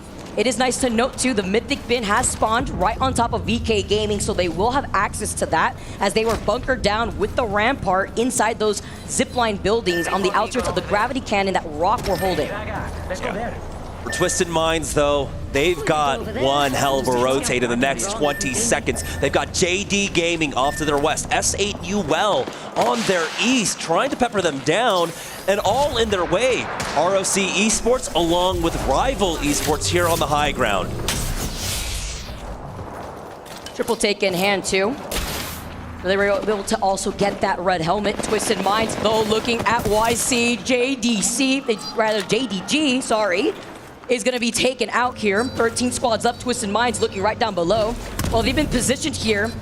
We're able to get that KP, which is what they need. Only 2 KP to their name for this game alone as round 3 closes in right behind them. They're going to have to start moving in as S8UL are right in front of them. Evac tower out. They see that S8UL are moving well ahead of them right now. They're just going to actually fake that one and continue to walk this one in. S8UL slowed down just a bit because of it, but they have one member ahead of them. But the last member of JDG, that's going to be Johnny R holding the line. Not for long, as Kruk will be able to finish him off, pick up the extra KP, and now they have to deal with Rock Esports ahead of them. Yeah, they needed that KP because not only do they have to deal with Rock, VK Gaming are right there, and S8UL have settled inside the edge of zone with the Rampart walls too. Twisted Minds in trouble as Aberlele is going to be able to phase away on that raid. Rock Esports holding the Prowler down though. Reed's taking a lot of damage, that triple take, peppering at him with their backs, feeling pressure from the ring. eating out the nades here as the pilot begins. Rock in some trouble, but they get some safety behind the rock. Just so much pressure here on the northwest side. VK have lost out on one. SAUL set up a little bunker for themselves with those rampart walls. And they're able to secure that thirst onto QQ. VK, though, somehow surviving for now, but it's only Casa with about 10 HP before he goes down. So, a lot of our lobby leaders now out. It's a 100 Thieves moment here in second place with 50 points. Catch up. Rock are in such a tough place, literally in the line of sight of two teams at the same time here. Doing everything they can, looking at rivals, looking at SAUL have now pushed up, by the way. Legacy being able to get that first knock onto Vax the Thermite, as Rival are now trying to wrap around, making sure no team comes up behind them here too, but they still want to get some of this KP. Yeah, they have to make sure that they apply this pressure properly. They cannot lose a member because they have Rival Esports the entire time looking them down. And so, they don't overextend for this one. They're safe for now, as Bafa Fifth tries to get aggressive from Rivals, and now here's a huge opportunity. How do they keep doing this? It's always S8UL and Rival on the other side of the sandwich. I mean, it's a buffet out here for Apex South to feast on as they go their separate ways here. Literal respect as S8UL now rotate to the north side, looking at RRX and Rival Esports. Both these teams now having to move into that next zone. Gamin Gladiators, who have not moved from their position, by the way, are looking at 100 Thieves, who are looking to take their side by the Prowler Den closer to the water. Yeah. For Rival Esports, though, as they continue to make their way on in, they've got S8UL right behind them. RR6 in this building as well. They can survive for now. Ring is closing in. Time is of the essence. But S8UL will take time to get some cooldowns back along with Rival Esports. They expended a lot just to get on in, but they're not in fully quite yet. Now we still have 4 other squads in the lobby. Crazy Raccoons making their way in along with VP. Right now we're sticking with S8UL as Rivals take that high ground. And now as they wrap around in this building with this 3-team pile-up, let the Sheila sing as Jesco's looking at a corner. Alpha Feeb with the red Evo once again, but Rival Esports still with the double blue Evos that they're forced to play off of this. Off that low ground too. VP, 100 Thieves by the way, lighting up the feed. Another 3-team pile-up it looks like, with Crazy Raccoon losing out on one, but trying to play off this corner, hailing down the damage as S8UL, nobody's stopping them here off this rooftop. Jesco gets the next knock here, 2 back-to-back, 7 squads left, and no third party here inside this building. S8UL, they're on the verge of a back-to-back until RRX decides to drop down on them. Nanané finds one knock onto Jesco. Sharky falling next, but Legacy, the 1v1, can he finish him off? The knockdown shield making it a little bit difficult as Legacy will back away with that RRX. Just have too much firepower here, and they will eliminate S8UL along with Crazy Raccoon going down to VP. Clearing that entire western side of that next zone, but you're going to be forced out into the open. 100 Thieves are splitting their attention at RRX. They're looking down at Gamin Gladiators. Let's jump into a listening with 100 Thieves here as we jump into a listening to see what their next move is. Hey team, how about we reposition over there? Yeah, I did like this fight, but I couldn't see any vision to get there either. The only thing I can think of now, after obviously you just said it, was just Command Center. Just such a tough situation to be in, very congested on that side.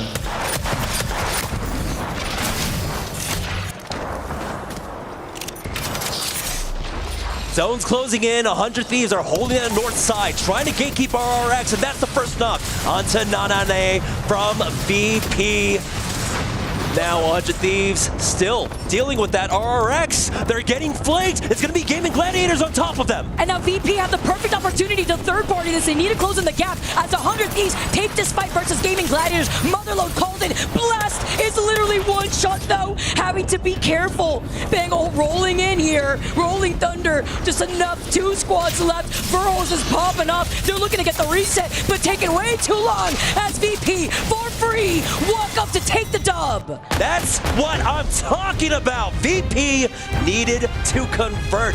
They are so good when it comes to Storm Point and the ring pulls coming their way. That's why they love going over towards that devastated coast side, and they were able to do it extremely well. We saw them move early on. They got cut off by fusions, but with the help of Gamin Gladiators, they were able to take them out early on, keep that slow side of the zone extremely clear, and we saw that action, that proactivity out of both squads forced a huge pileup on the western edge, and they kept the fight ahead of them the entire time. And that's why VP wanted to play off of that southwestern choke rather than committing by the Prowler Den that GG sat in for the entire rest of the game. When they cleared their backs, they knew that with some help from GG, unintentionally, they were able to deal with Crazy Raccoon. That would have been the only team that could have stopped their plans. They walk in, they get the free third party after the action that we saw go down in the lock over to the left side of that final zone.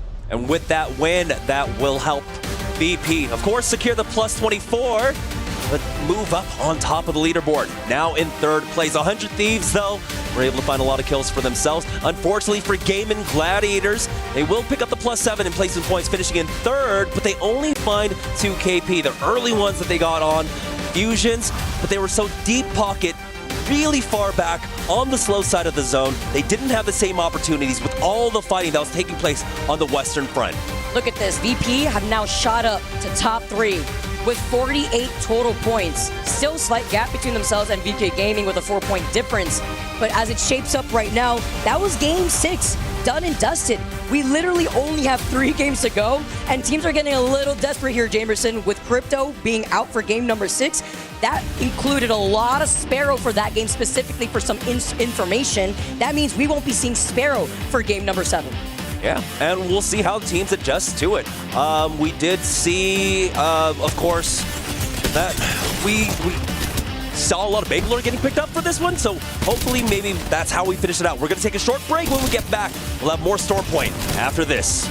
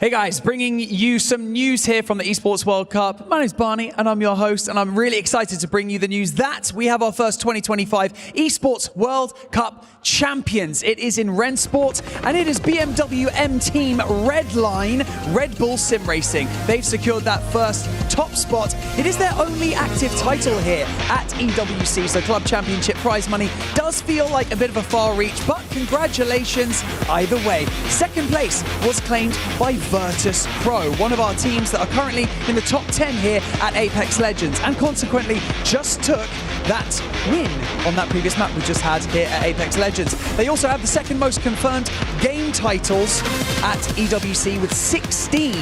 Falcons have also exceeded expectations at Rensport as well, expecting to take 0 points because they were the only unseeded team that were taking part. But in a surprise finish, they managed to claim 7th place. And that 7th place finish managed to secure them 100 points for the Club Championship. And that's their first amount of points that they have received. Yes, Virtus.pro right down there, securing those awfully important points.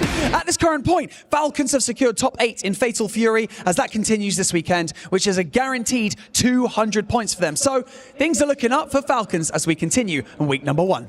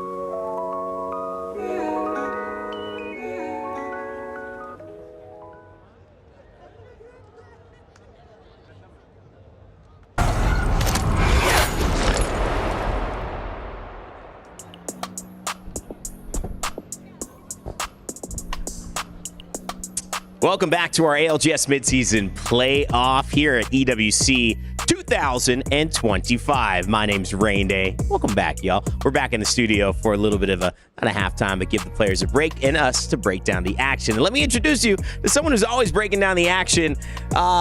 Man, this guy. Have you lost your voice this time? Today, no. Okay. Welcome, Privacy, the data analyst for Team Falcons. Very, very animated in our green room, already arguing with Jayhawk for, I kid you not, 5 minutes a row, as loud as he could. Snipe down, and of course, Lauren joining us again, Glitter Explosion. Privacy, give me another chat in there. Make sure your mic is on. Can we hear you? It's a little low. I can hear you, but it's a little bit low. We might turn you up in there as well. We'll come to you in just a second because we have a couple of questions. Snipe, obviously these last 3 games giving us a bit of the turn in a way. 100 Thieves starting to bounce back again, which is huge. Second place after that 5th. And then, turning it into a story where, yeah, this looks like one more big game. They're legitimately going to be able to qualify here. You can see it here. 60 points already. And then Virtus.pro, a big win by Zach Mazer right behind to put him in 3rd. Yeah, I think VP has honestly been trailing behind the leaderboard a little bit, so this is going to be a huge momentum boost for them. And with the 100 Thieves, I don't think anyone could have expected this coming into it. It's almost one of those things where it's like, do we want to get all our points out of the way early to give Phony some cushion and maybe get him out of here after game 7? They're at that point right now where they have enough points. They would have qualified in the last lobby already. So I'm curious if that's something that they've talked about or if Phony's just going to keep rolling with the momentum. But I mean, this is quite the storyline. Privacy, how do you feel about this 100 Thieves story? Pretty amazing? It's amazing, and I'm actually very happy for Phony and the performance he's doing. I can't really imagine the pain he's under now, but he's still doing his best with the results, and he's doing very good, and I'm happy for that. We got you back there as well, buddy. I know you're saying you're just proud and can't really imagine all the stress to be playing in that situation. So obviously even players, even though your opponents, admiring the tenacity of Phony to be involved and back in the mix. Lauren, yeah, Virtus.pro surprising. Any other surprises as we head into it? Alliance doing what we expected them to do since the start of the series, but...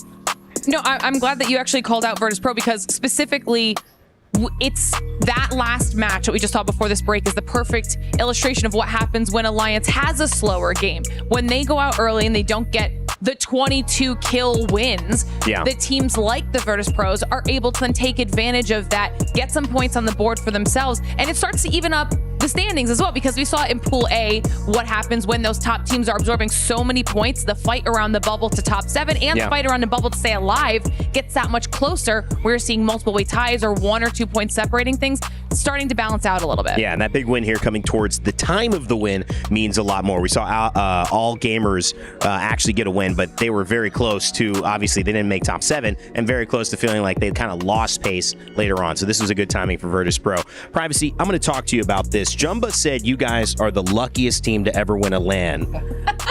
And you can quote him. No, but in reality, how do you guys feel coming off the open? Because a lot of the conversation is Falcons, hometown. You guys have been playing the best coming into this. You also have Alliance, who were basically here in Riyadh last year and won, and they are playing phenomenally. How do you take your chances? What's the mentality from a Falcons perspective coming into this tournament? I mean, this tournament, we are coming to win this tournament. We are not coming for the second place. We don't want to play for that.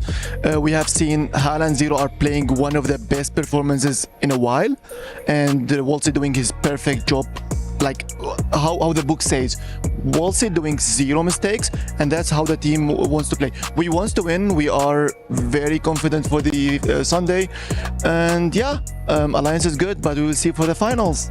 You know, that conversation keeps getting better and better. I'm sure you'll have a lot to say about it as well. Let's start talking about a few fun things we put together. You know, Hugo, our stats guy, you may know him from ALS, and he's been working with us as well to find a couple of these interesting conversations that we haven't had. Yeah, here's a knocked leaderboard, but we didn't tell you that it was the people doing the knocking. These are actually the people who've gotten knocked the most in this tournament. Pita kind of leading the charge there. He had a pretty funny moment the other day, and him and Vayne, you know, they kind of had a conversation. It just felt like couldn't get his point across, or maybe Vayne couldn't get his point across. Pita certainly having the resilience to continue on, and I think about a minute you'll see exactly why he's leading that leaderboard. Also, it talks a little bit about the 30-30 right there. That's one knock for Pita. Maybe this is why NIP felt so dominant there. The confidence. Tries to take it back again. This has all been us, guys. That's 2. And, you know, I think this is also just kind of speaking to the gun meta right now, right? Privacy, I mean, you're looking at what happens when these ranged weapons are involved in extended engagements. I mean, there is a part of it that people wants to get even points, race farming points by getting knocked or whatever. But like the 30-30 being dominating all the time with the 30-30 being dominating all the time with the damage they do.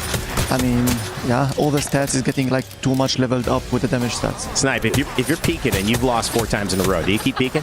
I mean, it seems like Vayne has a personal vendetta at this point, but we actually saw this in a recent game of QQ. I mean, come on, Pita. Just get it down. They're farming the Evo points. I mean, you got to do it. When you're stuck in a building all game and you know zone's coming to you, you got to find a way. I've seen many teams adopt this strategy. I mean, come on, man. Come on. He was happy, like, this is 100 Tell points. me this clip is over. How's he getting revived so fast? That's what I want to know. I mean, you know, what is the teammate reviving him going? I mean, are we really doing this again? Can you just hold? Can you just hold the angle? Yeah. And not peek? My goodness. Pita showing us a little bit of what it looks like to be on top of a leaderboard, even though that leaderboard may not be the one that we were seeking heading into these games. Privacy, would you start running some of the numbers on one of your players if it happened to them? You know, start talking to Falcons and Imperial House saying, you know, we got to talk about your knocks if you saw a clip like that. I would say for sure. I mean, Zero was doing it multiple times in scrims and we were laughing because we wanted some points. We were like bored in the gut spot and we knew the zone is coming to us and we wanted some kind of Evo point. We did this. It's like nice, but we can't do it in a LAN because I will be scared actually getting into the gut spot doing this type of race farming. I mean, the reality is there is some technical analysis there because they are gaining Evo. They're not in a dangerous position, but you never know. And you are risking having a 2v3, not getting that up, and then losing a really good spot in zone when you do it. Privacy, there's so much to pick your brain from, but as well, you are the zone guy. You love working through how these zones are landing. A lot of our pools in terms of how we play tend to have themes of where these zones are pulling, how these teams are navigating. Sometimes it leans in the favor of certain drop spots. How have you felt the zones have been watching here today in Group B, or at least if you haven't watched much today, yesterday and panning out in this tournament? I don't want to be like seeming like a little bit of a hater, but like most of the zones were north side today, except for the Storm Point. We had all north side zones for ED. We did the same for Ward's Edge. I mean, whoever was landing in that side was benefiting so much with those type of zones. Yeah, we know that lately, for example, E District had certain zones repeating over and over. It's happening again, and yeah, I mean, it is sadly at certain points has to have certain pulls, and the team that is in a good POI will be benefiting out of it. Hopefully Sunday will be different. All right, there's the analysis. Something big just happened over here. We're not the only tournament running. They really like what you had to say there as well. Or they maybe just loved your point. Either way, we're in with a bang. Let's send it back to the casters. We're at Game 6, going into Game 7. 4 more to go until we find out who's taking the W in this series.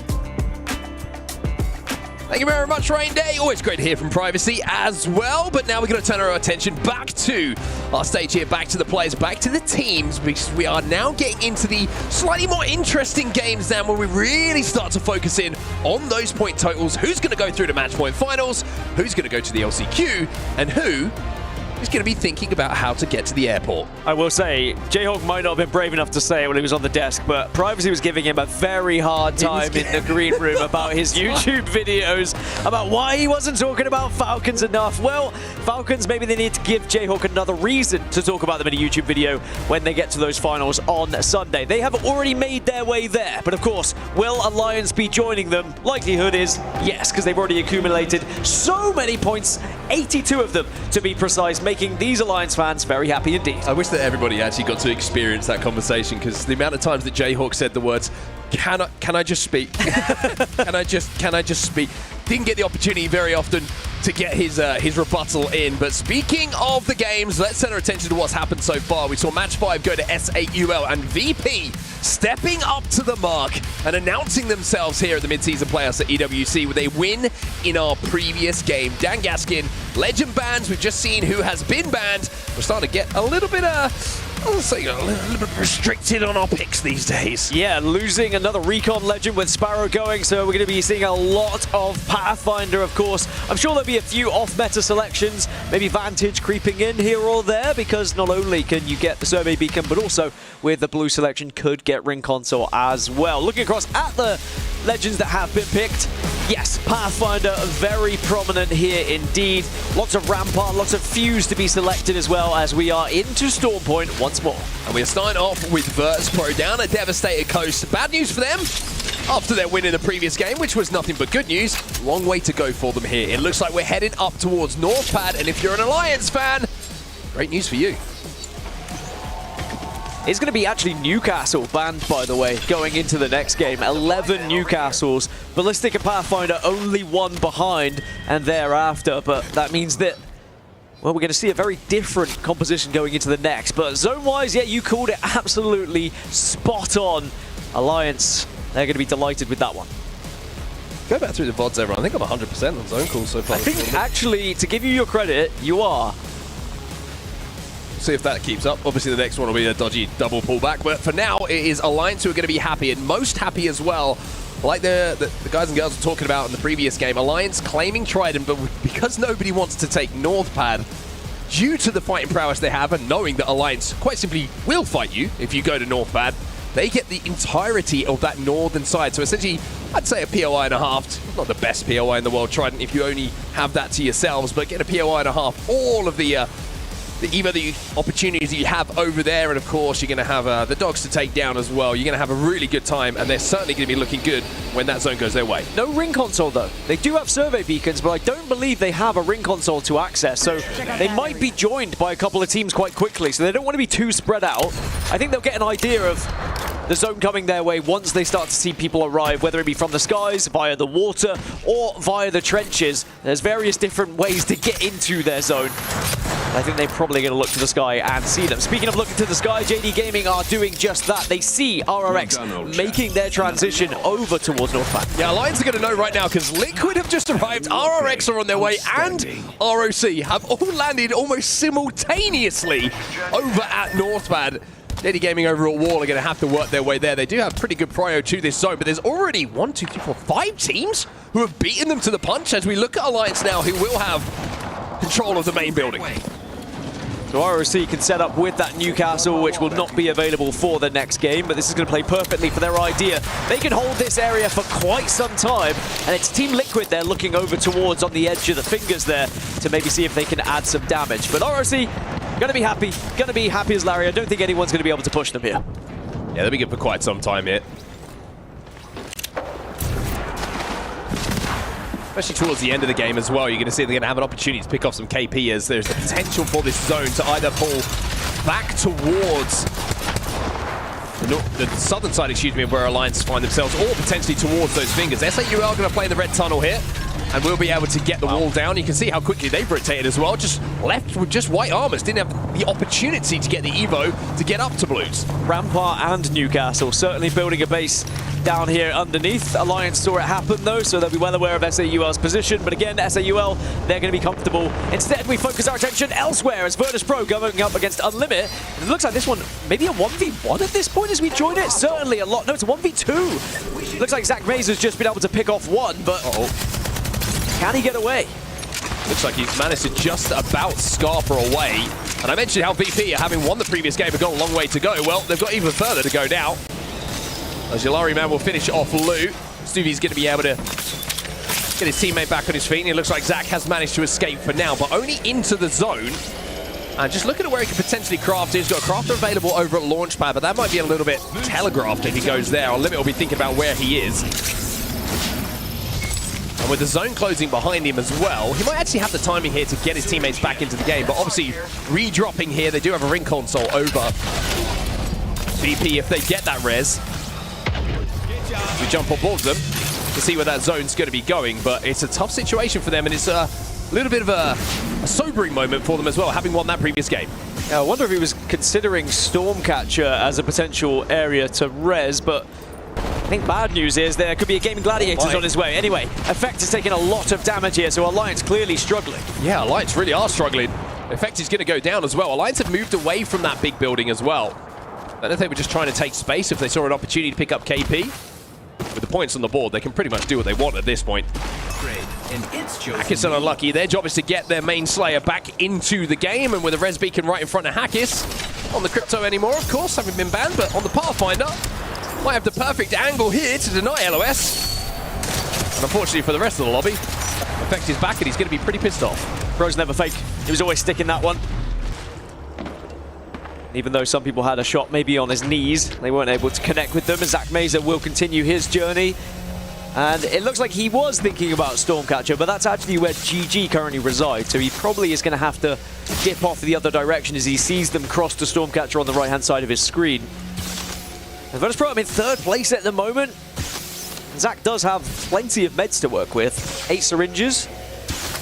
It's okay. It's not the best, but it's enough to work with right now.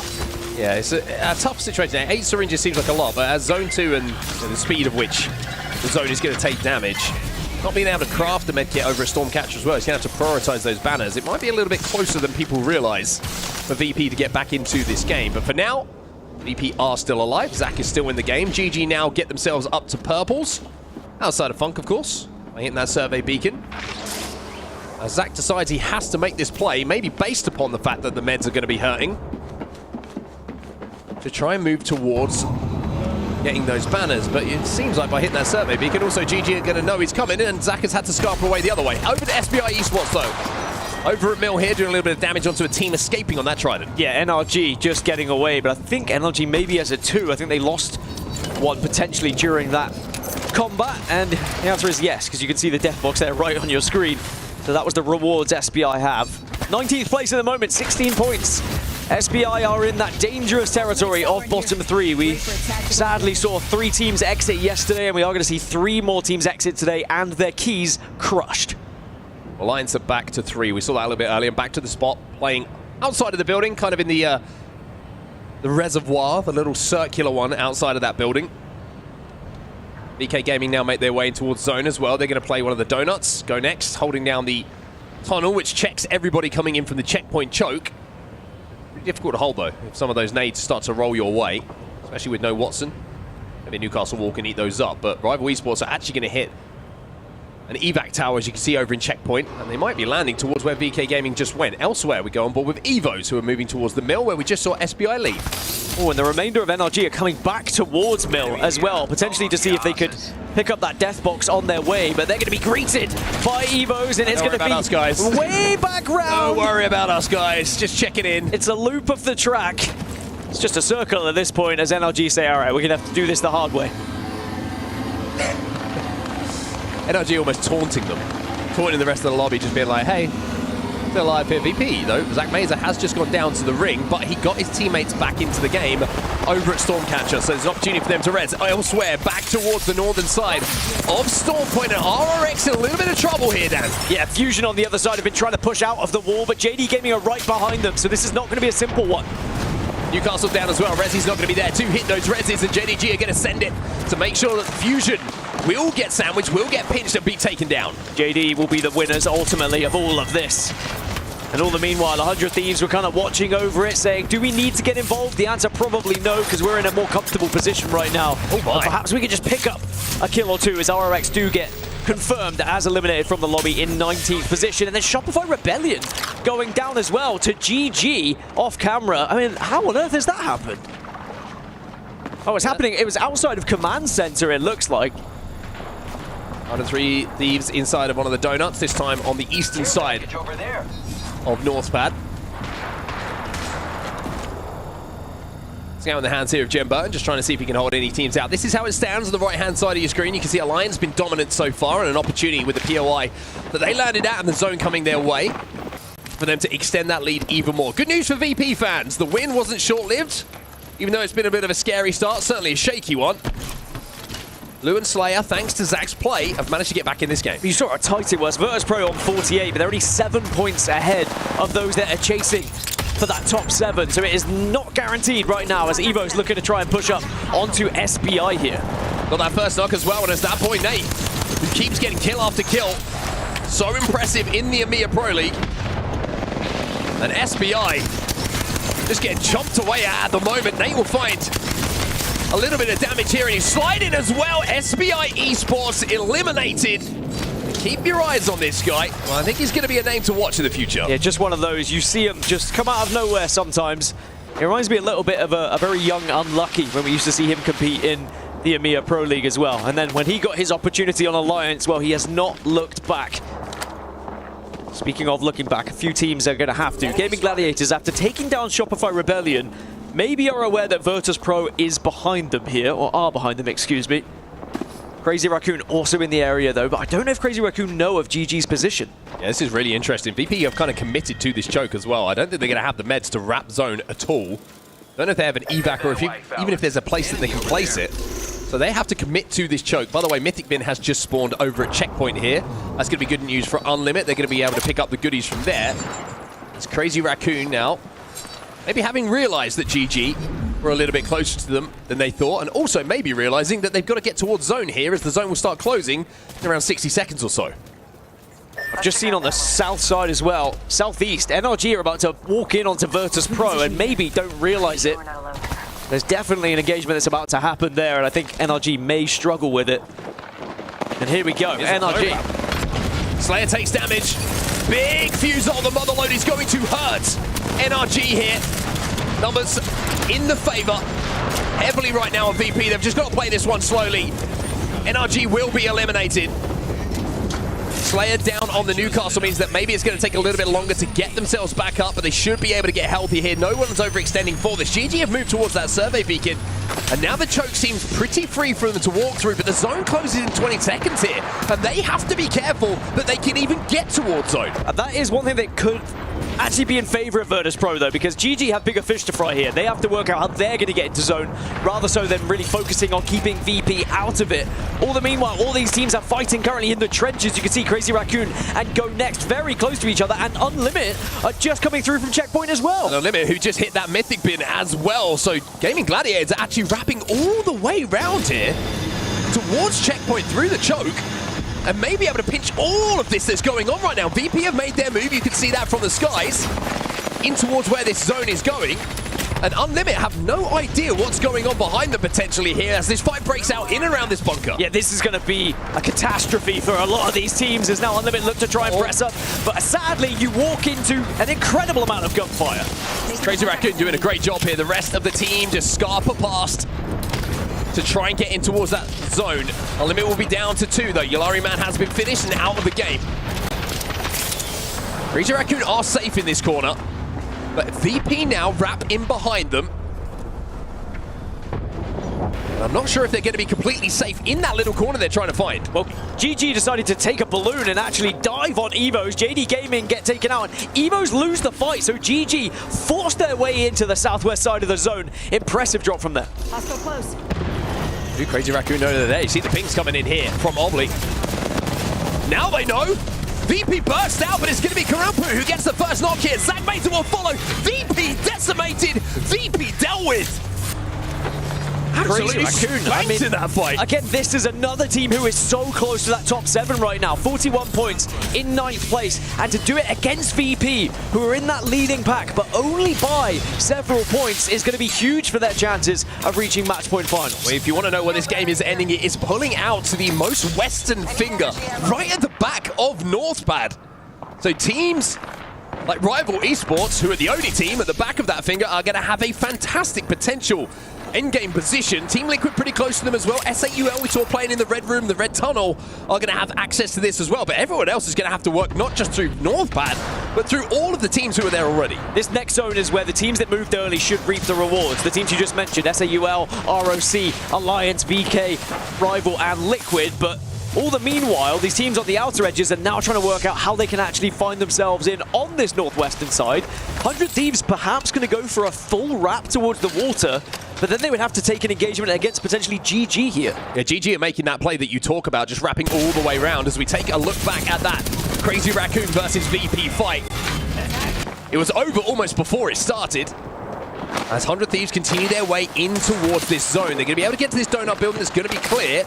But now they jump down into the trenches. They have no idea. The Crazy Raccoon are waiting, crouching, hiding, ratting, and taking them down. And this is going to be a difficult one to come back from. 100 Thieves try and back off, but it is going to invite more pressure for Unlimited to come in and join this one. GG also looking over it. Several teams looking to try and find KP here. Looks like 100 Thieves have at least managed to stay alive, but for how long? The host on the Newcastle, most importantly for 100 Thieves, has managed to stay alive for a few seconds, but the problem is the zone is a problem. He has to use that castle wall just to progress, but that is a beacon for the rest of the lobby to focus in. Sangjoon gets silenced, but Sangjoon will stay alive. Oh, and pick up a couple of KP on his way forward. Unlimited gone. Crazy Raccoon fall as well as Sangjoon becomes the kill leader, but for how long? That was a kill plus a placement point. It guaranteed them 10th. Now ROC positioned themselves here at the top a long time ago. They will have a good vantage point on top of this building where Twisted Minds, Alliance, VK, and GoNext will reside. 100 Thieves have been eliminated. Verhulst will go down, but a couple of extra placement points as that solo kinda might find that this is a lonely game to play on your own as well in the next few moments for GoNext. He will fall as well. 8 squads now remain. That felt a little bit like bullying, I'm going to be completely honest. Everyone was shooting it, kinda. I felt sad just watching that happen as ROC still up on the height.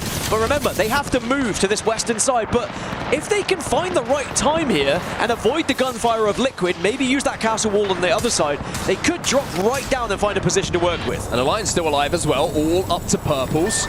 We saw Effect go down early, but Hackett was able to get that early res. Effect is finding out that Rocket's still on this high ground. Great shots coming in from Vaxlon with that 30-30 repeater, but Rival Esports in the meantime just waiting for everything to happen in front of them. But this building is where the action is going to be taking place. 3 teams stacked up upon each other with ROC looking down on them. Yeah, this is going to be mayhem for all of these squads trying to exit. I think ROC are hoping that they can maybe pick things up here whilst also making that decision about how they get into zone. You can see they're slowly walking across their bridge that they have to work with, but it's about where they go. They're well aware of Liquid's position, but also concerned about these teams moving. Well, Alliance are trying to get ahead of the traffic using that energized zipline to leave the building first and try and reset. That's exactly what they've managed to do, but they are taking some damage, and Hackers has to be careful.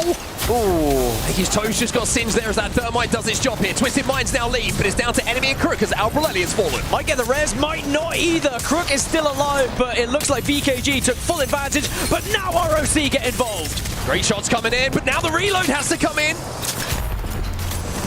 Vaxlon will stay alive long enough. GG now make their cross. Twisted Minds will fall in the meantime. ROC using the mobile shield to walk forward, and now that they're at the edge of zone, the castle wall will go down as well. GG gone. 6 squads remain here. Alliance trying to destroy that castle wall, though. They want to take this fight, but they're well aware Team Liquid are destroying them from the other angle. That's why they're trying to be aggressive here. Got to be careful if they swing, because Vaxlon has taken this high ground position. The rest of the lobby initially wasn't looking, but now they are. Sorcerer drops down. It's a 1v1 between Sorcerer and Unlucky. Can't get the armor swap! And with barely any HP, Alliance survive, and Unlucky wins another 1v1, and he is taking on armors! Unlucky will not die! Finally goes down. Rival Esports, though, had to throw everything at just the one player. Still have a Kraber, but have to try and get a flow back up. And SAUL, maybe not just looking to get to zone, but looking for a kidnap, looking for an opportunity to get a little bit of space in front of them. Team Liquid in the meantime, they've been on that secondary finger for the majority of this game as SAU will fall, and we find ourselves with just 2 teams left. It's a 3v3. They are able to get that res just about. Flows back on his feet. So now, Team Liquid have not pressed up on that because they had so much to work with on their side. So there will be a moment of respite here. Both teams to analyze the situation, take your position, try and find angles, and think about these ultimates. Nizel does not have an ultimate available to him. That's going to be important here. Player to watch here, I think, is going to be GoGabs. GoGabs is the angle that I don't think Team Liquid are aware of. You can see him at the top left side of your screen here. He knows where 2 players. He's waiting for the help to come in so they can angle out these 2 players. Jaguares has to cross to his teammates, but the shots with the 30-30 from Jaguares, but then the Kraber shots come in. Team Liquid, 2 players alive. Oh my god, the shots coming in from the R9. It's a 1v2. It's a 1v3, excuse me, and Rival Esports will close it out. The Kraber and the R9 sprays immaculate from Rival Esports. I mean, that Kraber shot was a savior. After seeing one of their players fall initially, Team Liquid doing the job on the cross, but Rivals, I mean, that game should have been theirs. I would have been concerned if they hadn't have won it, considering how much space they had throughout the entirety of that final circle. They almost overextended at one point, but they did pick up more kills, and in the end, they're the winners, so they're going to be delighted, and it puts them up into the top 3 right now. Creates a small gap, and after 7, Rivals, they are currently going to match point finals. That's the kind of game you hope you can have late on in a series. Just the one that takes a little bit of pressure off your shoulders and turns your attention to looking forward to qualifying for match point finals instead of any of the negative thoughts that you might have if you had a dud at this point in the series. They put 8 KP on the board alongside the 12 placement points. Rival Esports take 20 points away from your match number 7. 20 points is huge for their chances. Team Liquid also putting 12 on the board. No kill points, but 7 is going to be a nice consistent number for them. And still, Alliance putting another 12. And it is important to keep tracking the points that Alliance get because they're now on 94. And remember, if they win this lobby, they are chasing the total of 117 if they are going to get first in that POI draft for match point finals. Of course, TSM, the team who hold that at the moment from Group A that played yesterday. And we'll have to see if that is going to be a point total they can defend or if Alliance will steal that away. And of course, that first seed in the POI draft. We're taking a look at Rival Esports, though. That's the story right now. And you have to say, Dan, when you're looking outside of that match 1, it's been pretty darn consistent from this lineup. Yeah, very consistent indeed. And I think they'll be happy to finally turn something into a victory for this reason, because when you look at how close it is for that top 7, just to create that little bit of a gap gives you that buffer going into the next 3 matches. Otherwise, you don't really want to be in the chasing pack, but you also want to give yourself a little bit of leeway in case you have a dud game. But when it comes to 7th and 8th, it is directly tied right now between GG and ROC. I've got to say, keep your eyes on Shopify Rebellion as well, because it's been a little bit of a quiet day for them. The KP, not where they usually are. Usually one of the heaviest slaying teams. The placement points certainly not where they normally are. So an opportunity for them in these next games to maybe just make that look a little bit more Shopify Rebellion-like when it comes to that points total. Of course, was getting very scary at the bottom of the leaderboard as well in those elimination spots. Only 3 more matches now to try and save your tournament. Otherwise, you might be going home today and you might be getting your key crushed, which is not where you want to be. Where you do want to be, though, is sticking around on this stream because we've got match 8 coming your way right after this short break.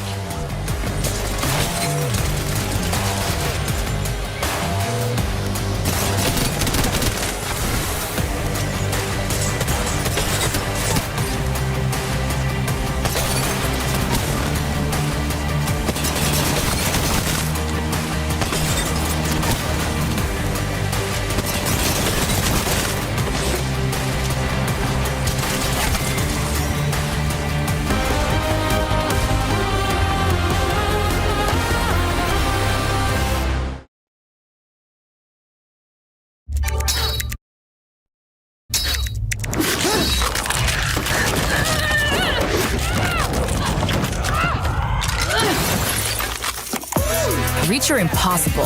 Lenovo Legion.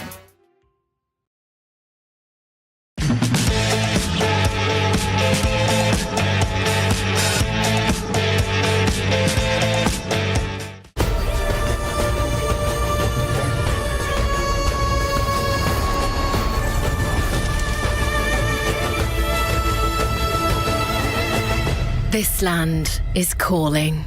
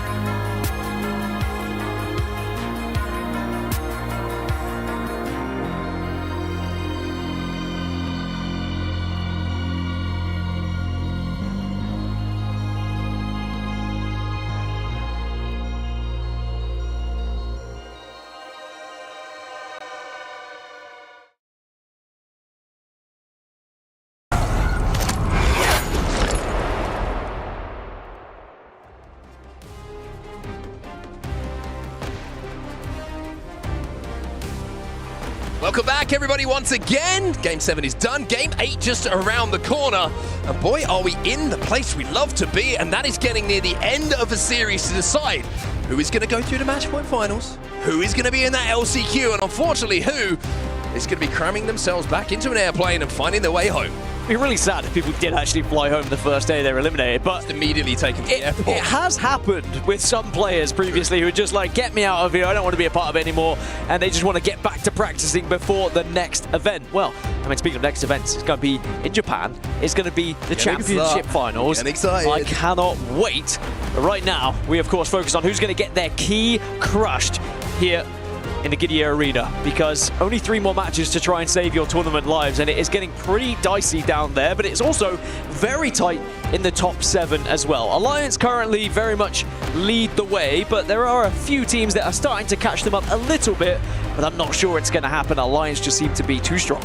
They certainly do indeed, but one team that was very strong in that previous game was, of course, Rivals Esports, and let's take a look, and you know, if you want to listen to how it feels to win a game in a tournament like this, well, we've got you covered. Check this out. ตีท้ายอยู่มาร์คแดงกูมันอยู่มาร์คแดงกูมันอยู่ซ้ายตัวหนึ่งอยู่ซ้ายตัวหนึ่งอยู่มาร์คแดงนั้นตัวหนึ่งนะฝั่งซ้ายต้องวิ่งอ่ะผมเซลอยู่ขวานู้นตัวหนึ่งมันปาไฟใส่กูมันเดินไล่พี่ปะไม่แน่ใจขวาใกล้ตัวหนึ่งพยายามดูขวาอยู่มึงมีเคเบิลอ่ะกูล็อกซ้ายอยู่มึงเอาเคเบิลเปิดมันได้ปะกูล็อกซ้ายอยู่อ่ะตัวซ้ายต้องวิ่งอ่ะมันวิ่งไปแล้วเหรอไม่ชัวร์มึงมีอันตีป่ะมีอันตีไว้ตรงนี้ป่ะมึงอันตีตรงในวงได้ป่ะเนี่ยกูกินที่ซ้ายไม่อยู่นะฝั่งซ้ายไม่เห็นแล้วกูพลิก100ไปติขวากูถอดตัวขวาวิ่งลงไปซ้ายไม่ทันซ้าย150ถูกแล้วป่ะดึงดันมาพาสุดท้ายฟังมาโซ่ตรงนั้นดึงซ้าย100เลื่อนแล้วสวยทนใช่เว้ยมีขวาเดินมาพอดีพี่ผมเลยยิงขวาอยู่เมื่อกี้ขวาเดินมา2 ตัวเลยเมื่อกี้เฮียเคเบิลคนเอาชี้ใหญ่ตีเปล่าจัดไอ้สัตว์ The duality of emotion you can hear in that. When the first knock goes in, it's like, oh, how did you do? Why did you? And then it's like, oh, don't worry, we won the game. Everything's good. Nice. Good job, everyone. One of those conversations that the tone of it can change very quickly depending on if you win that fight or if you lose it. What was he sniffing? That's what I want to know. Does it smell nice? It looked like something apple scented. I'll have to ask him a little bit later. But yeah, I mean, as long as the Newcastle doesn't go down in that fight, I think you're going to be really happy as we see how we've got here so far. 5 matches were concluded earlier as we were looking at World's Edge and E-District. We saw Alliance take 2 of them, 100 Thieves, VKG and SAUL taking the first 5. Before we moved over to Stormpoint, VP taking the first, and as we just saw, Rivals taking match number 7. We do have 1 more on Stormpoint though, and of course we lose 1 more legend as our first support goes out the window. That support is out of the window. Like you say, Newcastle will not be a part of Stormpoint in this match number 8, and this will be the final game on Stormpoint before we head to Broken Moon. Now, if you checked out the games yesterday, and if you didn't, shame on you, but thank you for joining us right now. You'll know that Broken Moon certainly was entertaining when it came to those final 2 games, especially with everything that was on the line, qualification, and of course, the jeopardy of potential elimination. So make sure that you're staying tuned for those final 2 games. But before we get there, of course, Dan, we have to go back to Stormpoint. Entertaining, but albeit chaotic on Broken Moon, that's for sure.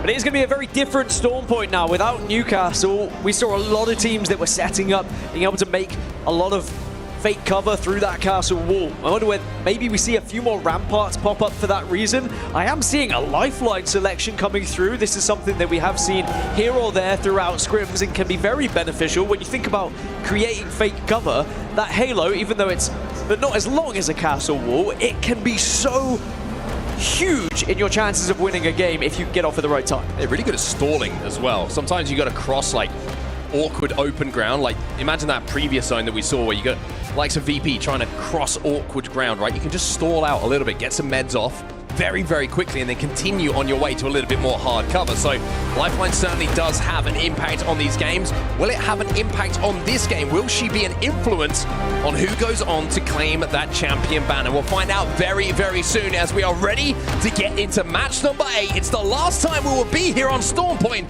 before we go over to Broken Moon. And I will say, there's no doubt on which legend's going to be banned in this one. 18 ballistics being selected, so expect to see a lot of Devos, Rampages coming into the equation here, and maybe a few fights being had in the early stages as people try and really capitalize on his ultimate. I thought you were going to say 18 octanes, and then I wouldn't have believed you. One day, maybe there'll be a match point finals that goes to 17 and Octane starts to become picked.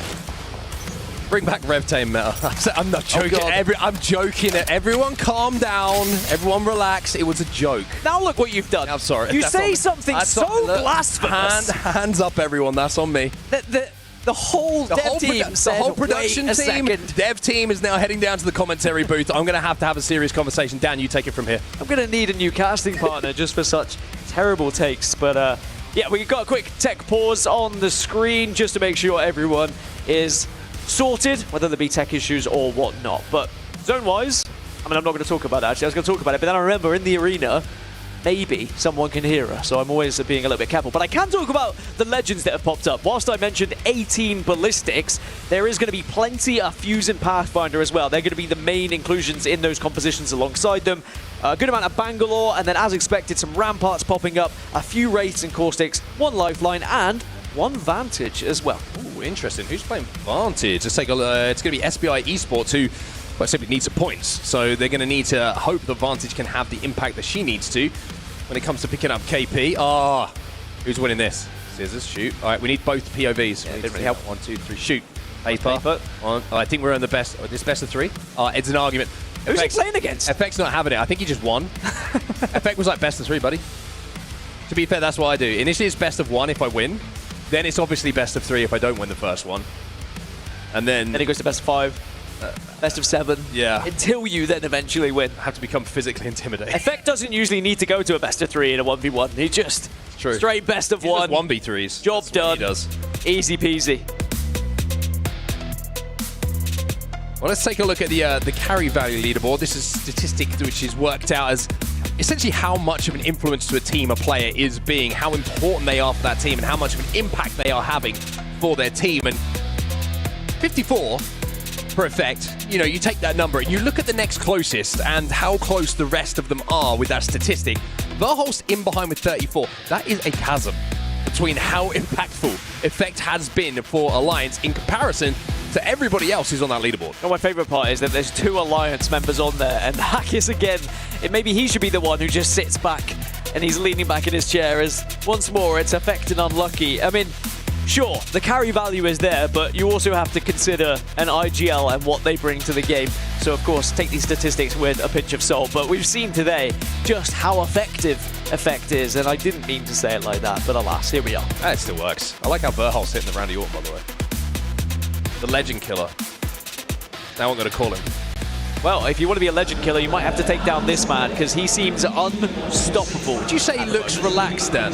I'd say so. I think he looks pretty relaxed. I mean, I'd be pretty relaxed if I was on 94 points going into match 8 as well, because they've not only already secured their spot in the LCQ, they've already secured their spot in match point finals. You know a fun fact about Unlucky? I would like to know a fun fact about Unlucky. He doesn't actually use hand warmers. That's actually a tea bag. He's rubbing it in his hands. That's also something I just made up. If you just... I was really hoping you were going to give me some Unlucky lore that was going to keep me going, but instead... Special blend of herbs that he rubs on his hands to things up again. Make him one of the best players in the world. I do enjoy it when players suddenly notice the camera that's been right in their face for the last 30 seconds as well, and they just feel a little bit uncomfortable, so they have to wave at it. Unless you're Effect, who is just more than happy to to lean back in sleep. One team who has been very, very good today, understandably, as we were taking a quick look at them, has been Alliance. And we're going to take a little look at some of the highlights for today, and some of them certainly coming from the POV of that man Unlucky on your screen. Dan, they have been quite simply superb at times today. Unbelievable, actually. I think we come to expect it from them, so I don't think we give them enough credit for how they are performing, because if this was a team that we don't usually see performing this well, suddenly doing what they're doing, we would be gassing them up even more so. But it almost seems like we don't need to gas Alliance up because they do it themselves. Tournament in, tournament out. They are the most consistent team in the league, without a doubt, because they've come top 3 over the last 4 lands, excuse me, which just betters Falcons, who have come top 2 of the last 3. And they just seem to know that recipe, know that formula. But remember when we were speaking about Alliance saying, oh, they're a group stage team, because they used to do this in group stages back in the day, but then they would struggle in those finals. Now that is not the case. Now they still get those numbers up in finals. Let me throw you this one at you, though. Something to remind everybody as well. The one thing that eludes Alliance is the ALGS win on LAN. Haven't managed to secure that. Yes, of course, they were champions here at EWC last year, but now that this is an ALGS event, part of the Apex Legends Global Series, this is the one that they want, I think, just to prove to everybody that the second place, third place curse may not be a thing. If they can take it home here, I think that's the one thing missing that Alliance want to add to that trophy cabinet. And also, can they get it done in fewer games? Because if you think back to EWC, 13 matches it took them. I remember. Oh, we remember. We were already packing our bags after match 11, thinking there's no way we come back for 13. I was on life support at the end. And alas, Mark was resuscitated. We were brought back into the casting booth at 13 matches. But if they want to be this dominant force and to be respected as the best team in the world, they need to get it done in less than 13, in my opinion. Anyway, that's still a long way to go before we get to match point finals, and we are back underway here in match 8. We are indeed. Match 8. 2 to come after this one. That is where the zone is going. Looks like a mill zone. Maybe we might have one of those funky pulls up to the southern side of checkpoint, but for me and my money, and for anyone who's watching, I think that's going mill, Dan. I want to keep my 100% record. Please go mill. Well, Liquid have a ring console up towards down B, so they're going to be able to move fast, so we'll get a good indication of where they transition to. And of course, S8UL have one at the mill to work with as well, but they do have Fuse and Pathfinder, so they need to get to blue before they can start to use said ring console. So they're probably going to be spreading out, looking to try and find ways to get those Evos. Of course, on the right-hand side there, you saw as well that EWC trophy. Winner of this tournament will get the opportunity to put their key in that trophy and call themselves champions. As we take a little look at the top of Command Center, and Twisted Minds down in 14th at the moment, which I think is a little bit lax for them. Expectations certainly picked up for this team after the ALGS Open back in New Orleans. Yeah, there's a high skill ceiling for this team, for sure, but they just haven't really been able to get going today, and they are in a dangerous area. 25 points in 14th. There is no guarantee that they're already in the LCQ. They still need to put points on the board here, otherwise they may find themselves down in those bottom 3 and could even be eliminated early. GoNext, one of those teams as well, down in the bottom 3, 19th place for them at the moment, just a 16 points on the board. It's been a very quiet day for these 3 gentlemen from EMEA. But still games to go, 3 of them including this one.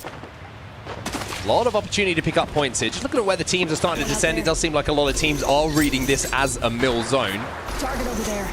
Also a pretty difficult one to get into late here. It wouldn't surprise me if we see a lot of traffic arriving and building up at Cito Station.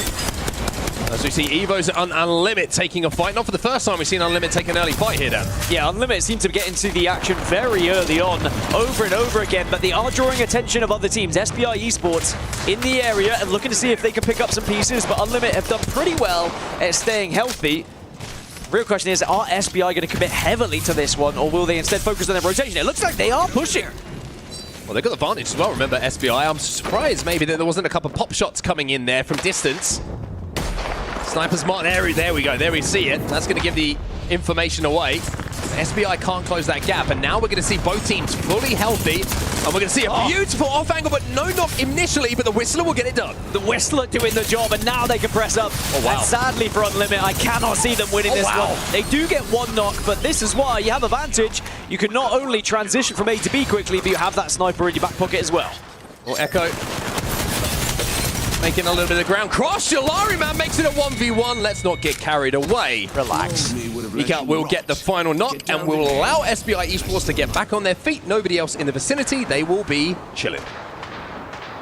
Wow, some extra points for SBI. And they're going to be delighted with that. You said they needed points, and an 18th position at the moment, a team fight going in their favor is going to do wonders for them. Now, another team that needs points, RRX. They might be able to sit here for a little while before they have to get pushed by potentially JD Gaming. 100 Thieves look like they've just left them alone. They don't fancy taking that fight against them, and why would they? It's a pretty pointless one to take.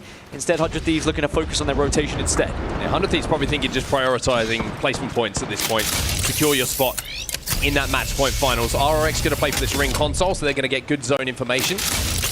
Eventually, when Rohai manages to stick this thing, got a little bit early that time around.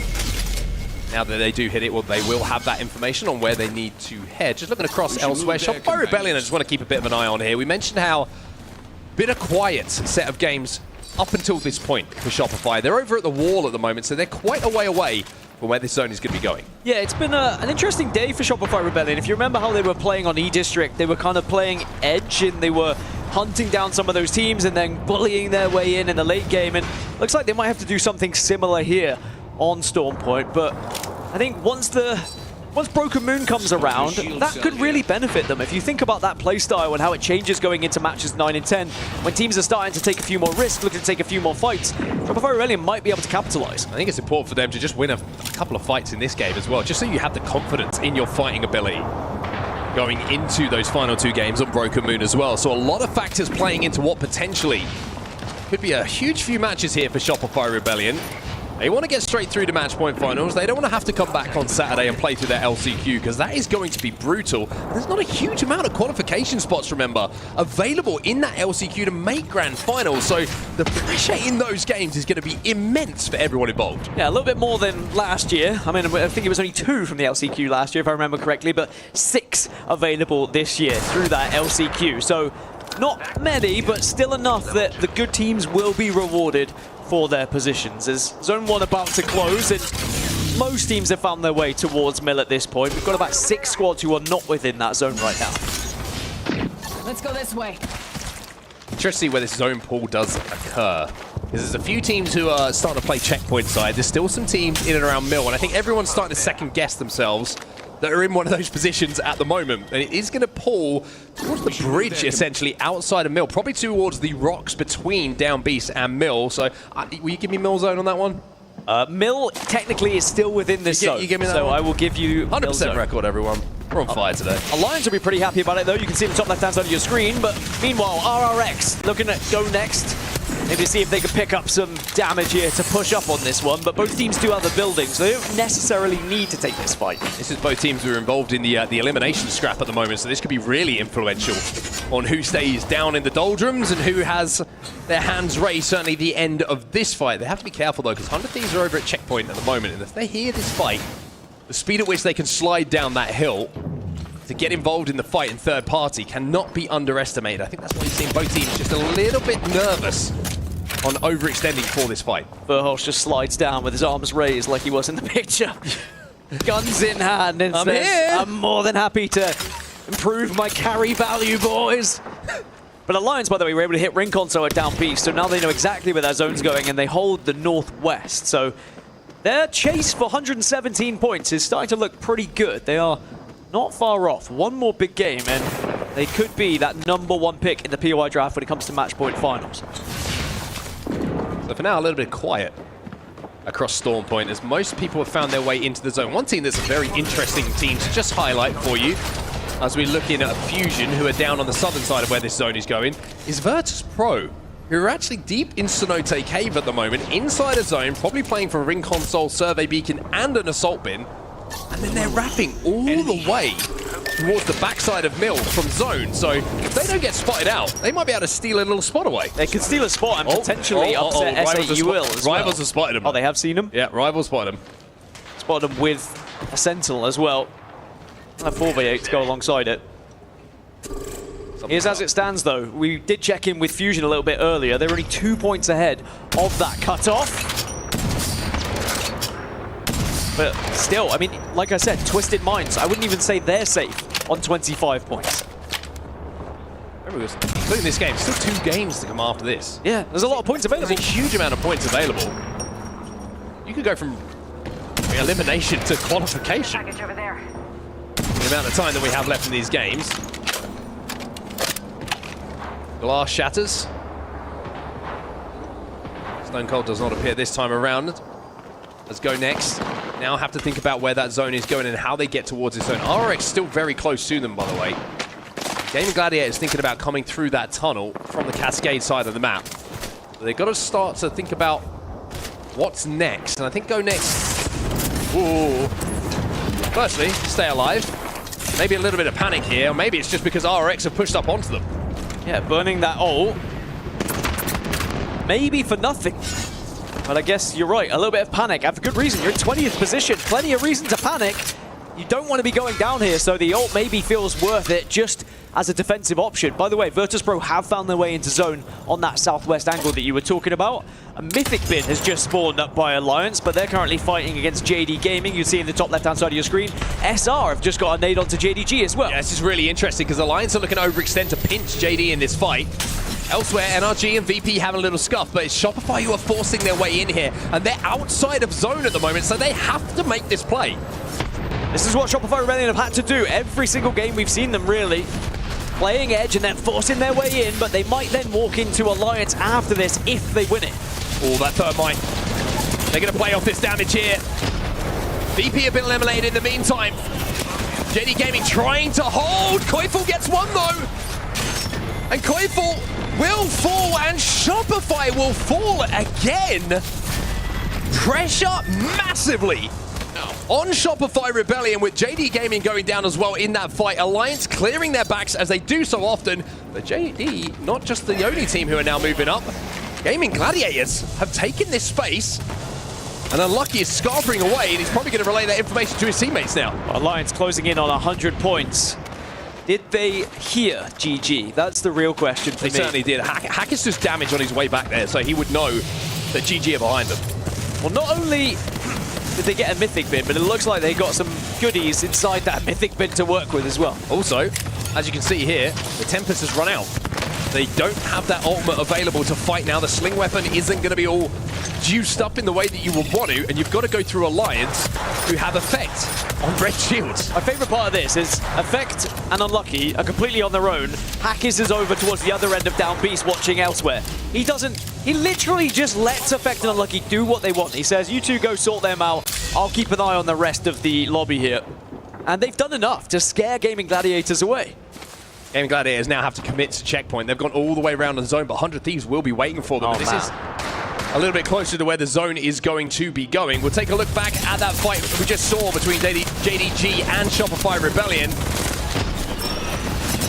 Koifel managed to get one, but you saw it was just damage coming in from so many different angles. It was tough for him to really clutch that situation. Twisted Minds have been eliminated as well, and they are going to start looking over their shoulders as we head towards Broken Moon. Crazy Raccoon have just had 2 knocks as well, thanks to the charge rifle on the side of RRX. Fusion, though, on the southern side is going to be chased by SBI as GG are now walking into 100 Thieves. From first place team to second place team that you're walking in, they can't really catch a break, GG. 100 Thieves might actually be the problem here. As you can see, that they're in a bit of a pinch.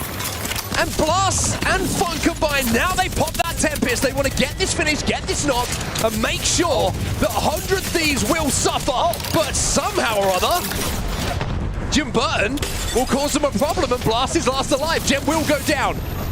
But it's SPI elsewhere who are getting kills themselves. Now, can Gaming Gladiators reset here? The charge rifle is raining down from RRX, though. Yeah, RRX are just doing damage from up in the hill. Even Alliance have sent one member to get involved in this as well. Everyone sees this as potential KP. Blast will still be alive, using all the meds just to try and stick behind this tree right now. 100 Thieves have been eliminated. That will be them gone. GG gone as well. Alliance collect yet more KP. And this man's wallet is getting extremely full of kill points as well. Effect almost added another one there. It's bulging in his trousers down. The wallet. Thanks for the clarification, as Alliance will hold the northern side. Stop it, chat. NRG Stop it, chat. will have the western side. I'm just going to move on for you, as RRX now, after taking that position, can control the entire eastern side, but they have to go through the choke. But Alliance are sending a member to kind of watch over them, so it's not going to be an easy push-up. But are Alliance trying to hold too many teams? Anyway, elsewhere, S8UL against Rivals right now. And S8UL, who dropped over at Mill, have been here for the majority of this game. Legacy and Jesco, the controller boys, doing the work here for them. They get 2. 25 seconds left on this Tempest as well. One more player is going to fall from the skies as ROC will be eliminated in the meantime. Aren't quite connecting their way they would have wanted in that little strafe as the player fell down from the clouds, but will quite happily collect the KP that they have. Crazy Raccoon just been eliminated as well. A solo player from Rival Esports surviving and gaining maybe a couple of placement points just from avoiding that gunfire. I'm not sure he really did anything in the air.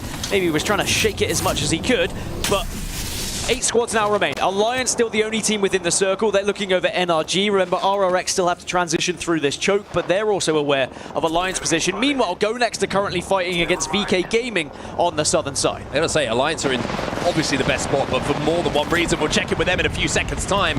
Let's GoNext, who have struggled so far in this series, but now are in 17th and a couple of KP and placement points here, and they can move out of those elimination spots. VK Gaming trying to escape via grapple and zipline. GoNext will be able to reset here. Still that one member of Rival Esports, by the way. Still surviving as GoNext in 16th position, so they're still just outside of the elimination spots as well. VKG just crouching behind the last remaining knockdown shield and maybe going unnoticed. No, Team Liquid have not have spotted them here. Team Liquid have noticed them, like you say, but there's so many teams trying to move in, they might be able to just sneak out a few seconds they need for this res. S8UL will be eliminated over NRG. Flyer Henchman, he gets the armor swap, but I don't think it will be enough, but maybe it will for Kinder to move in here. The celebrations you can see behind them from GoNext, as Kinder and Atenum get the points they need to move them up to 14th spot out of the elimination spots as it stands. This could be a game we look back at for GoNext. They're keeping their tournament hopes alive. Team Liquid, though, will be the winners of that big fight happening on that side. Only VK. 2 of them. Only 2 of them. The same can be said for VK. Only 2 of them as well. So it's really going to be between RRX and Alliance here to win this game. He's all putting pressure onto them as well, creating enough space on this side of zone to make sure they can get that res off as well. Look at Effect, by the way. Again, just walking up, taking so much space. Looks like Liquid are going to get back to a full 3. Yeah, Jaguar is coming from the skies here.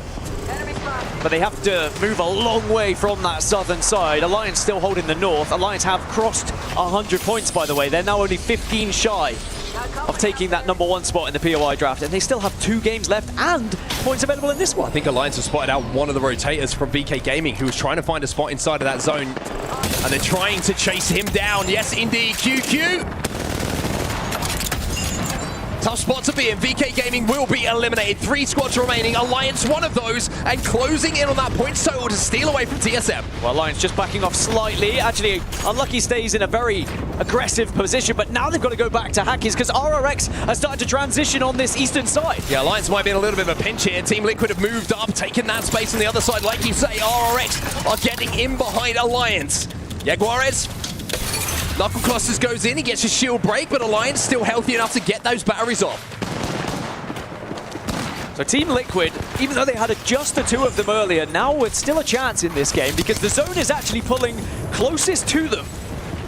On this cannon here, they can hold this for quite some time and force the others to push towards them. Will not have that Tempest, and nor will RRX, as it's going to expire in the next 5 seconds or so on both sides. What ultimates are available, what abilities are available for Alliance to get out of this position. RRX up into 15th spot now, outside of the elimination spots as well. RRX do have a core stick. Potential for some gassy endings here for the other teams, but it's an identical composition on the side of Alliance and Team Liquid, both having the fuse, and there is the first motherload that's blown. Alliance getting focused on, but still surviving. How many ults have we seen go the way of Alliance? How many grenades, Knuckle Clusters all firing in at them? They are trapped. They don't really have a choice here but to jump over. They don't really have much of an option outside of a zip line to get into any space. Alliance stuck in a corner in more than one way. I mean, this game is far more important for the likes of RRX and Liquid than it is for Alliance. But they go up, they go over, and they find a rock. The evac movement, and now they're sending it on to Liquid. Liquid's some good damage though, but the Thermite's going to go down, but dealing with effect can be important. Unlucky. We'll make those numbers a little bit more comfortable, but it's an easy cleanup as RRX will swoop in behind the fight between Alliance and Team Liquid and will call themselves Game 8 champions. Alliance picked up second place there, I believe. RRX will take first. They get some much needed points to send them up to 14th, but Alliance will get another huge game to send their points total up, and they are going to be so close to taking that position away from TSM. First place in that POI draft. Now they're only going to be 8 points short of it. But RRX, they're up to 36 points. That sets a bit of a gap between themselves and the bottom three. Yeah, interesting game, that one, because it sets it up beautifully for these last 2 games on Broken Moon. How many teams do we see down in those elimination spots going into that game, find enough points to elevate themselves out of it, to give themselves the opportunity to go into that LCQ? Very, very interesting to keep your eyes and your ears on those elimination spots and how frequently in-game, as it stands, those places are going to swap around. Yeah, interestingly now, the bottom 3 teams, EVOS, SBI Esports, and Fusion, are currently in the danger zone, and they have to now try and do what they've just seen teams do in this match 8 by getting points on the board and taking themselves out of, oh my god, can't say anything, of the elimination zone. But RRX get 19 points, Alliance with 15, Liquid with 12, and GoNext, I mean, 15 points on the board. That is a massive performance from them, and as I said, could be the difference maker. Yeah, they just need to find a little bit of consistency in these next couple of games, and GoNext may be able to resurrect themselves from thinking about elimination to coming back and playing tomorrow in that LCQ. We'll take a look at the team breakdown though of our winners, RRX, as they move up into 14th in the overalls after that first place match placement. Yeah, that's going to be them looking back at this one saying, all right, now we've got ahead of the chasing pack. We just need to be consistent going into 9 and 10. We don't need to do anything crazy if LCQ is all we're thinking about. If they want to get further, if they want to get to match point finals, they need another win, realistically, if they want to get into that top 7. And Roihai doing it all with his eyes closed. Very important stuff. Imagine how good he's going to be when he opens it. That's what I say. Terrifying. Wake the man up. Game Gladiators currently hold the 7th position on 50 points, but ROC, Crazy Raccoon, NRG, JD Gaming, Liquid, all in touching distance, and ShopifyRebellion not far behind either. It is also very nervy when you look down at that bottom 3. Yeah, bottom 3 is very, very close. I mean, you look at Fusion on 22, it's only 25 for Unlimited, so it's not like there's a chasm they have to cross to find themselves playing tomorrow in that LCQ. It is very much, to use a wonderful cliche that we love to use, all to play for as we head towards Broken Moon. Yeah, Broken Moon is going to be an exciting one to watch. You're not going to want to miss it at all, because we still need to find out who's going to make match point finals and who is going to be going home. Don't go anywhere. We'll be right back after this.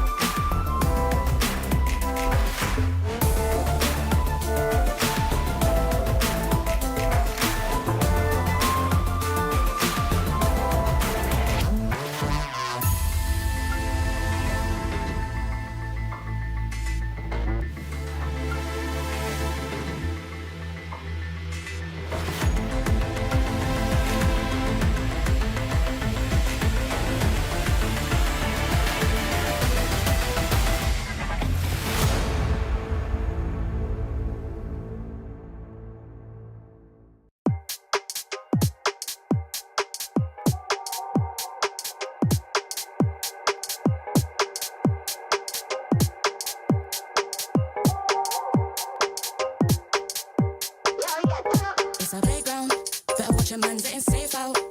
Thieves don't play game like snakes and ladder. My ex-base, come on, new one's better. It's a playground, better watch your mans getting safe out.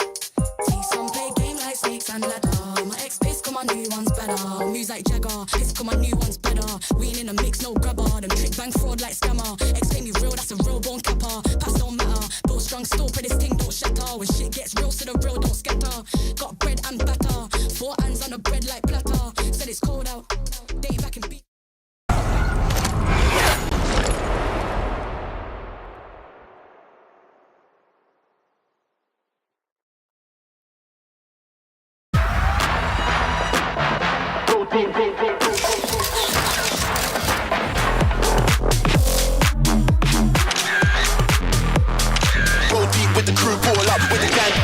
Oh, dude.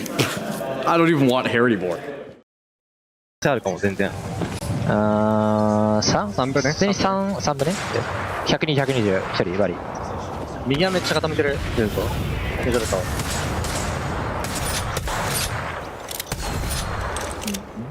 かな。あ、俺ゆっくり前使えるねこれ。右弾いて。右弾いて、マジゆっくり前使えるよこれマジで。1個ずつ前だな。マジ右に俺も使ってよずっと。俺。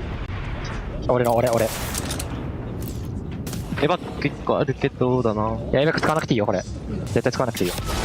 敵がバリウルドで俺らの方を突っしてくるかもこれ。いや敵側じゃね。いやちょ右が取るよ一緒に。右が取って俺も出るよ。ナイク左のサイド。待ってこの裏サイド。俺が次使ったこのサイドよ。オッケー。プッシュして。巻いて。全員ゼロ。ナイス。レッツゴー。ナイス。でかすぎ。ナイス。ごめんなさい。ナイス。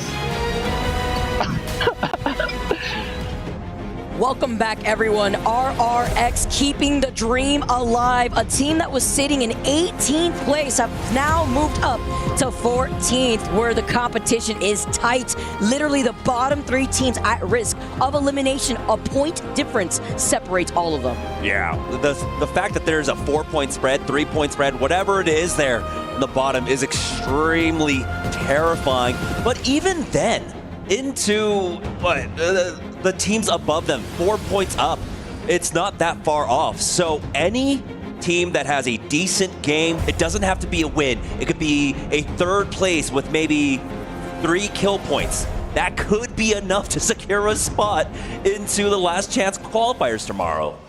And guys, don't forget, while you're here tuning in to collect your Twitch drops, today is Friday. Make sure you guys hit claim on that Crimson Crasher raid and tune in for the next 2 days if you guys already missed out on that Nemesis skin. Saturday, we got that cool out of retirement Nessie holo spray, as well as Sunday. My favorite thing here for these drops is that script rider emblem to collect here. When we take a look at the map rotation, we're moving on to our final map of today's 10-game series for Pool B, moving on to Broken Moon. Yeah, and that's with the Ballistic Band heading into match number 9 as well. So a lot of the aggression that we saw there on the final map of Storm Point will not quite exist. Now this leaves things open for, of course, the Bangalore, which we saw a little bit more there at the tail end of Storm Point, but I feel like Mad Maggie might be the pick for a lot of these teams that are looking to get aggressive, to make up some ground, to avoid getting knocked out here in day number 2. But again, it's extremely close there. So it's hard to kind of predict the psychology of our players, the mentality. Do they want to try and play it safe because it's so tightly packed there in the bottom 6, bottom 7 teams? Or are they going to want to get aggressive? That might be something that's held on to for game number 10. So true, right? Because, you have the Pathfinder still available to help cross that distance, Fused here too, but we're moving on to Broken Moon. And when there is a lackluster available pool for legends that help you rotate, it could get pretty tricky here on Broken Moon, man. These chokes are so brutal. So a lot of our teams that know where they stand in these overall standings, the pressure is on. Yeah. The thing is, while we don't have the same kind of movement as other legends provide, we still have that utility, right? The Bangalore throwing down the Rolling Thunder can clear out a path for you along with the smokes to cover some of that. but you've also got the Mad Maggie speed boost when she throws down the wrecking ball. So there are still some options here, but like you had mentioned as well, the big one, it's gonna be the Pathfinder. You would have to imagine he saw a lot of play throughout the day, and he's gonna see a lot more here, as well as nearly a little bit over half the lobby has already picked it going into Broken Moon. Ooh, Pathy, Bangalore tied. 12 picks here for both legends. As we get started here, our first game on Broken Moon. No ballistic. We saw all the ballistic in that previous game, game 8 on Stormpoint here. As we take a look at RRX, the team that felt a lot of that pressure, playing that final zone patiently here just so that way they could feel safe. But are they really safe, Jamerson, when just a few mere points separates themselves and the rest of the lobby who is at risk of elimination? Yeah, 20th is currently Fusion with 22, so that's a 14-point split between them and the bottom of the leaderboard. And we just saw RRX take, what was that? I think like a 19-point game?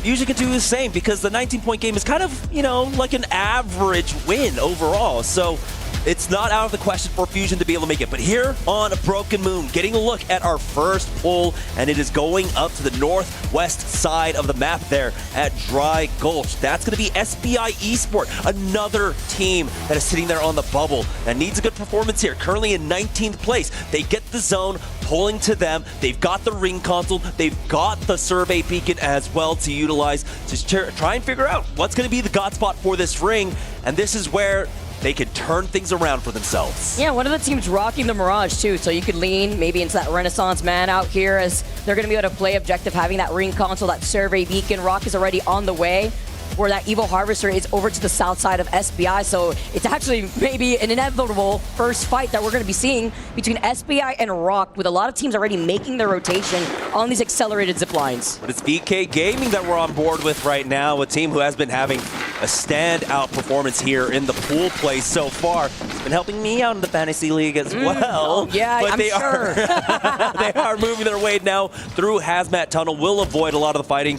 that might come their way. It looks like Twisted Minds are taking plenty of time over at Terraformer to hit up both the scans, and so VK Gaming will have a free rotate through. They do have to still deal with possibly NRG or SBI on their way into this zone, but VK Gaming are on the move.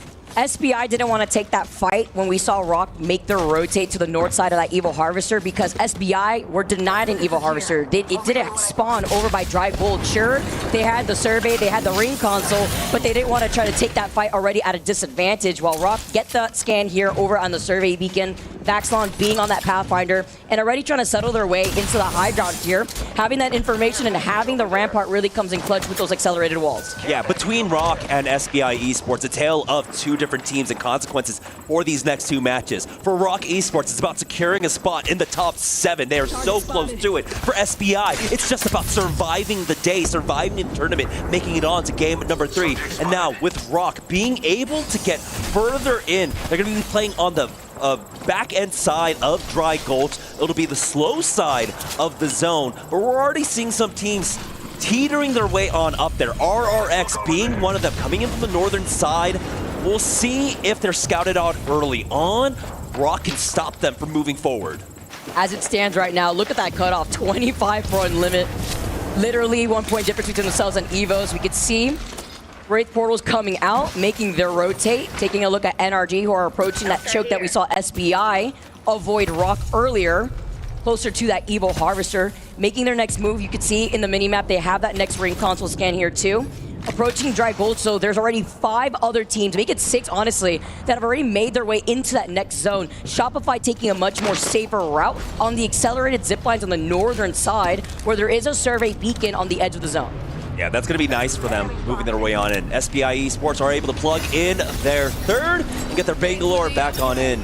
So the negative rotate will slow them down, of course. The res slowing them down immensely. And now really put behind the 8 ball here, as they've got NRG coming up on top of them to the VP, finding themselves in a skirmish here up against Unlimited. Great reset from SBI after Rock was able to get that one player earlier. That 3-1 KP here for them to situate themselves up on the high ground, while Unlimit looking at that player closer to that gravity cannon here. taking some shots with the G7 too, but trying to hold a much wider angle here as a limit, knowing where they're positioned. 17 overall, 25. They need to get this KP now. They have to get more aggressive. Wrecking ball in, but they don't have much in the way of utility here, as no riot jewels exist. Yulariman is caught inside of that motherload right now, but a lot of damage was dropped down onto Lou, slowing down VP. We'll be able to hit that bat. Nade comes in, he dodges it just in time. The riot drill here as Stuvie jumps on in and Lou gets taken out. Great follow-up. Love the communication that we could see right there from Unlimit, holding two different angles. The Pathfinder with the accelerated zipline to get right back into the building here too. Looking at the other team that's right across from them, while they do tear to take this fight, Evos were also looking ahead, GoNext to the south side of Core, but Unlimit could at least clear this northern rotate, where they'll still have that ring console, the Evo Harvester that they probably already got right behind them, and the survey beacon that we saw Shopify Rebellion rotate from originally from the north side of Core. Yeah, great disengage there from BP. Despite losing out on Lou, they, left pretty early on to go for that res. They are a team currently on that 7th place bubble. And with 52 points to their name, we had that cutoff at about 58 points yesterday. So they know they cannot throw away this game. They cannot go away with a 0-point game. For Fusion, though, they might be able to find the kill here. RRX losing out on one. The Bangalore ult coming out as well might actually slow them down just long enough to get the res. Gets that trade-off originally there with that flatline too. Trying to give the suppressed fire, but you have to worry about the Mad Maggie right through the wall here too. Retzi gonna be able to pop this shield bat. Fusion right now on the other side, trying to close in that distance. Yeah, I believe that might have been Rock from the other side, but trying to push in on a Caustic. We know how difficult that is. It's gonna be enough to slow them down at the very least. As VK Gaming on the kill feed ends up getting eliminated. It's a full 3-man swing out from RRX. Such a big pile up here. Just feel alone. RX gonna be able to walk away before turning around to get that finishing blow. Fusion, who try to come in for that third party now, as they're trying to also reset here with the Caustic. One of the few teams rocking the Caustic here, and you can get away with it a lot better here, considering that Crypto, obviously, one of the band legends. Shopify now move up. MT takes a lot of that damage here with that Devo 2 in hand. Trying to see if they can get the reset, but it's been team after team trying to make their approach on top of this bridge. They are able to finish off Nanane and now Shopify Rebellion. Take purchase here on top, but RRX looking to try and restabilize themselves. They find out that one member of Fusion's, but here's Shopify Rebellion now looking to hunt them down. It's going to be Unlimit who ends up finding that last kill onto January. Yeah, Unlimit wanted to get involved here too. They were eyeing that bridge hungry. Well, from afar, Rock holding that northern side. Shopify Rebellion though, looking around to see where can they find themselves. They don't have that information for that next ring console that's over to the side, and there's 4 other teams waiting for them on the other side of that bridge, with Rock Esports, who had gotten that early rotate, are now situated on the roof of that building, with Rohai still alive here alongside Retzi. Yeah, it seems like Rock was able to apply just enough pressure onto Shopify Rebellion to really force this. We saw alert very early on, Shopify Rebellion taking that northern slow side of the zone. Now RRX, again, our winners for the last game. They cannot afford to drop a single point, excuse me, this game, not any points. They at least picked up 2 KP, but they need so much more than that to feel safe in the top 17. Leaning into those placement points. Now as we take a look, 18 squads still left. Not going to take any shots here too, having to play this safe, seeing if they could clutch this out, if they could get the res here without congested. This POI is so many teams. Really, the only teams that are not in that next zone, just 3 teams alone in this entire lobby. It's GoNext, VP, and Alliance, and that was because VP had to get that reset that we saw earlier onto Lou. JD Gaming playing on the southwestern side of this next zone by Production Yard, taking it slow, who will eventually have to collapse onto Gaming Gladiators or Crazy Raccoon if they decide to rotate from the western side. Yeah, currently for Shopify Rebellion, they're just looking to hold out the teams coming in from the northeast side. You got Unlimit, GoNext, possibly even Evos, who are skirting around the edges there. As you can see, Twisted Minds. We're looking to try and find that flank up against Evos, but go ahead and back away for now, not overextend on this. Twisted Minds, unfortunately, another team that is right there on the bubble. 27 points, 16th place. So yeah, that spread amongst the bottom teams, not far at all. So honestly, even a 4-point game might be enough to really put you on top. It's crazy, literally just point difference that can make a huge difference right now. Twisted Minds rocking the Pathfinder, Bangalore, and that Caustic. But we take a look at GoNext right now. Trying to close in that gap. Full blue Evos, though. That's something to know as they try to approach the team that has full purple Evos inside this building. Taking a different off angle as they try to open things up with the Arc Star. Nice smoke just to block out the line of sight from at least one entryway. Larryman does back up to the rest of Unlimited as Henchman blind fires in, gets some damage off and tries to find another angle here, but that's going to be the first knock. Snoopy goes down, but now answers back, and Evos with a third party gets a knock onto Henchman. Unlimited will not survive the fray, will go next. Adnam backs away just in time, but he is getting hunted down. And what a nade from Evos, too, without having to get involved if they were just slightly late to that 3P, now only leaving Adnam to stay alive. Evo's unsure here as they want to try to chase down the straggler. Talking about the points that they need. Evo's running the lifeline, having that gold extended light mag too on top of it all. Look at this, his team being in 18th place, only having 2 games of an opportunity to put themselves in the safe zone to compete in the last chance qualifier. Desperately needed points here for Evos, but also now starting to position themselves for honestly a game-winning position. They're wrapping far around, looking for more of this. Adnam on the other side. They have spotted him, tagged him. He's eating ring damage throughout all of this, and it's just a matter of time. They should be able to pick this one up. No, he gets the the syringe off just in time. Evos sending the hunting party of Clutch and Nate after this one, but Adnam will surely go down here, and that's going to be GoNext getting eliminated. They had to do that. Evos had to do that. Not only was that extra KP going in their favor, but GoNext being one of the teams very close to where they're sitting in the overall standings. Another team at risk. As we take a look at RRX, still also with 39 points. Only a solo, by the way, as that Conduit is trying to keep the dream alive for this team. Throughout all of that, by the way, Twisted Minds also fell in 17th place with 27 points. So there's a huge opportunity here now for a few squads to really try and peel themselves away from the rest of the pack. Evos taking a huge opportunity there now in 16th place. But here's ROC Esports with the first knock. That's 2 actually. Zainu and MT down. Now Rock Esports will eliminate ShopifyRebellion, really establish themselves here on the god spot of the zone. So early on, too. Remember, they had rotated here from that Evo Harvester that's close to Gamin Gladiators on the map, got that beacon scan, and immediately rotated on top of the roof using that Pathfinder zipline. They saw the fight going down on that bridge, but we take a look at the replay of the fight that we just saw. But we saw them rotate on top of that bridge. We saw them pressure out ShopifyRebellion that were forced to rotate from that south side, and now they hold that northern side too of that next zone. RX still solo, by the way, alive here as Evo's trying to find them. Alliance involved in this fight. Going down with Hockey's here. Effect tries to keep it alive here. Another they take out Gaming Gladiators. Quick res coming out from Alliance. They're going to try and punch them on in as Evos making their way in on that north side. Rock keeping an eye on them this entire time. They dropped down and might have actually spotted out the RRX player, but Evos gets one knock onto MG Clutch, securing that thirst as well, and ROC are doing everything right to try and get the victory here. I have no idea how the soul from RRX that dropped on their heads, Evo specifically dropping on that solo's head, is still alive. It's Red Sea. They're going to try to counter-rotate over, trying to follow up that same pathing as NRG are right on top of them. They understand the situation, trying to look them out here as Hoodie's forced to pop the shield bat. Crazy, just on the other side of this car right now. Nate has no awareness of it.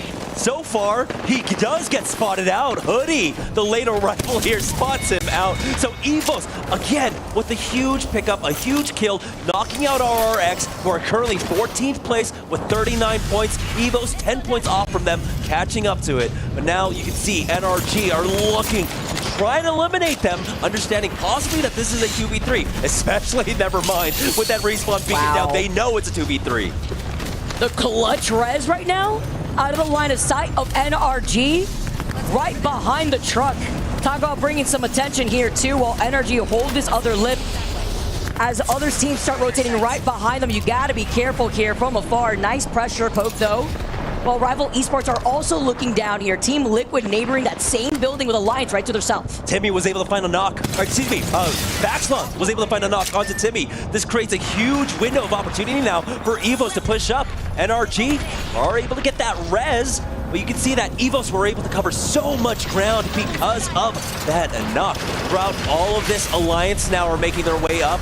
They are on the fast side of the zone. They've got to move with it as Team Liquid are looking to keep them backed out.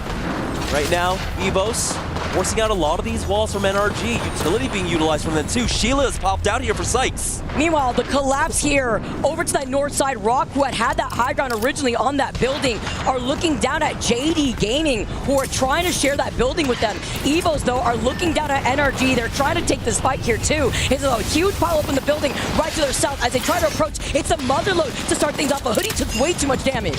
Now, that's going to be Rock just trying their best to hold on to their position for NRG, though. Timmy holding on for dear life. The Halo comes down. Empty Clutch goes for that peak. Guild gets behind some covering here.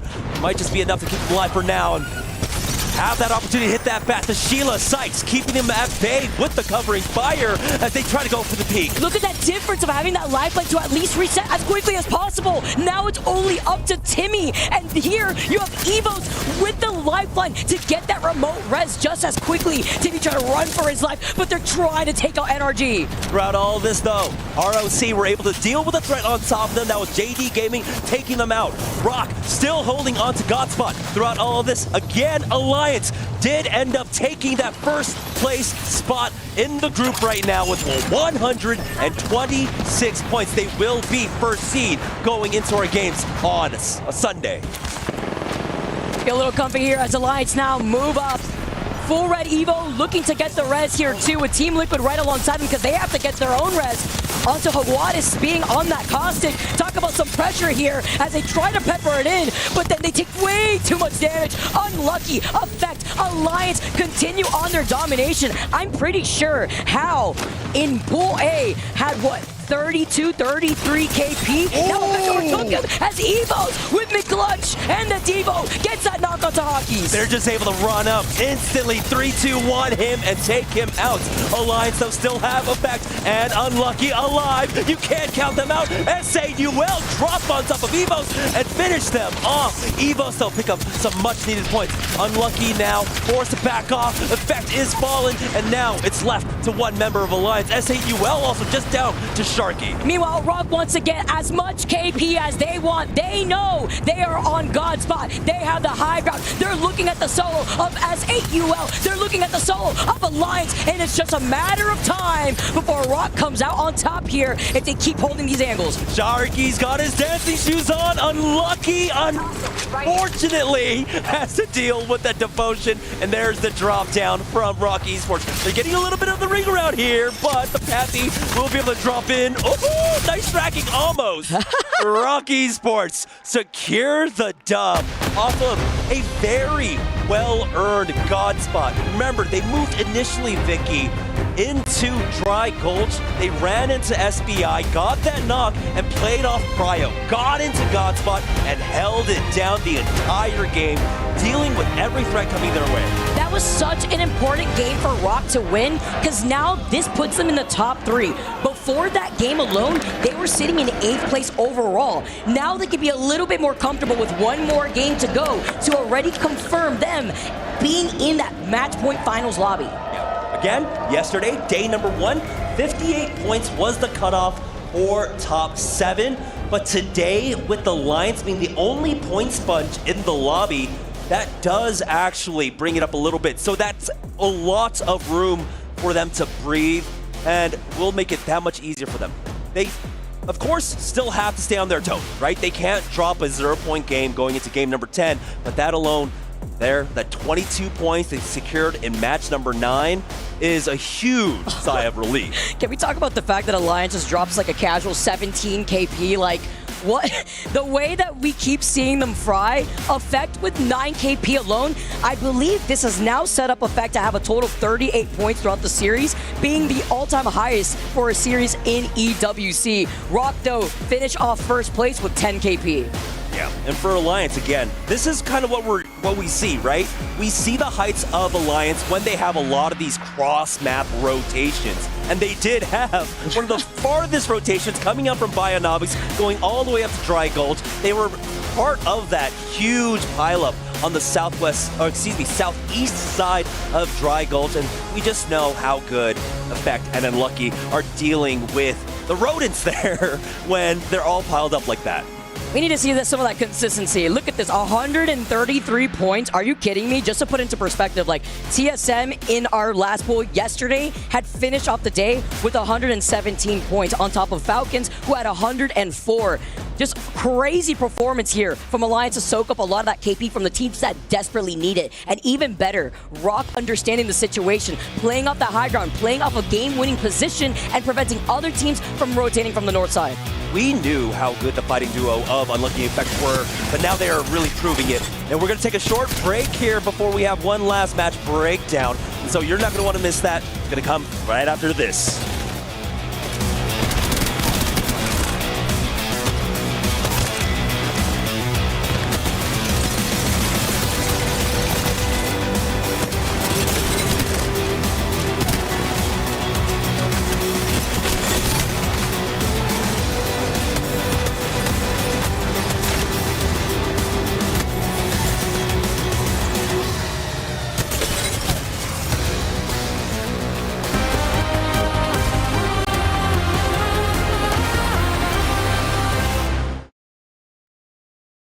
The human body was built to move, not trapped at a desk in one singular posture for 12 hours a day. It's time your chair evolved. This is Secret Lab Titan Evo. Ergonomically engineered for you, gamers, hybrid workers, artists, backing your every move.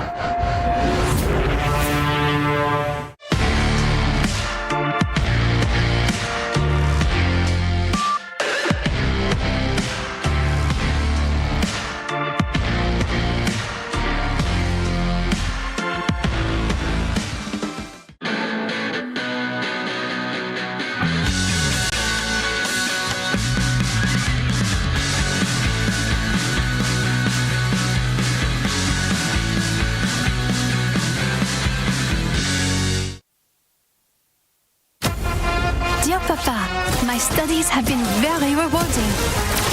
They have introduced a new game to practice our skills. No abilities, no healing, just you against another.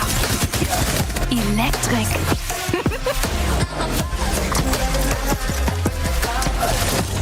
And my friends are learning too. Yeah, I'm heartbreaker.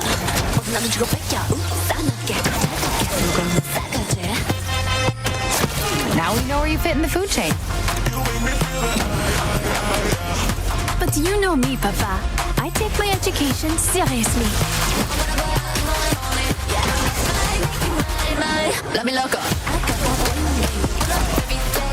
Even the extracurriculars. Miss you lots. Je t'embrasse.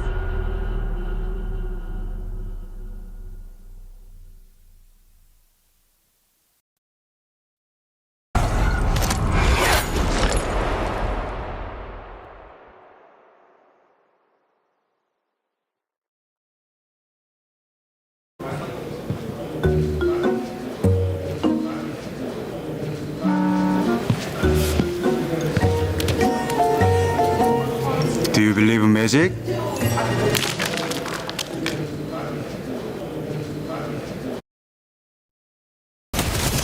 Everyone has to push towards us. I think, Thieves, you come to me, you set up. I'm going for you.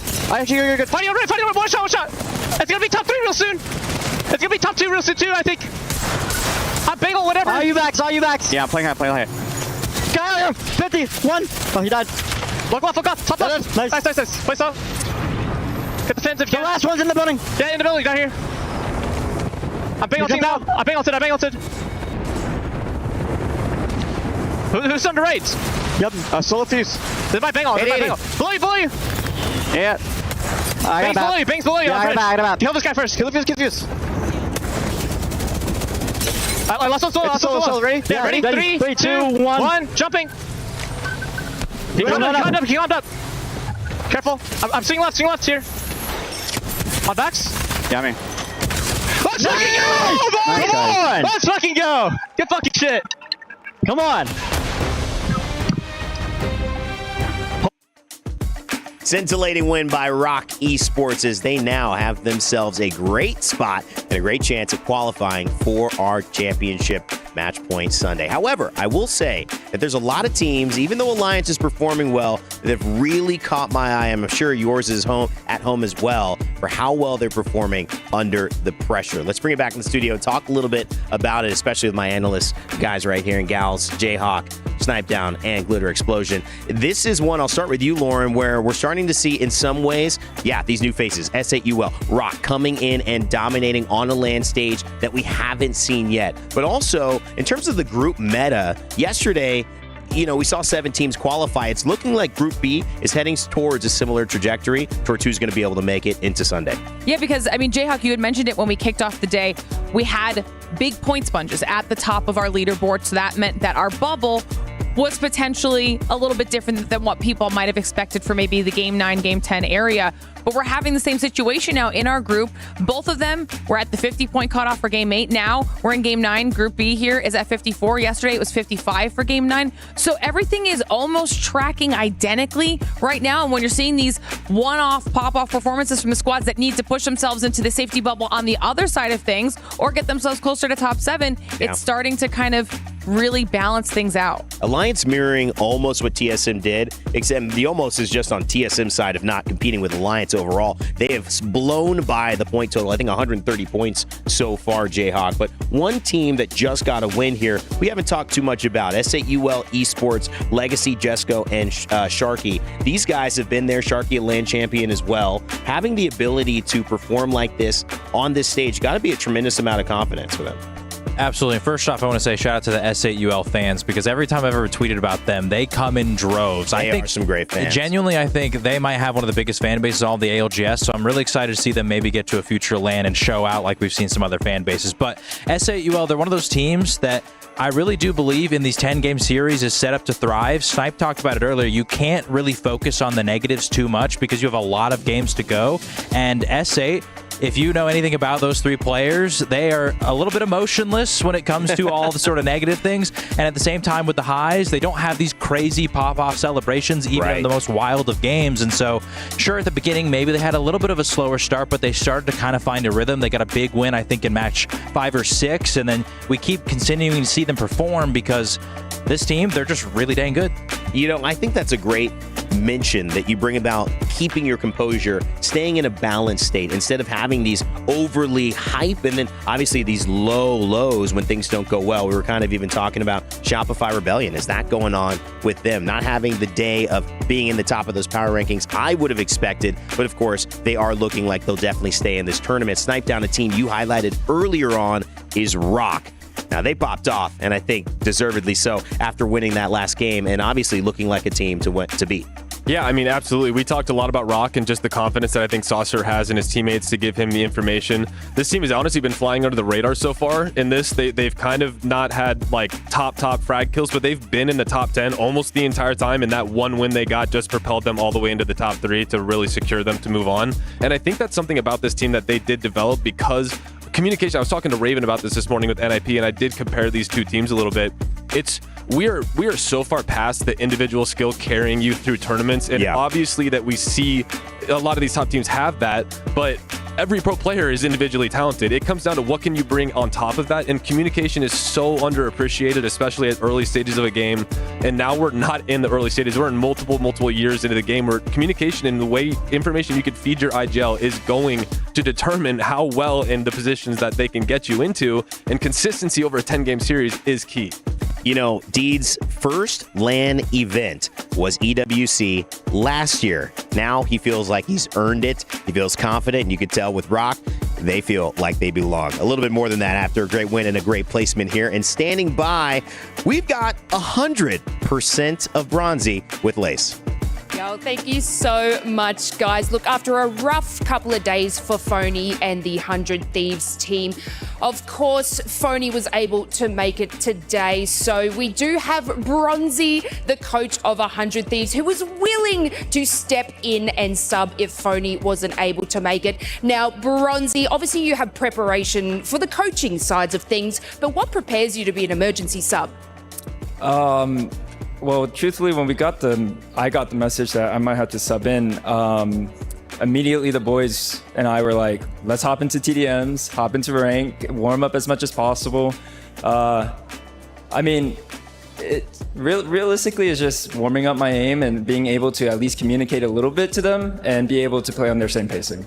I mean, that's what you have to do. You just have to get in there and give it all your best. Now, obviously, you're kind of free from having to be an emergency sub, but you're not free from the roasting, okay? We do have a moment where Phony said 25% of him is better than 100% of Bronzy. And after their performance today, how true do you feel that is?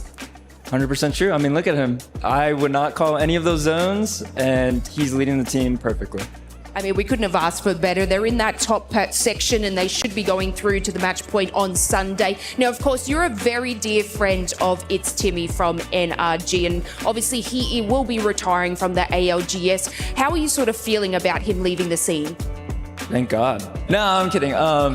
You know, we went through our ups and downs as teammates, and then me being his coach, I think one last attempt and hoorah to what he loves doing.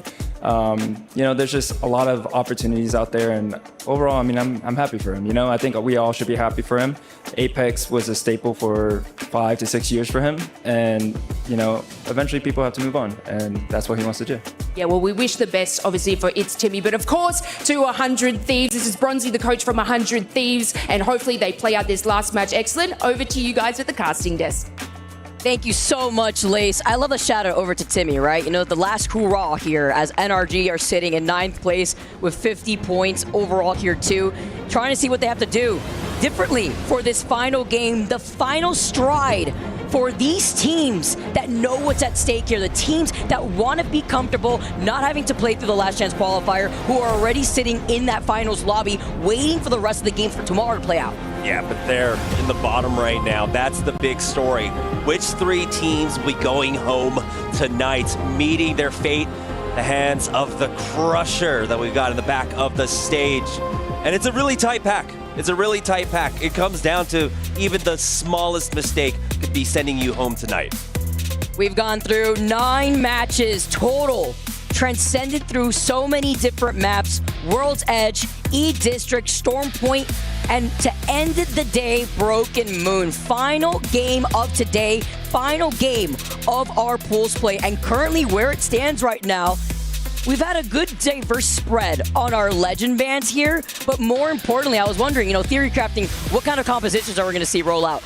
The Bangalore, the Fusey, the Rape to help rotate out here. It's going to come in clutch for a lot of these teams that know they have to try to get this KP without getting 3P'd, but specifically for the teams at risk right now, Twisted Minds tied together with Unlimit, 27 points each. That's 17th and 18th place. SBI, which that final zone pulled towards their POI before they ran into Rock, lost out on one of their teammates very early in the game, and then having to play that as a solo all the way through before seeing them with 24 total points. Fusion right underneath them in dead last with 22 points. It's still incredibly tight unless Fusion could do something absolutely insane to skyrocket them over Twisted Minds. It is not out of the question whatsoever. A 5-point spread between our bottom 4 teams. And even then, looking at Evos just above them, that's going to be Evos at 16th place with 35 points.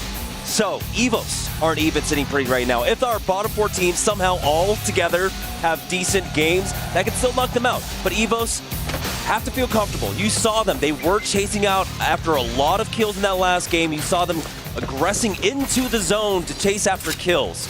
They might continue to do that here, or they might actually let go of the gas just a little bit, depending on where this ring ends up pulling. But it's Rock Esports. With that victory in game number 5, that basically secured themselves here in the top 7. Yeah, because before that, they were sitting in 8th place. They were outside that top 7 threshold here. It's even harder when you have a team like Alliance soaking up so much of the points. If Alliance end up going above 140 points, currently they're sitting at 133, they will officially top that of Falcons' points of 140 in last year's EWC during groups. Impressive to say the least, to see how that's really moved on across different maps here, legend bands being put into consideration, as Rock already making their next move after getting that ring console. Yeah, they're averaging about 15 points per game for right now, so trying to hit 9 more points, it looks like it's going to be fairly easy. I mean, Effect alone has been able to get that in kill points in multiple games throughout the day.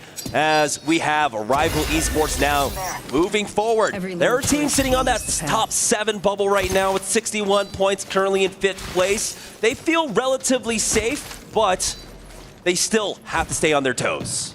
I need to highlight a team specifically that we talked about earlier on in the series. Unlimit, sitting in 18th place with 27 points.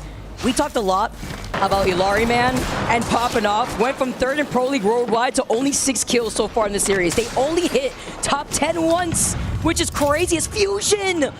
In trouble, our team sitting in dead last right now have already lost out on their Valkyrie. Yeah, Dan Magic falling here, January, and Kimchi will back away. It was VK Gaming that was able to get that knock and possibly be able to secure that thirst, but Fusion have some time and some space to work with as they do end up backing away.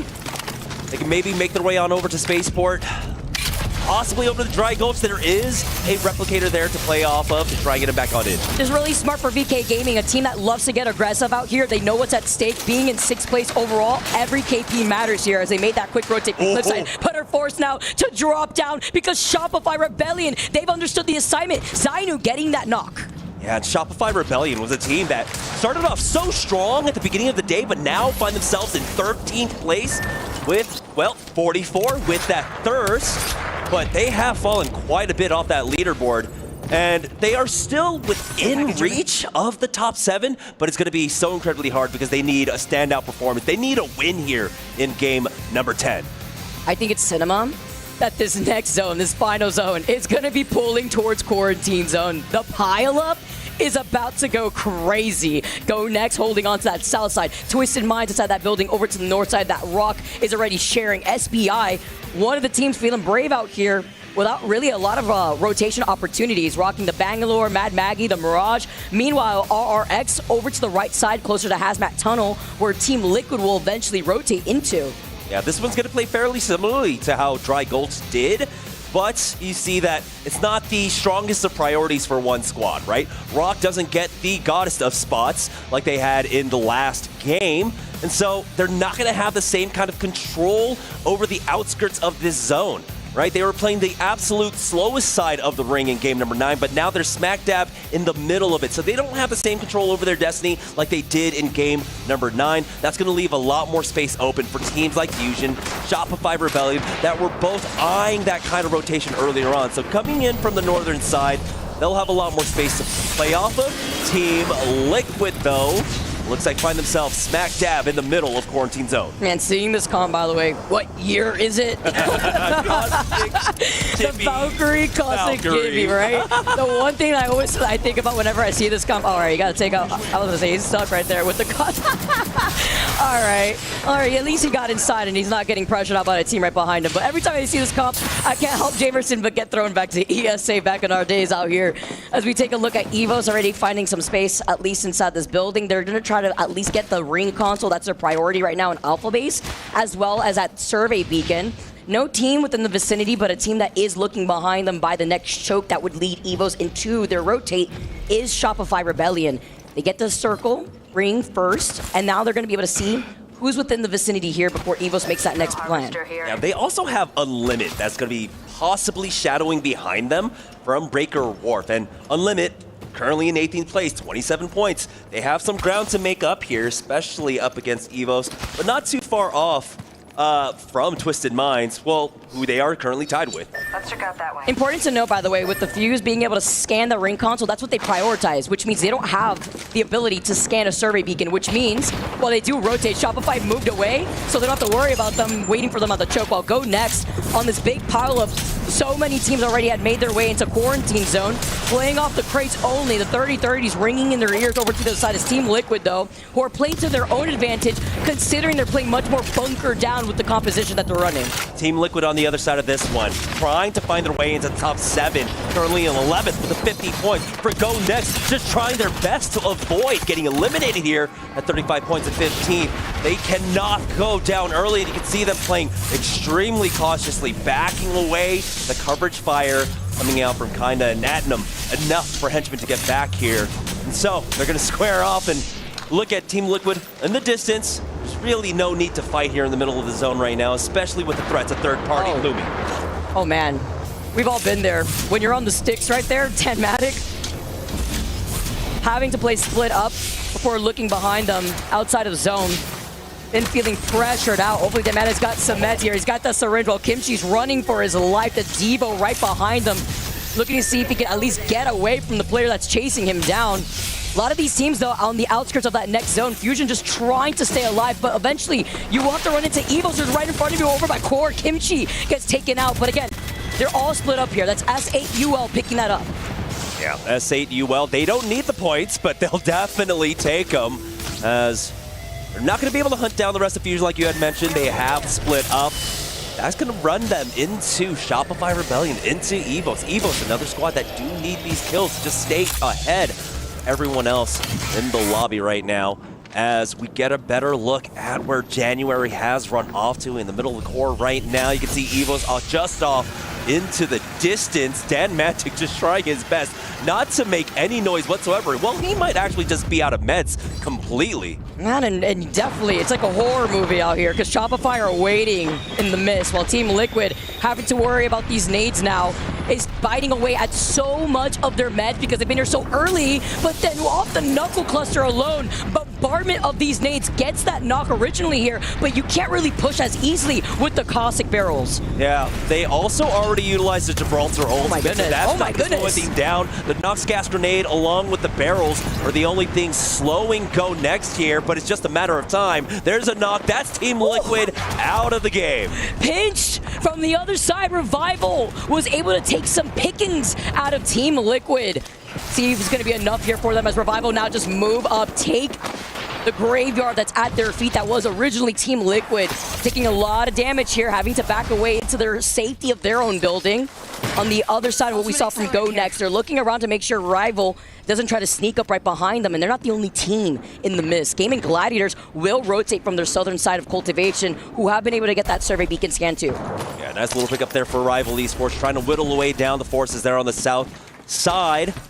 Got a small engagement as well taking place on the northwest side of the zone right now. But right now it's just a lot of jockeying for position, trying to whittle down the forces inside the center of the zone, as we do have a quick pause. Now, the last team we did see going down was Team Liquid, but they were safely in that top 17. 11th place with 50 points. The cutoff yesterday was 32 in the top 17. So they are, of course, going to be able to breathe a sigh of relief and know that, hey, we're not going to be able to get top 7, but we're not out of it yet. We got the last chance games coming up tomorrow. The worst type of situation to be in, if they were closer on that cusp, is having your fate out of your own hands here. So get to take a step back, as they are the first team out of this lobby. Of course, we are here in a quick break. Shout out to the fans. Alliance coming in with an army.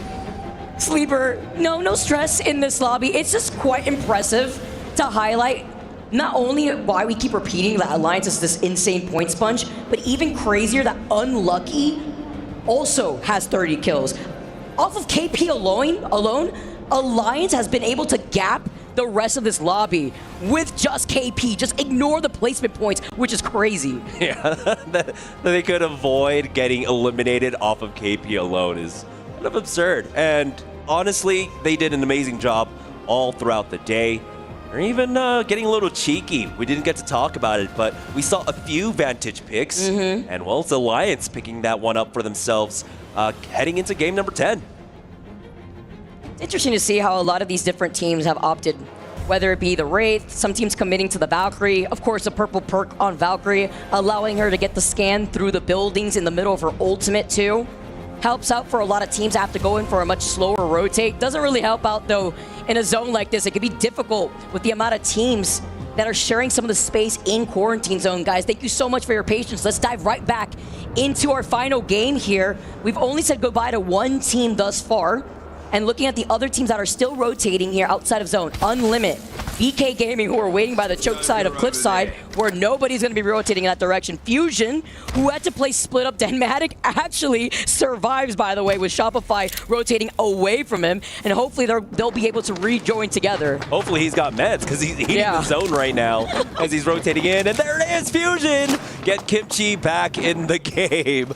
So this is one of the toughest struggles a team in the bottom of the leaderboard has had to face just to claw to survive, to have an opportunity, again, to play in the last chance qualifiers here, but they have the tenacity to do so. And we'll see if they can get in here, but the two rotation paths that they have, both of the choke points that they're running towards, well, Unlimit is here on the northern side, and like you had mentioned, VK Gaming also controlling the northeast choke that Fusion might have to run into. So unless they have unlimited heals, I don't know what Fusion can really do here. I mean, they have a Valkyrie, but you know they're definitely on the sticks. Like, having to exist the way that they did, Danmatic, of course, being one of those players, it's going to be tough. They're probably going to have to loot along the way. It is round 2, closing up 2. And once that zone closes, the Mythic Bin will spawn. And guess where it's going to be spawning? Right next to Alliance. Crazy here, as Evo's now right behind Shopify. They see them up ahead. Shopify, though, having to try to prioritize their own rotate off the other side of the accelerated zip line. S8UL will be on the lot that's to the left side of the cliff. So Shopify on the high ground will eventually wait out on Evos. For Shopify, though, they still have some threats to worry about on the other side of this choke, so they can't just keep their eye focused and tunnel vision onto Evos right now. That might actually give them the opportunity to run up. MG Clutch, with that Wraith Portal, will get his team safely into the zone right underneath ShopifyRebellion, as Zainu actually matches him on the other side. The port's been taken. They're going to get knocked. No, they somehow survive and get out alive, but they still need to heal. Man, the R9 Koiful gets that beam, while Alliance, Hockey's effect, having a party to themselves. Evos, though, are able to at least reset, so do not take that portal here, even if they want to try to cross that distance. GG coming for the third party on the spite up against Alliance. RRX down to a solo right now, as Alliance try their best to hold the line, but no, the third party is too much for GG. And they do not hit 140 points, by the way, to match that progress that we saw from Falcons last EWC in the group stage, where they secured the most points we've seen here, as RRX now as a solo, trying to see what they could do, sitting in 14th place overall, 39 total points, and I'm just trying to stay alive. Yeah. Gamin Gladiators currently still hovering on that building right now. He might have an opportunity to get back over there, secure those banners, and get his team back on in, but right now, RRX are sitting in a really tough spot. For Evos, they're able to navigate their way around. They did have to basically rotate back around to S8UL's side because of ShopifyRebellion and how strong that they were able to match them on that Wraith Portal. Oh, Nate actually takes a shot off at S8UL, so they've given up the ghost. They know that someone's behind them, and here's MG Clutch going for another port. This time right behind S8UL, though, closes in that space now. Moves have to be made. They have to fight no matter what. It's going to be difficult. They have to pop that med kit. They hear the portal here at the same time. S8UL have the high ground advantage, though. Going over to the other side of the Motherlode, creating so much space. The Hail Mary Grace, but the circle damage is too much. It's only up to Hoodie being on that lifeline to allow them to get the KP that they may need. Still gets the res here to at least delay the inevitable. But the ring is damaging them this entire time. MG Clutch healing up throughout all of this, but JD Gaming are watching on. S8UL were able to make it into the safety of the zone, and there it is. Evos knocked out, and now they just have to watch on to see if they will be moving on to tomorrow's game. That's one of the situations where your fate is not in your hands right now. Sitting in 16th place overall with 36 points after going out. S8UL, though, a lot more comfy. Sitting in 2nd place, looking at JD Gaming, who are waiting for them inside the bunker. They're taking a lot of damage too, eating up a lot of that ring damage. Sharky is his last stand. S8UL will get eliminated along with RRX, dropping us now down to 15 squads remaining. JDG now clearing out their backs, can deal with the teams ahead of them, and they're moving forward as SBI are in the middle of a fight. That's going to be SBI eliminated. GoNext need the reset on the other side. And GoNext need this KP2, a team that's sitting in 14th with 40 points overall and some trouble now. Only up to Henchman. Can he clutch it out? JD Gaming, though, get to go and take all the death boxes at their feet. It's GoNext that get eliminated at the hands of Crazy Raccoon. A little bit more comfortable for GoNext, sitting in 14th place with 40 points. Remember, the cutoff yesterday in top 17 was 32. So they're feeling pretty comfortable. Still a little bit iffy, but they should be moving on. We also got to see SBI get eliminated. No opportunity here for SBI to turn things around as they go out in 19th place with 25 points. As we say goodbye to SBI, though, we take a look at Crazy Raccoon and where everything stands here. Unlimit, 28 points, tied together with Twisted Minds, who are sitting right in the middle of that zone next to NRG. Zone here on the backs of GG, as Funk is trying to close in that gap, PK in hand. Now for Gaming Gladiators. All about trying to keep Fusion out. Fusion somehow scrambling. I don't know how they made it in, by the way. I wish, well, I'm going to look back at the map feed later on just to see how they were able to rotate in here. JDG doing a great job, biding their time. Did not have to force anything there. They had that power position. Here's Fusion charging forward. They've got 100 Thieves taking a little bit of damage. But again, they're still wary of their back right now as Kimchi ends up going down. Rival on the other side. You love those missile swarms right here. Fusion, after starting off in a really rough spot here, Rock served on a silver platter for them to take that KP. 100 Thieves on the other side. 12 squads left here as Fusion, unfortunately, get eliminated. No opportunity for Fusion as they meet up with SBI. Our second team that won't be making it into the last chance qualifier will ShopifyRebellion light up the feed. 100 Thieves started off the day with a huge win. Wow. Boney playing all 10 games. Can he bookend this series with another win here on Broken Moon?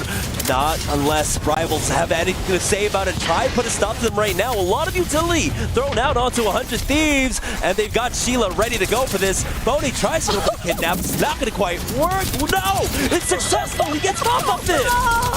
Oh no! Chronicles in the distance of blue Evo shield here too. Everybody eats here for 100 Thieves. Appendix not needed here in this situation with 100 Thieves and their performance thus far. 75 total points as Phony with his momentum.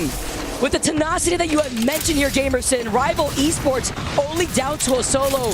They got the meds here to work off of. These nades though at his feet. Put a stop to his dreams as Aberlele picks that up. Even more important for Twisted Minds. Twisted Minds needed that desperately, finally to break that gridlock between them and Unlimit, just behind them by 1 point. NRG looking for the gatekeep. VP also going to find a knock onto NRG, but for Twisted Minds, it's all about surviving here for them on the south side of the zone. It looks like a lot of the pressure, because the fighting between VP and 100 Thieves is alleviating.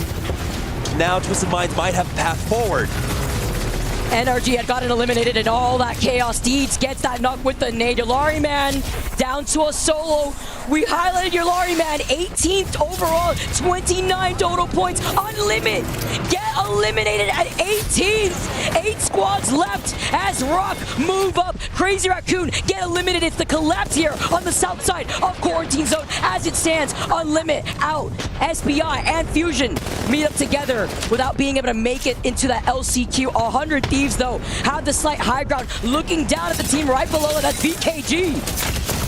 Oh, a lot of damage coming out there, but Verholz is going to hold the line now with this amp coverage. Well, he doesn't have the amp, but he's got the cover as they charge forward. LD getting knocked from VK Gaming. 100 Thieves are basically playing King of the Hill right now with no team really ready to challenge them. Twisted Minds still alive. They have already secured their spot in their top 17, but they just want to finish this last one out strong. Oh, they're trying. They're trying so hard, but Twisted Minds, they get eliminated. A little side sigh of relief, as this is one of the teams here on the bottom end of the scoreboard. 17 to 32 points. 100 Thieves, though. Last 3 squads. Rock get eliminated. 100 Thieves versus Shopify Rebellion and VP.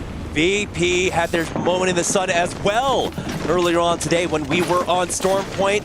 They want this victory, try and get that better seeding again. The importance of the seeding when we go into the finals as Phony finds the first knock onto Koiful. Shopify Rebellion. It's a very... Wait, this is just game number 1 all over again. Getting a little sense of deja vu out here while Phony tries to pelt them with this boat check. The circle, though, is closing right behind his back. They need to start moving over to the other side. That's why Phony is on the race. Get that information repositioned right now as 100 Thieves also look at Shopify, who are pinched in between both of these teams. It's going to be 100 Thieves versus VP to finish things all off. Shopify Rebellion trying their best to survive, but the Sheilas are out in play. The amp coverage down here for Jen Burn, and they are ready to finish things off with VP. Both of these teams will be able to find themselves in that final lobby as Jen Burden lets Sheila sing before dropping down from Pride Rock. Verhulst, though, missing out on some shots, and he only has 6 bullets in this Devo on the sticks, while Jen gets taken out by Slayer. And now, with that next knock on Phony, it's all VP. Verhulst, can he do it? There's the knock, but no! The repeat comes out, and it will be VP securing the last victory on the day. That's going to put them in 4th overall with 76 points. 2 games won by VP, 1 on Storm Point, and to end the day on Broken Moon. Comfy for VP, but we have to pay respects out here to the 3 teams that did not make it into the last chance qualifier. Unlimit, SBI, and Fusion. They tried. Fusion even had that recovery after a rough start to the end of that game, but it is VP that comes out on top. You saw Shopify Rebellion too, really trying to play us out to get into that top 7 out here. Now being able to see our teams and where they stand after this match 10 results, but VP taking it with 10 KP, 100 Thieves here too, double-digit KP, not as soaked up as Alliance had calmed down the second team to go down in this game. It's just so funny how we had such a similar story. Game number 1, Skyhook West, it's 100 Thieves, it's Shopify Rebellion, and it's Virtus.pro. And we bookended perfectly here in game number 10. Virtus.pro, 100 Thieves, and Shopify Rebellion. This time it was Virtus.pro to come out on top.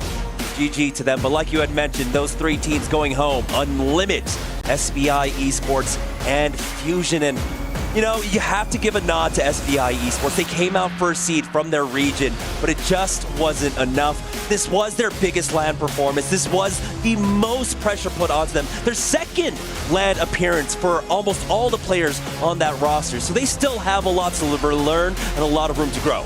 Man, look how close Shopify was, though, at least. Sitting in 9th place, that's why they were so desperate to hold on, but they were pinched.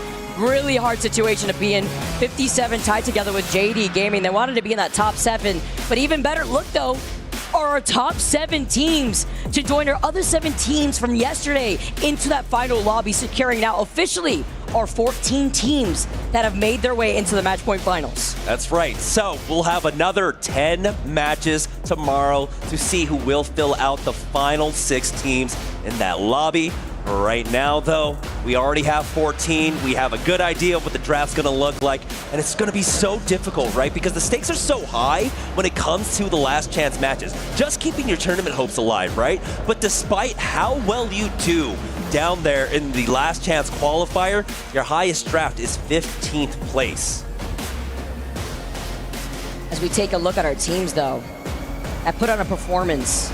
Fusion, bottom team here, Kimchi, had finished off with 5 KP. January, Denmatic having a rough go here in this 10-game series. SBI.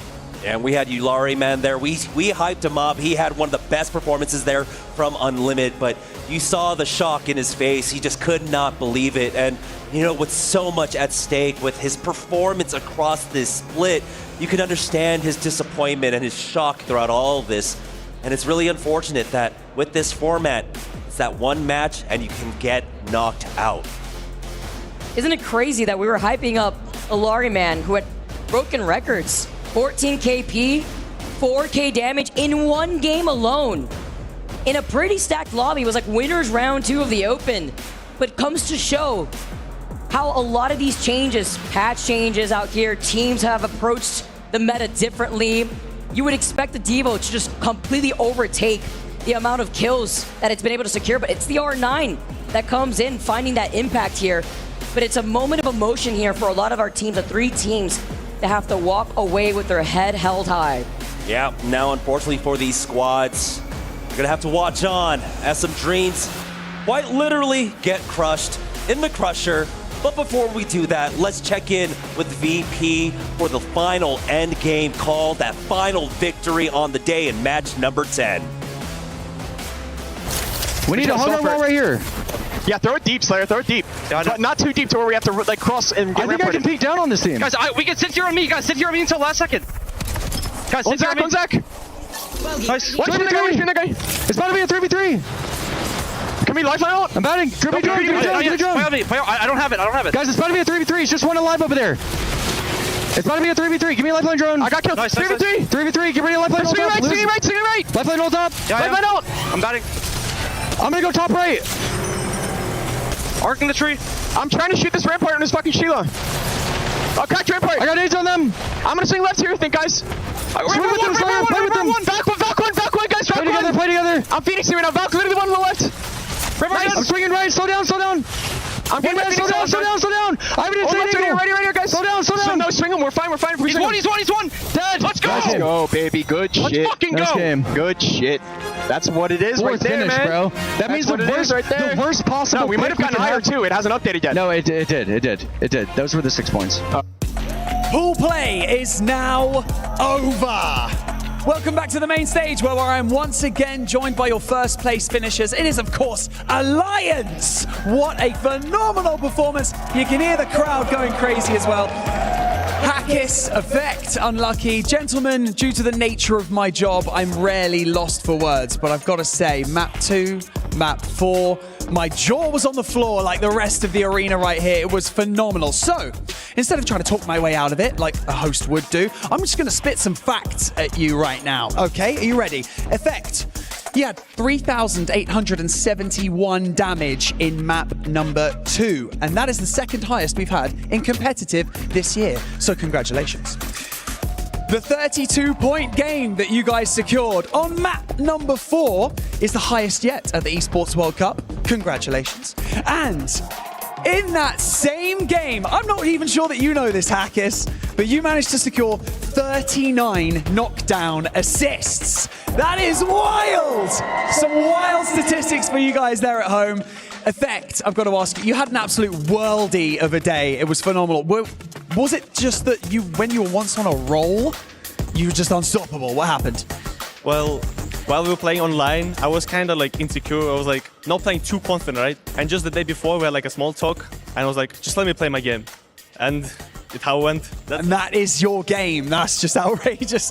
Hackis, I've got to ask you, how does it feel to perform like this on day 1 at EWC, but in front of the army that you guys have with you? I mean, feels amazing as usual. Just group stages so far though, so still got locked in for finals, and I'm just taking it slow in the meanwhile.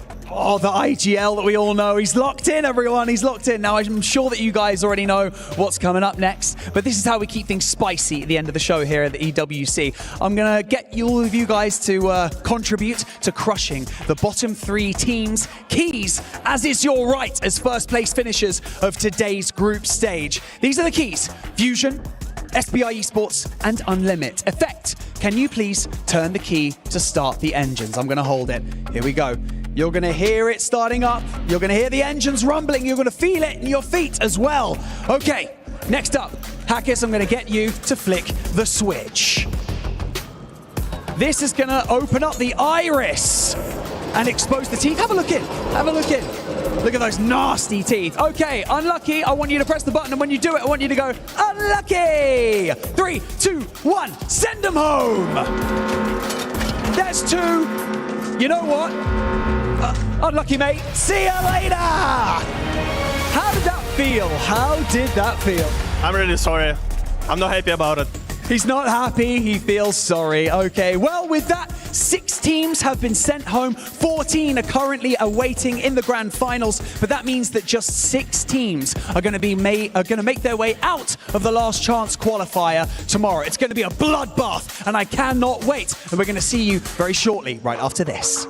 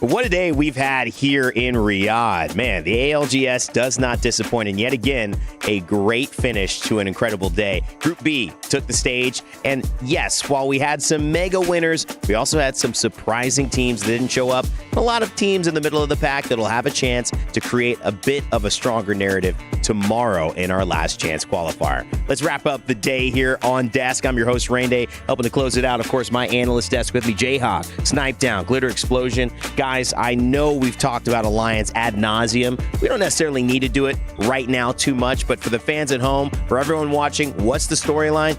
Alliance are looking like they could come back to Riyadh and lift yet another trophy. However, when you start looking at at the rest of this lobby. We have to send teams home, and we also have to appreciate the teams that maybe caught our eye when we were saying they could be. They might show up. Virtus.pro, Rock Esports, S8UL, VK Gaming, Rival Esports, and of course 100 Thieves and Alliance. Jayhawk, I know 2 of those teams would have definitely been on everybody's list. The other 5, I'm not sure.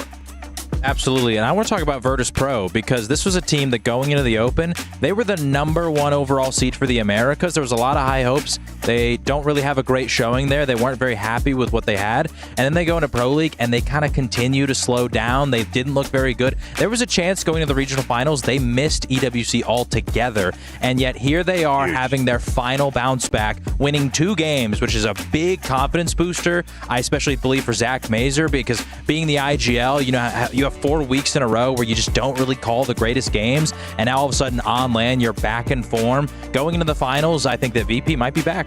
He heard our boy Dia at the Open say that he was the best IGL in the game. That's a hot take. That's right. That's a big one. And he is now coming back. We love you, Dia. Listen, Snipe, I think I've mentioned Rock. I've mentioned VK. We've looked at S8UL. I want to start kind of shifting our idea towards teams that maybe didn't perform today. And, you talked a little bit about NRG as well. Talk to me about what you felt their performance inspired or lacked in terms of inspiration this afternoon and evening. Yeah, watching NRG, I mean, they did end right in that middle of the pack, 50-something points. So they're averaging, a little over 5 points a game. But honestly, one of the biggest things that stood out to me was that game 9 at Dry Gulch that Rock took.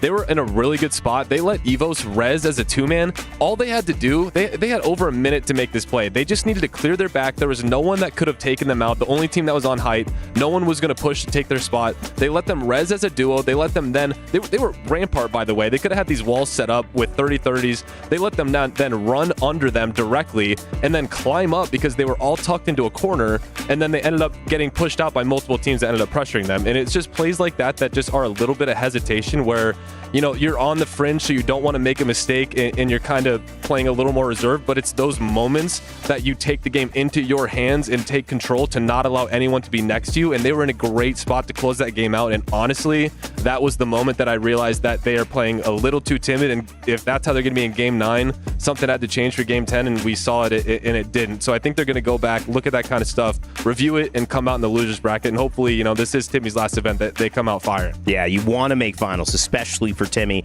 if you're the NRG organization or just his teammates trying to say we want to send you off with one last show. I've got to say, in Riyadh, you typically think of heat, you think of sand, you think of beautiful buildings, Esports World Cup. You don't think of the sea. Well, maybe change that tune because there's a sea of fans standing by with Barney and Alliance. As you can see, we are not done here on the main stage. I am amongst the Alliance army, and it is absolutely incredible to be here, to be in and amongst this high energy. And of course, I've got the IGL with me. I've got Hackis here. Hackis, how does it add to the experience of being here and competing, having these guys here, like rooting for you? Can you hear it through the headphones? Sometimes when it's a little bit quiet, but I mean, overall it feels amazing, They bring to the energy, they keep us motivated, and they keep us energized so we can just stay focused on the game, Yeah, of course. Obviously, the hard work here is not yet done. You've got Sunday, you've got match point day. I mean, did you gain any valuable information from watching the matches yesterday that you can then utilize going into Sunday? You don't have to give away too many secrets, but, it's obvious that you guys watch it back and study it. Yeah, I mean, of course, I will do always, but the most important thing is just seeing how the maps play out, what characters are good, what people are actually playing on each map, and prepare accordingly. Well, it is safe to say that you're kind of familiar in this territory because last year you won at the EWC, and I think that it would only be fair to the fans and to the people at home to ask you, is this going to be another Alliance annihilation on Sunday? Of course. You heard it here first here, people! That's what I like to hear. Back to the studio. Thank you, Barney. Alliance Hockey speaking with us a little bit. Love that guy, and he always brings so much energy and confidence. Hard not to believe that you can win a game when he is on your team, but it's no slouch who he's playing with, especially when you consider Unlucky and Effect giving Jayhawk a little bit of a hand in getting one of the highest fantasy leagues, the highest fantasy league score out of everyone who played today. So congrats to him. But we're coming for you tomorrow. But also Effect, when you look at it, he's just an incredible player. In fact, getting a top 5 plays coming up here on your screen. I'm sure Effect will be mentioned in some of those. He might be number 1 considering that clutch that he had, Lauren. Yeah, I mean, we got to highlight that a little bit earlier, but we saw some really big moments specifically. This is how we kicked off the day here with 100 Thieves. We just saw VP there as well. It was just so insane out of Effect individually at the end of the day that I'm sure we're going to be seeing some probably record-setting stats by an individual at a LAN. And, you know, I love that we're talking about Can Alliance bring this back another time, because it's not another time. Well, they won last year at EWC. Now this is officially ALGS. Mark was talking about it during the cast. That's right. They need the ALGS title to add to their belts. They haven't gotten that yet. That is a great distinction because, you know, they are still fighting for something. I talked about this in the green room a little bit, that sometimes there are teams who can perform so well, but they still need to do something else to get, you know, the image, however strong it is in people's minds. You know, it takes 7 seconds to make a first impression, and it's so hard to change them. And I think Alliance has done so well in this last really year and a half to change it. Clearly plays like this, in moments like this, help people feel confident that, yes, going into finals, Jay, these guys are the ones to beat. And considering how well Falcons are playing, that is a crazy thing to say.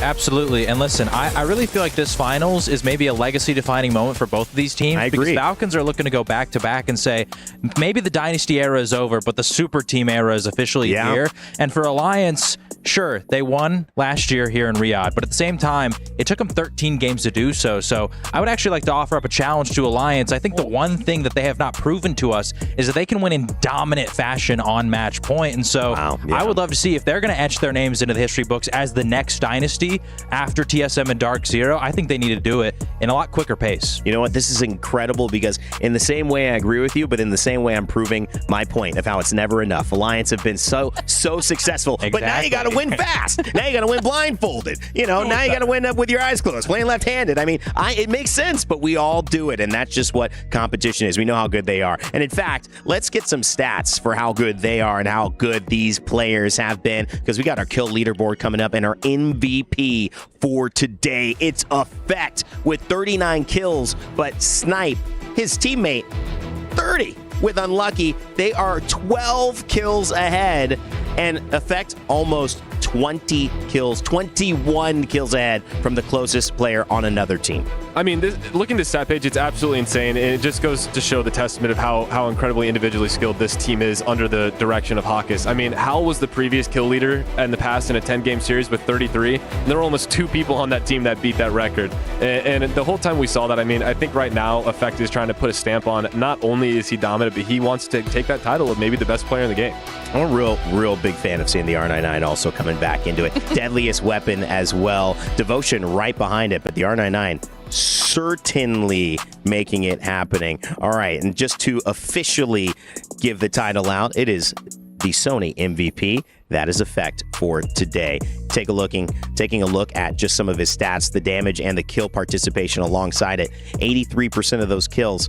Hawkes was maybe, you know, sneaking off. Yeah, you guys go over there, getting 17% on his own. You know, he had that knockdown participation that was crazy. But Effect, no, he's your Sony MVP. There's no other player who had more of a higher carry rating or more of an impact than that player today. Jay, it's been a great day 2. Group B is done. We've sent 6 teams home, and now we've got the last chance qualifiers heading into tomorrow. What are your final thoughts for today?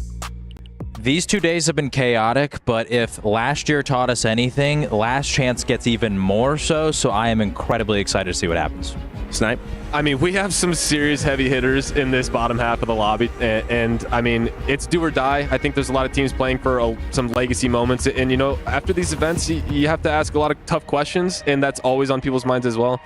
We're in for a show. We already know that. We already know that. We've seen a lot today. Lauren, your final thoughts as we close. I mean, on the flip side of that, we've got just as epic a battle at the top of the leaderboard. We watched TSM just barely oust in the final matches to get themselves first place. They were looking for that first place draft spot. And then today, Alliance came through and made sure they were the ones that were going to get the POI picks that they wanted. So even at the top side of the leaderboard, it's still a battle, specifically looking towards match point. Well, from all of us here on the studio and all of our players as well, we want to make sure you guys know that while the action is done for today, we got some big-time games tomorrow. Our last chance qualifiers begins, and it means that we're sending even more teams home. We've only got 14 qualified, but that means we've only got 6 more places to qualify for our finals on Sunday. So we're going to be sending the majority of this lobby home. There is not enough room for every player here. There's not enough room for every single story. As we said, there is nothing granted here at the Esports World Cup. Everything is earned. Who will earn it in our last chance qualifiers? Well, you'll have to tune back in tomorrow to find out. My name is Brain Day. As always, remember to never give up, never stop gaming, and we'll see you in Riyadh tomorrow.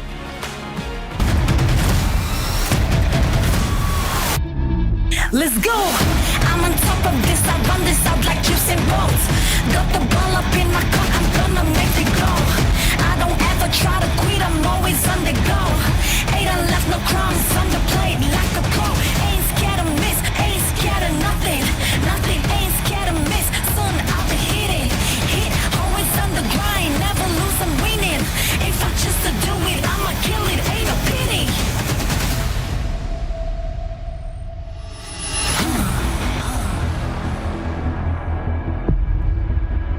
I keep it moving.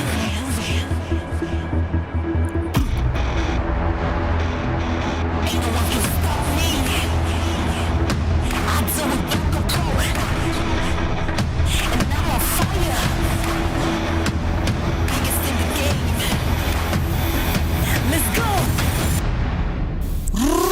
Different strategies when I play a slave. When they try to predict me, I know they always go astray. Ain't no fun or up and down, I'm surely gonna make a play. When I say no distractions, and move out of my way.